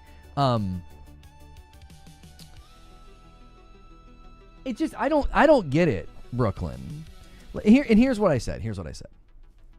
I don't think a lot of the hardcore ponies are being consistent. And the reason I don't think they're being consistent is a lot of these guys thumbed their nose at Xbox boys and said, "You don't have exclusives anymore. They've been putting Xbox games on PC." Then why are you upset about Helldivers 2? Because wouldn't that logic mean that Helldivers 2 wasn't an exclusive from the very beginning? So what difference does it make? Like, do you see what I'm saying? It doesn't feel consistent to me. It's a live service game. We knew their live service strategy was multi-platform, which is why everybody justified the game going to PC day one. Why does it matter if it's going on a platform in its death throes? Like, Xbox as a console, as we know it, is in its last stages. Whatever they do in the future is going to be Windows-based. We for weeks have heard from people basically saying, Xbox is done, Xbox is cooked, Xbox is dead, right? All I've argued is they will not be in the traditional console space any longer. They will be entering the console space as a hybrid console, and they will have a cascade of devices that are made by other people that have some stripped-down version of Windows. Therefore, there's no threat or betrayal here.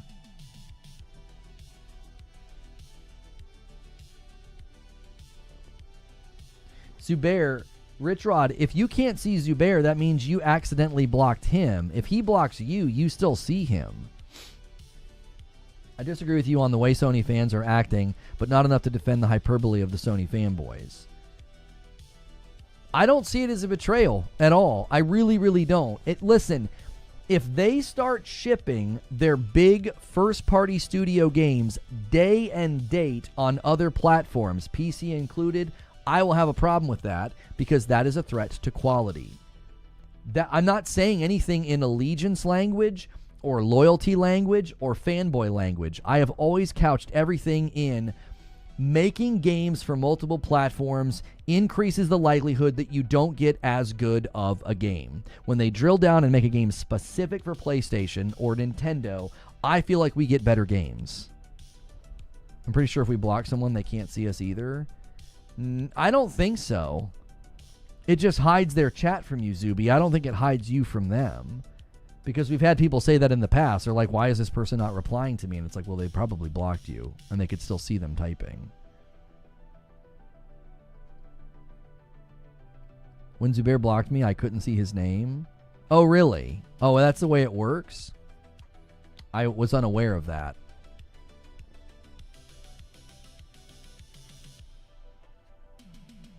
It legit doesn't matter anymore. PlayStation, PC, and Nintendo can coexist. Timed exclusive are enough. To me,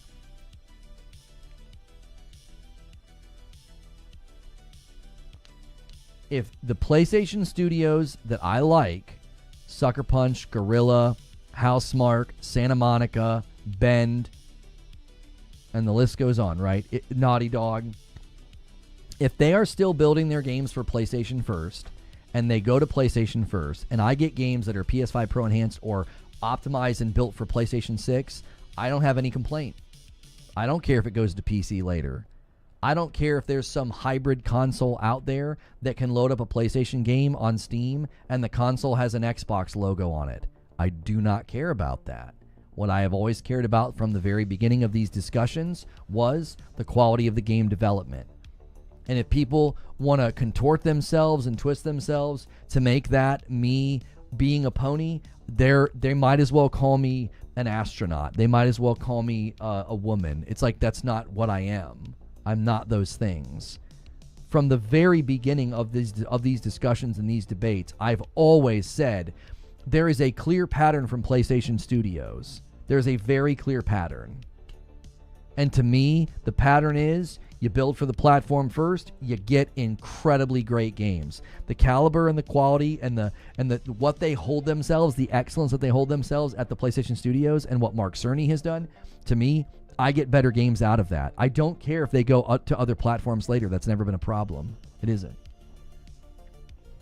Now, I argued that I felt PlayStation would be motivated to say no and be like, we don't want our games running on an Xbox console PC hybrid. I also said that I could be wrong about that and PlayStation could view Xbox as a complete non-threat at this point.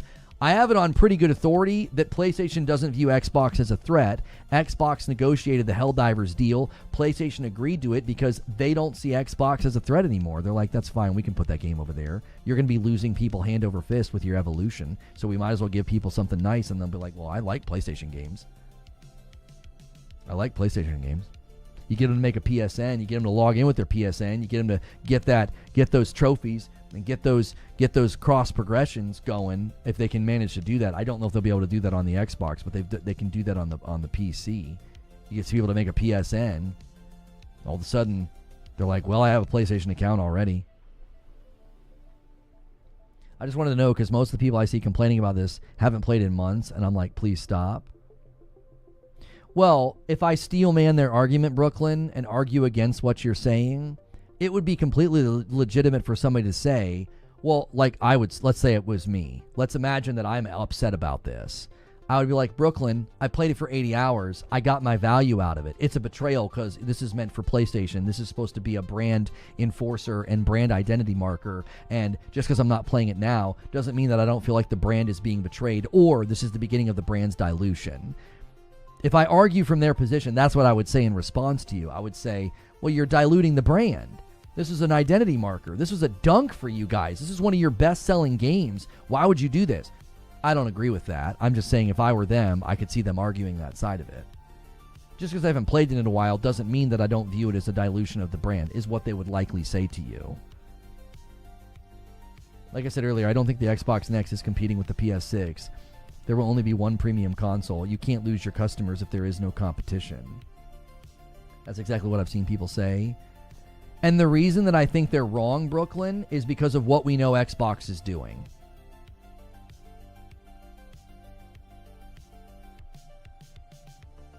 We know what Xbox is doing. So I don't get what their concern is.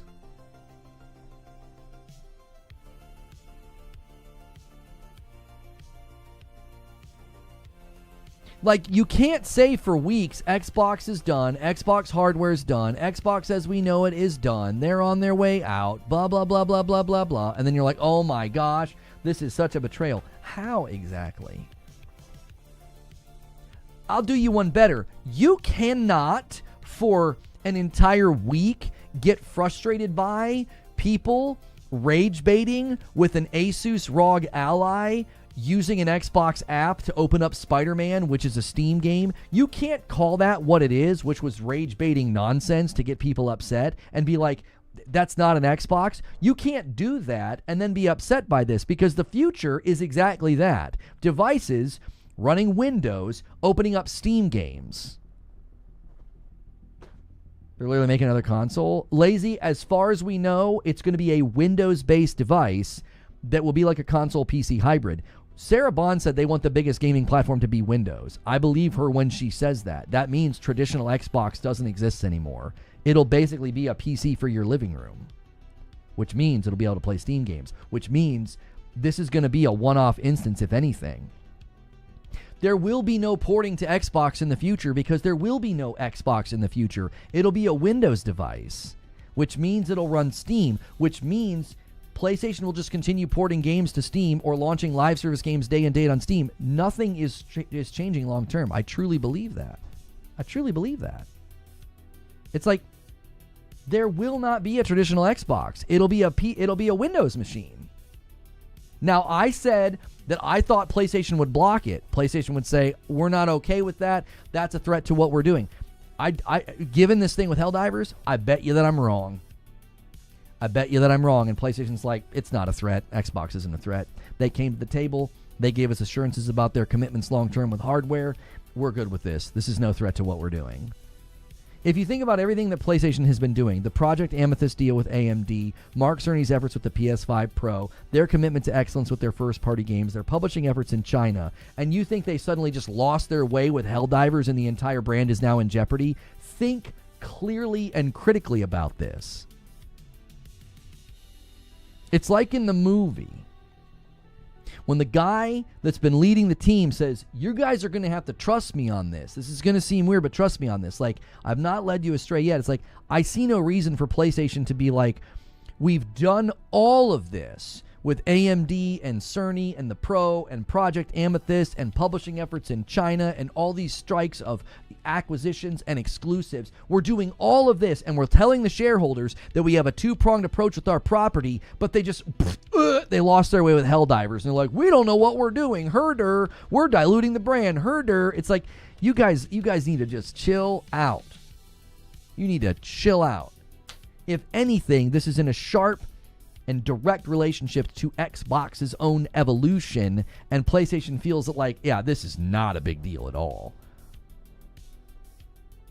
It's not a big deal at all. This doesn't do anything to our long-term strategy plans.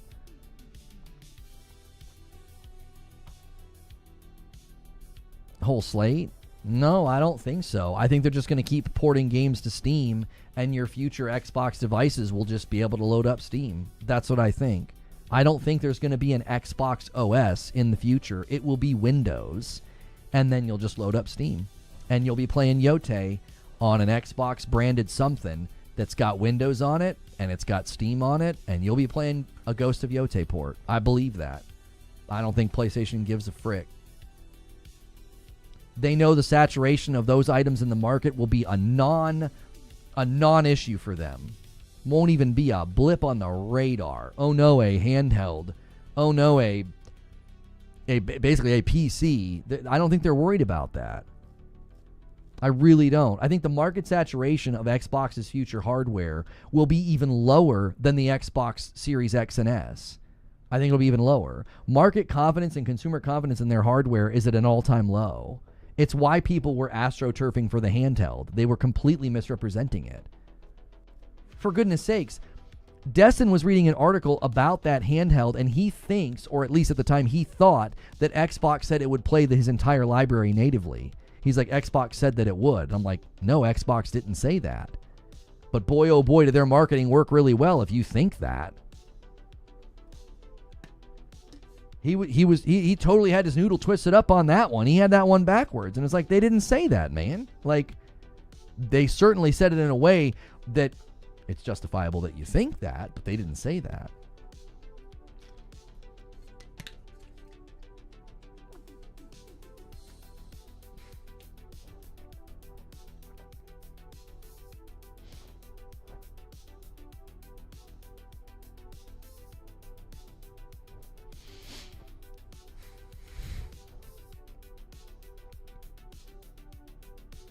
I don't think he's lying, Rich Rod. I genuinely think that Destin was confused. There was confusion in his vocal tone. It wasn't like, I don't think he was like trying to trick people. I think he was genuinely confused. I do.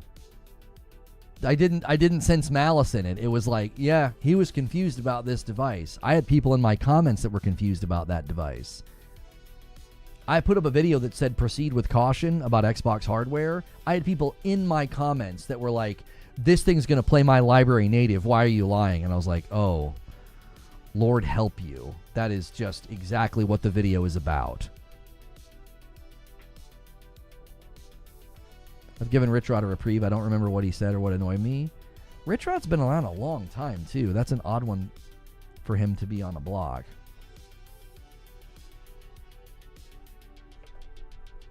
At least my memory. He wasn't lying. Sarah Bond said it in a way where most people thought that. She said play your full Xbox library, whatever it is. She didn't say that. She said you can play games all across your Xbox library. I don't know if she said full Xbox library for wherever it is. The verbiage that I picked up on was she said you can play games all across your Xbox library, which is a perfect way to vaguely insinuate something that's not true. Like, that leaves everybody with the impression that, like Destin had. Destin was thinking, oh, Xbox said it would play my library natively. And it's like, no, they didn't say that. It certainly sounded like they said that, which is exactly, it was designed to do that. It was designed for you to think that.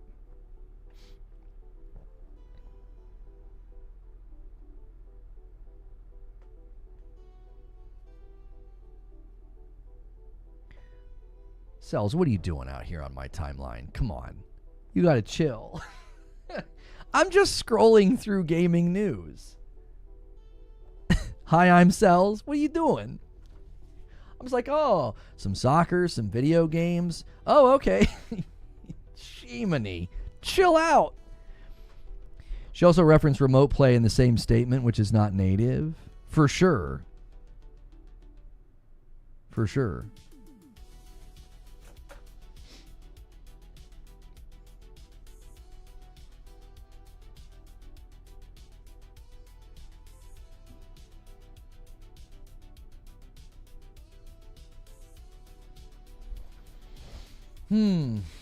Hilly says Xbox better. Yeah, we'll be going in 15 minutes, Hill. I would put more time into Halo Infinite if it was actually good. I mean, I think it had a lot of potential. It did. I think it had a lot of potential. Someone showing some boob or something? No. She's just hanging out by the pool. Sun's out, buns out. You know? Sun's out, buns out. You had to run to the shops for beer. There you go. There you go. I got mine ahead of time because I knew today the stores would be crazy. Like, I got the ice ahead of time. It's been in the freezer. I got the beer ahead of time. It's been in the fridge. Like, I'm good to go. I was like, I am not going to try to go to the store on the 4th. It'll be freaking bedlam. They had the Woodford Reserve Derby bottles. They had those like marked down by like almost $10, and I was like, let me get 2 of those. That's pretty good.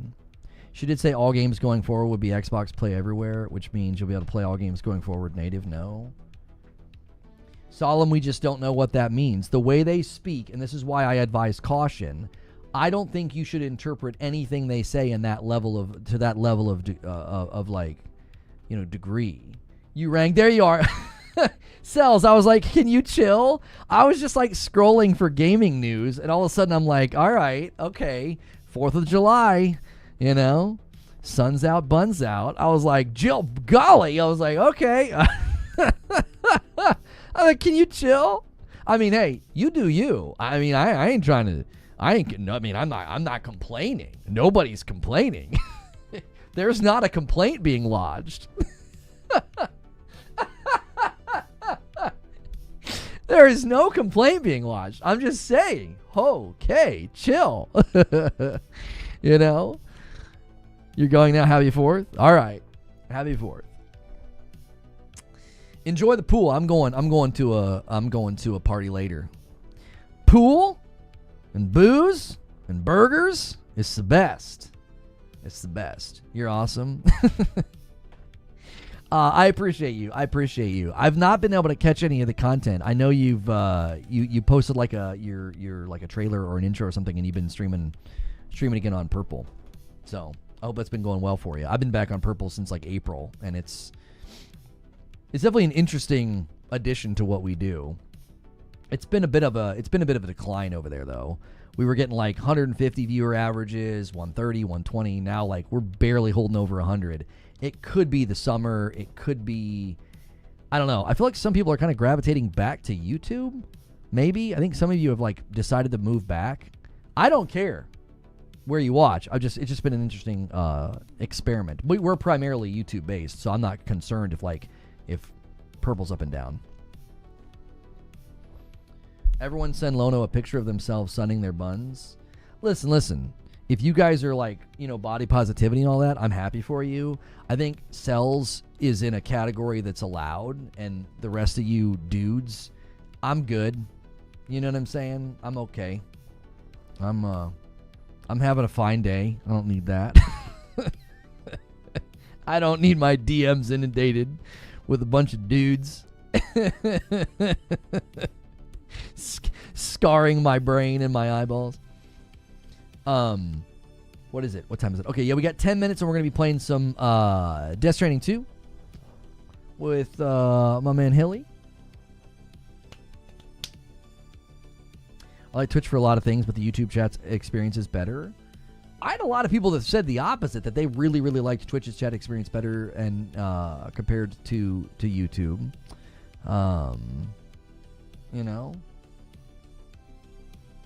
Send your best butt shots to Reforge DMs, males only. Now, come on now. Why do you got to add the part at the end? There's a small percentage of people here that aren't dudes. You know what I mean? You got to give me something. 15, messages come in. At least one might not be a dude.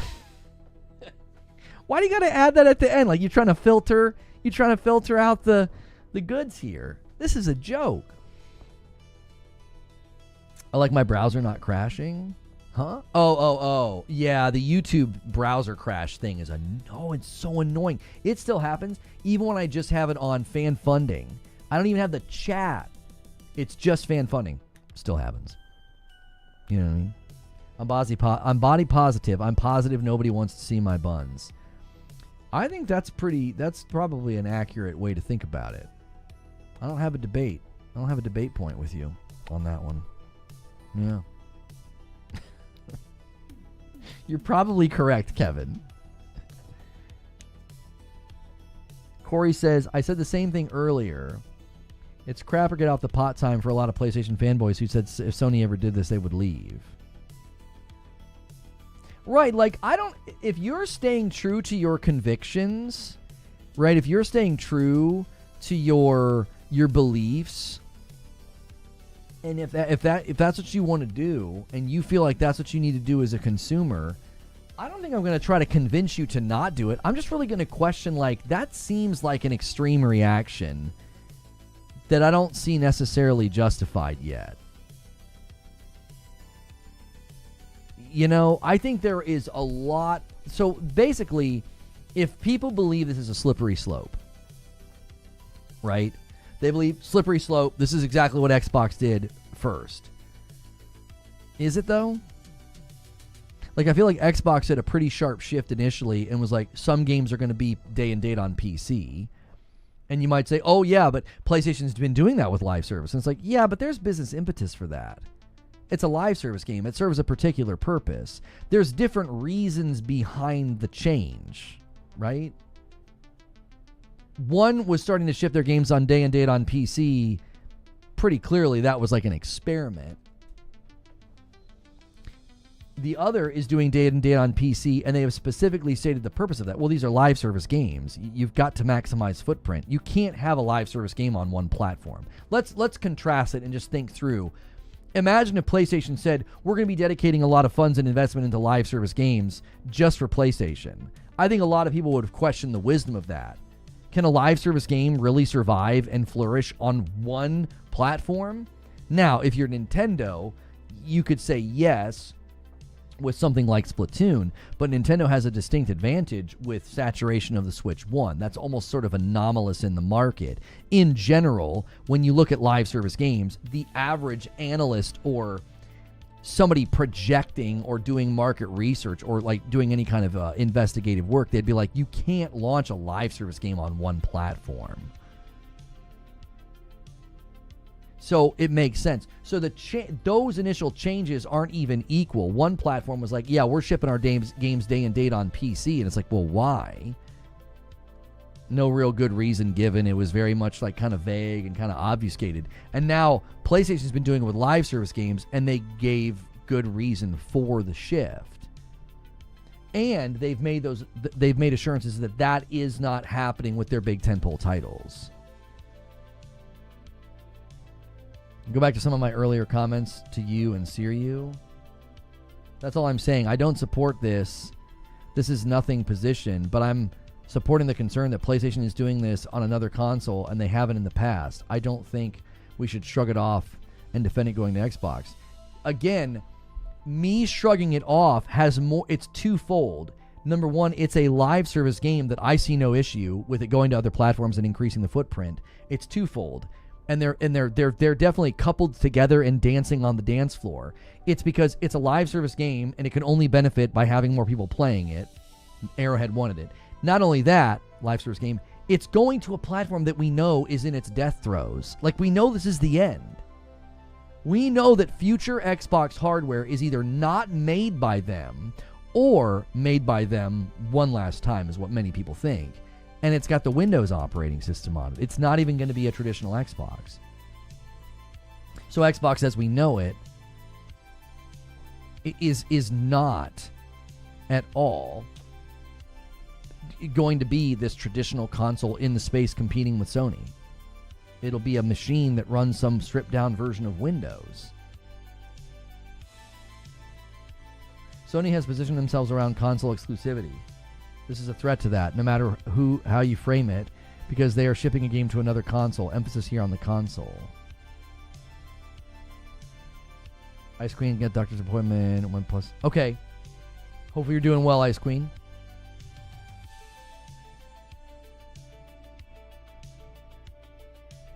Next Thursday at 5:30? Maybe.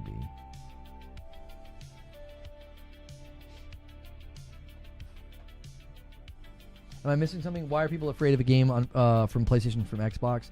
If I do my best to argue for their position as strongly as I can, they believe this is the beginning of the change where they're going to test it out and then just get rid of exclusivity. Right?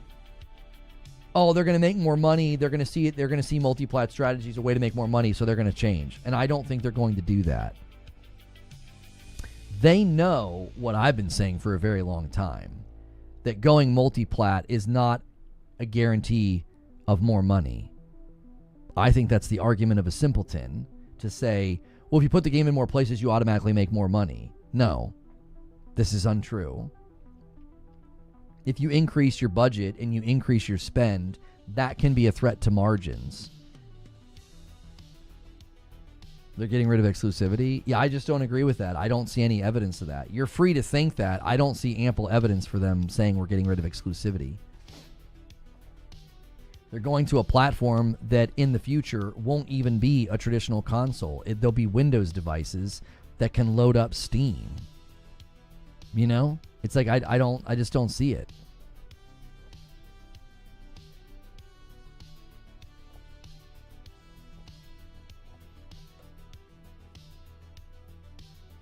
Don't see evidence of it. In the minute we see evidence of it, the question I will have, are you changing how games are developed?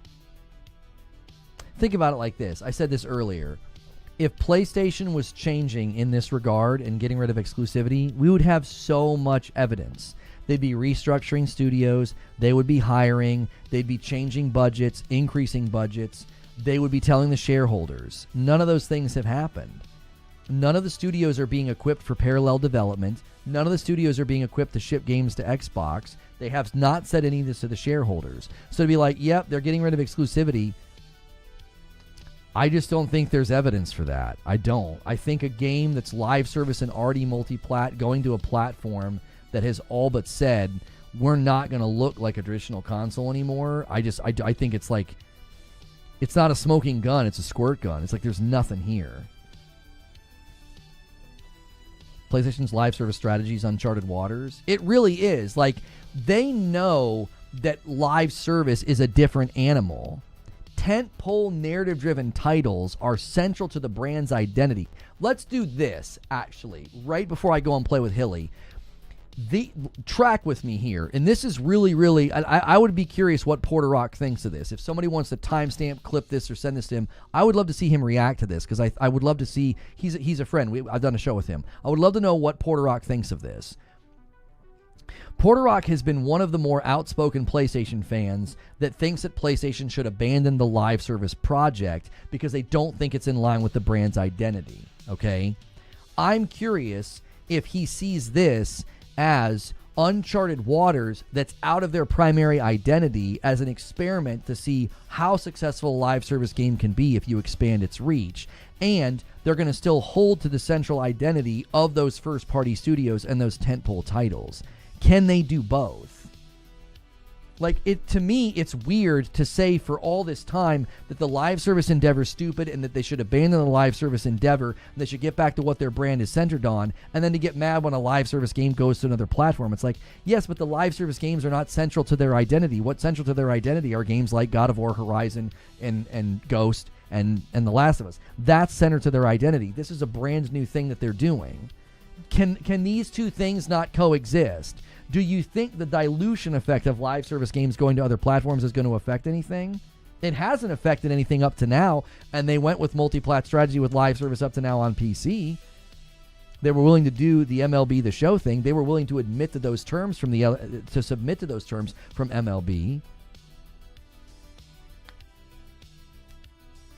He answered that yesterday. He went live and smashed it. I'm asking him if he thinks they could coexist. You have things that are central to the identity and the brand that won't shift. Your God of Wars, your Naughty Dogs, your Gorillas, like that won't change. Live service is uncharted territory because live service doesn't work if you limit scope too much. And maybe they're like, hey, I mean, Xbox is eventually just going to be a PC anyway, and we're putting live service games on PC right now.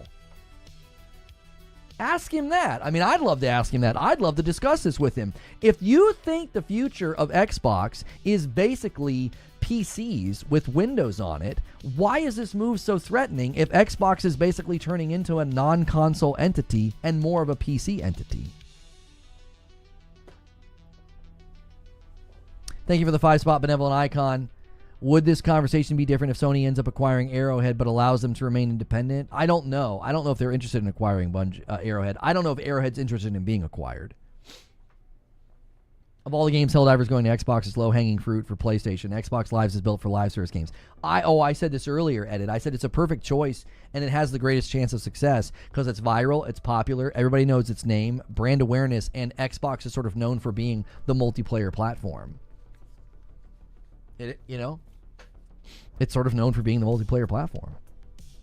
The knock around, play some games with my buds platform.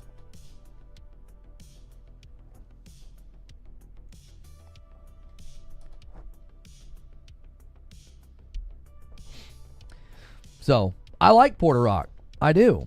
I like Porter Rock. I think these guys, I think they're overreacting. I think it's fine for them to react strongly. I respect people who have strong conviction and strong passion. But my estimation is it's an overreaction. The answer is no, because the brand is built on exclusives and console exclusives. You have to be mindful that there were already people who didn't want games going to PC. This expands that concept. I would tell them that they need to have a bigger vision of the market, because if you spent a single minute of your timeline or content celebrating PlayStation getting new user acquisition, you got to zoom out here. One of the reasons they've got a lot of new user acquisition is probably related to their PC strategy. They didn't just accidentally get 20 to 30% new user acquisition this gen. That came from somewhere. You got to zoom out. Do you want them to be successful? I'll ask them this question. Do you want them to crack into the Chinese market with console saturation? Because that'd be really good for the platform. That'd be really good for console longevity and PlayStation investing in PS6 and beyond. Well, guess what they're doing in China? They're doing day and date on PC. Why? Because of the structure of that market. You've got to zoom out and have a bigger vision of what they're trying to do. You want this narrow, happy little land where they don't do anything with the other platforms.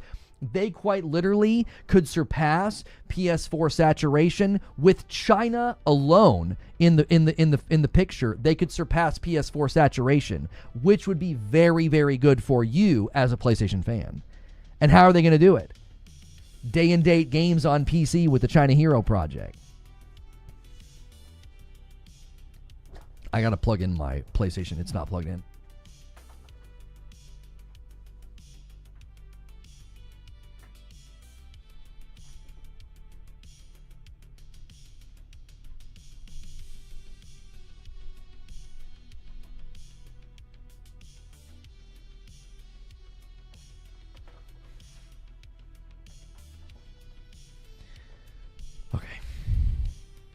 I'm 41% through this game, it says. That's pretty good. I'm probably going to clock another 40 hours this time like last time. I am going to take a quick break before we switch gears to play this game with Hilly. We are going to play it in view of the public. So let's have good vibes and good times. And you guys can keep working on the goal even when I'm in the next stream. Give me 1 second.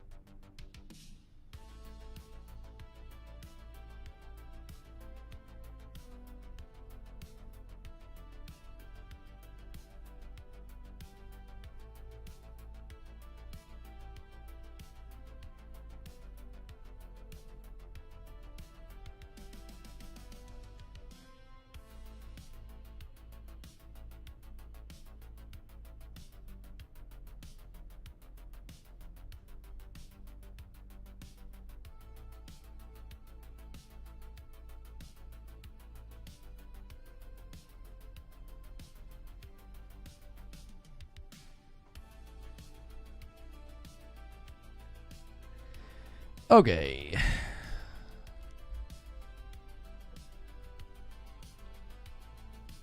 I gotta unmute. Oh, Discord's already unmuted. I got Hilly in here. Invite to speak. I don't know how loud he's gonna be, chat. Hello. Hello. It's so good. This is not the day for it. 4th of July crap. Well, I think you have to appreciate what I'm subjecting my American audience to. They have to listen to a Brit talk. I mean, that's a bit much today. Yes, look what you could have had. Yeah, help them celebrate. They'll be like, crikey. Then with the dark days. All right, hang on. Crikey. I need to be able to see your screen. Yeah, give me a sec here. I got to do full screen projector to the Elgato. And then I come in here and I go share your screen. There you go, mate. There we go. Did you keep the baby on the shelf? Is that normal?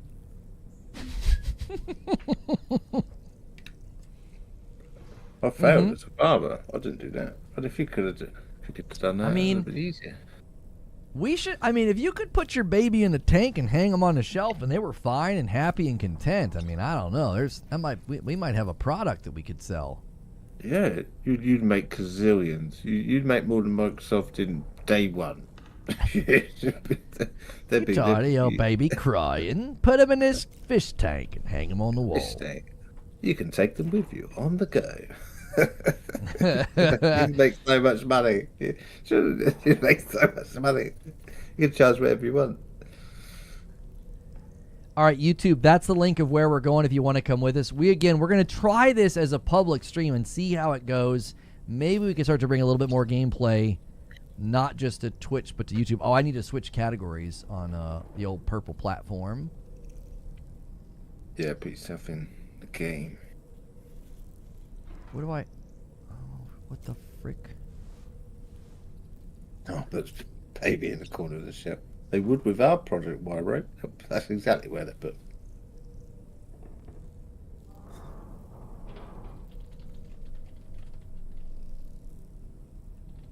Let's see.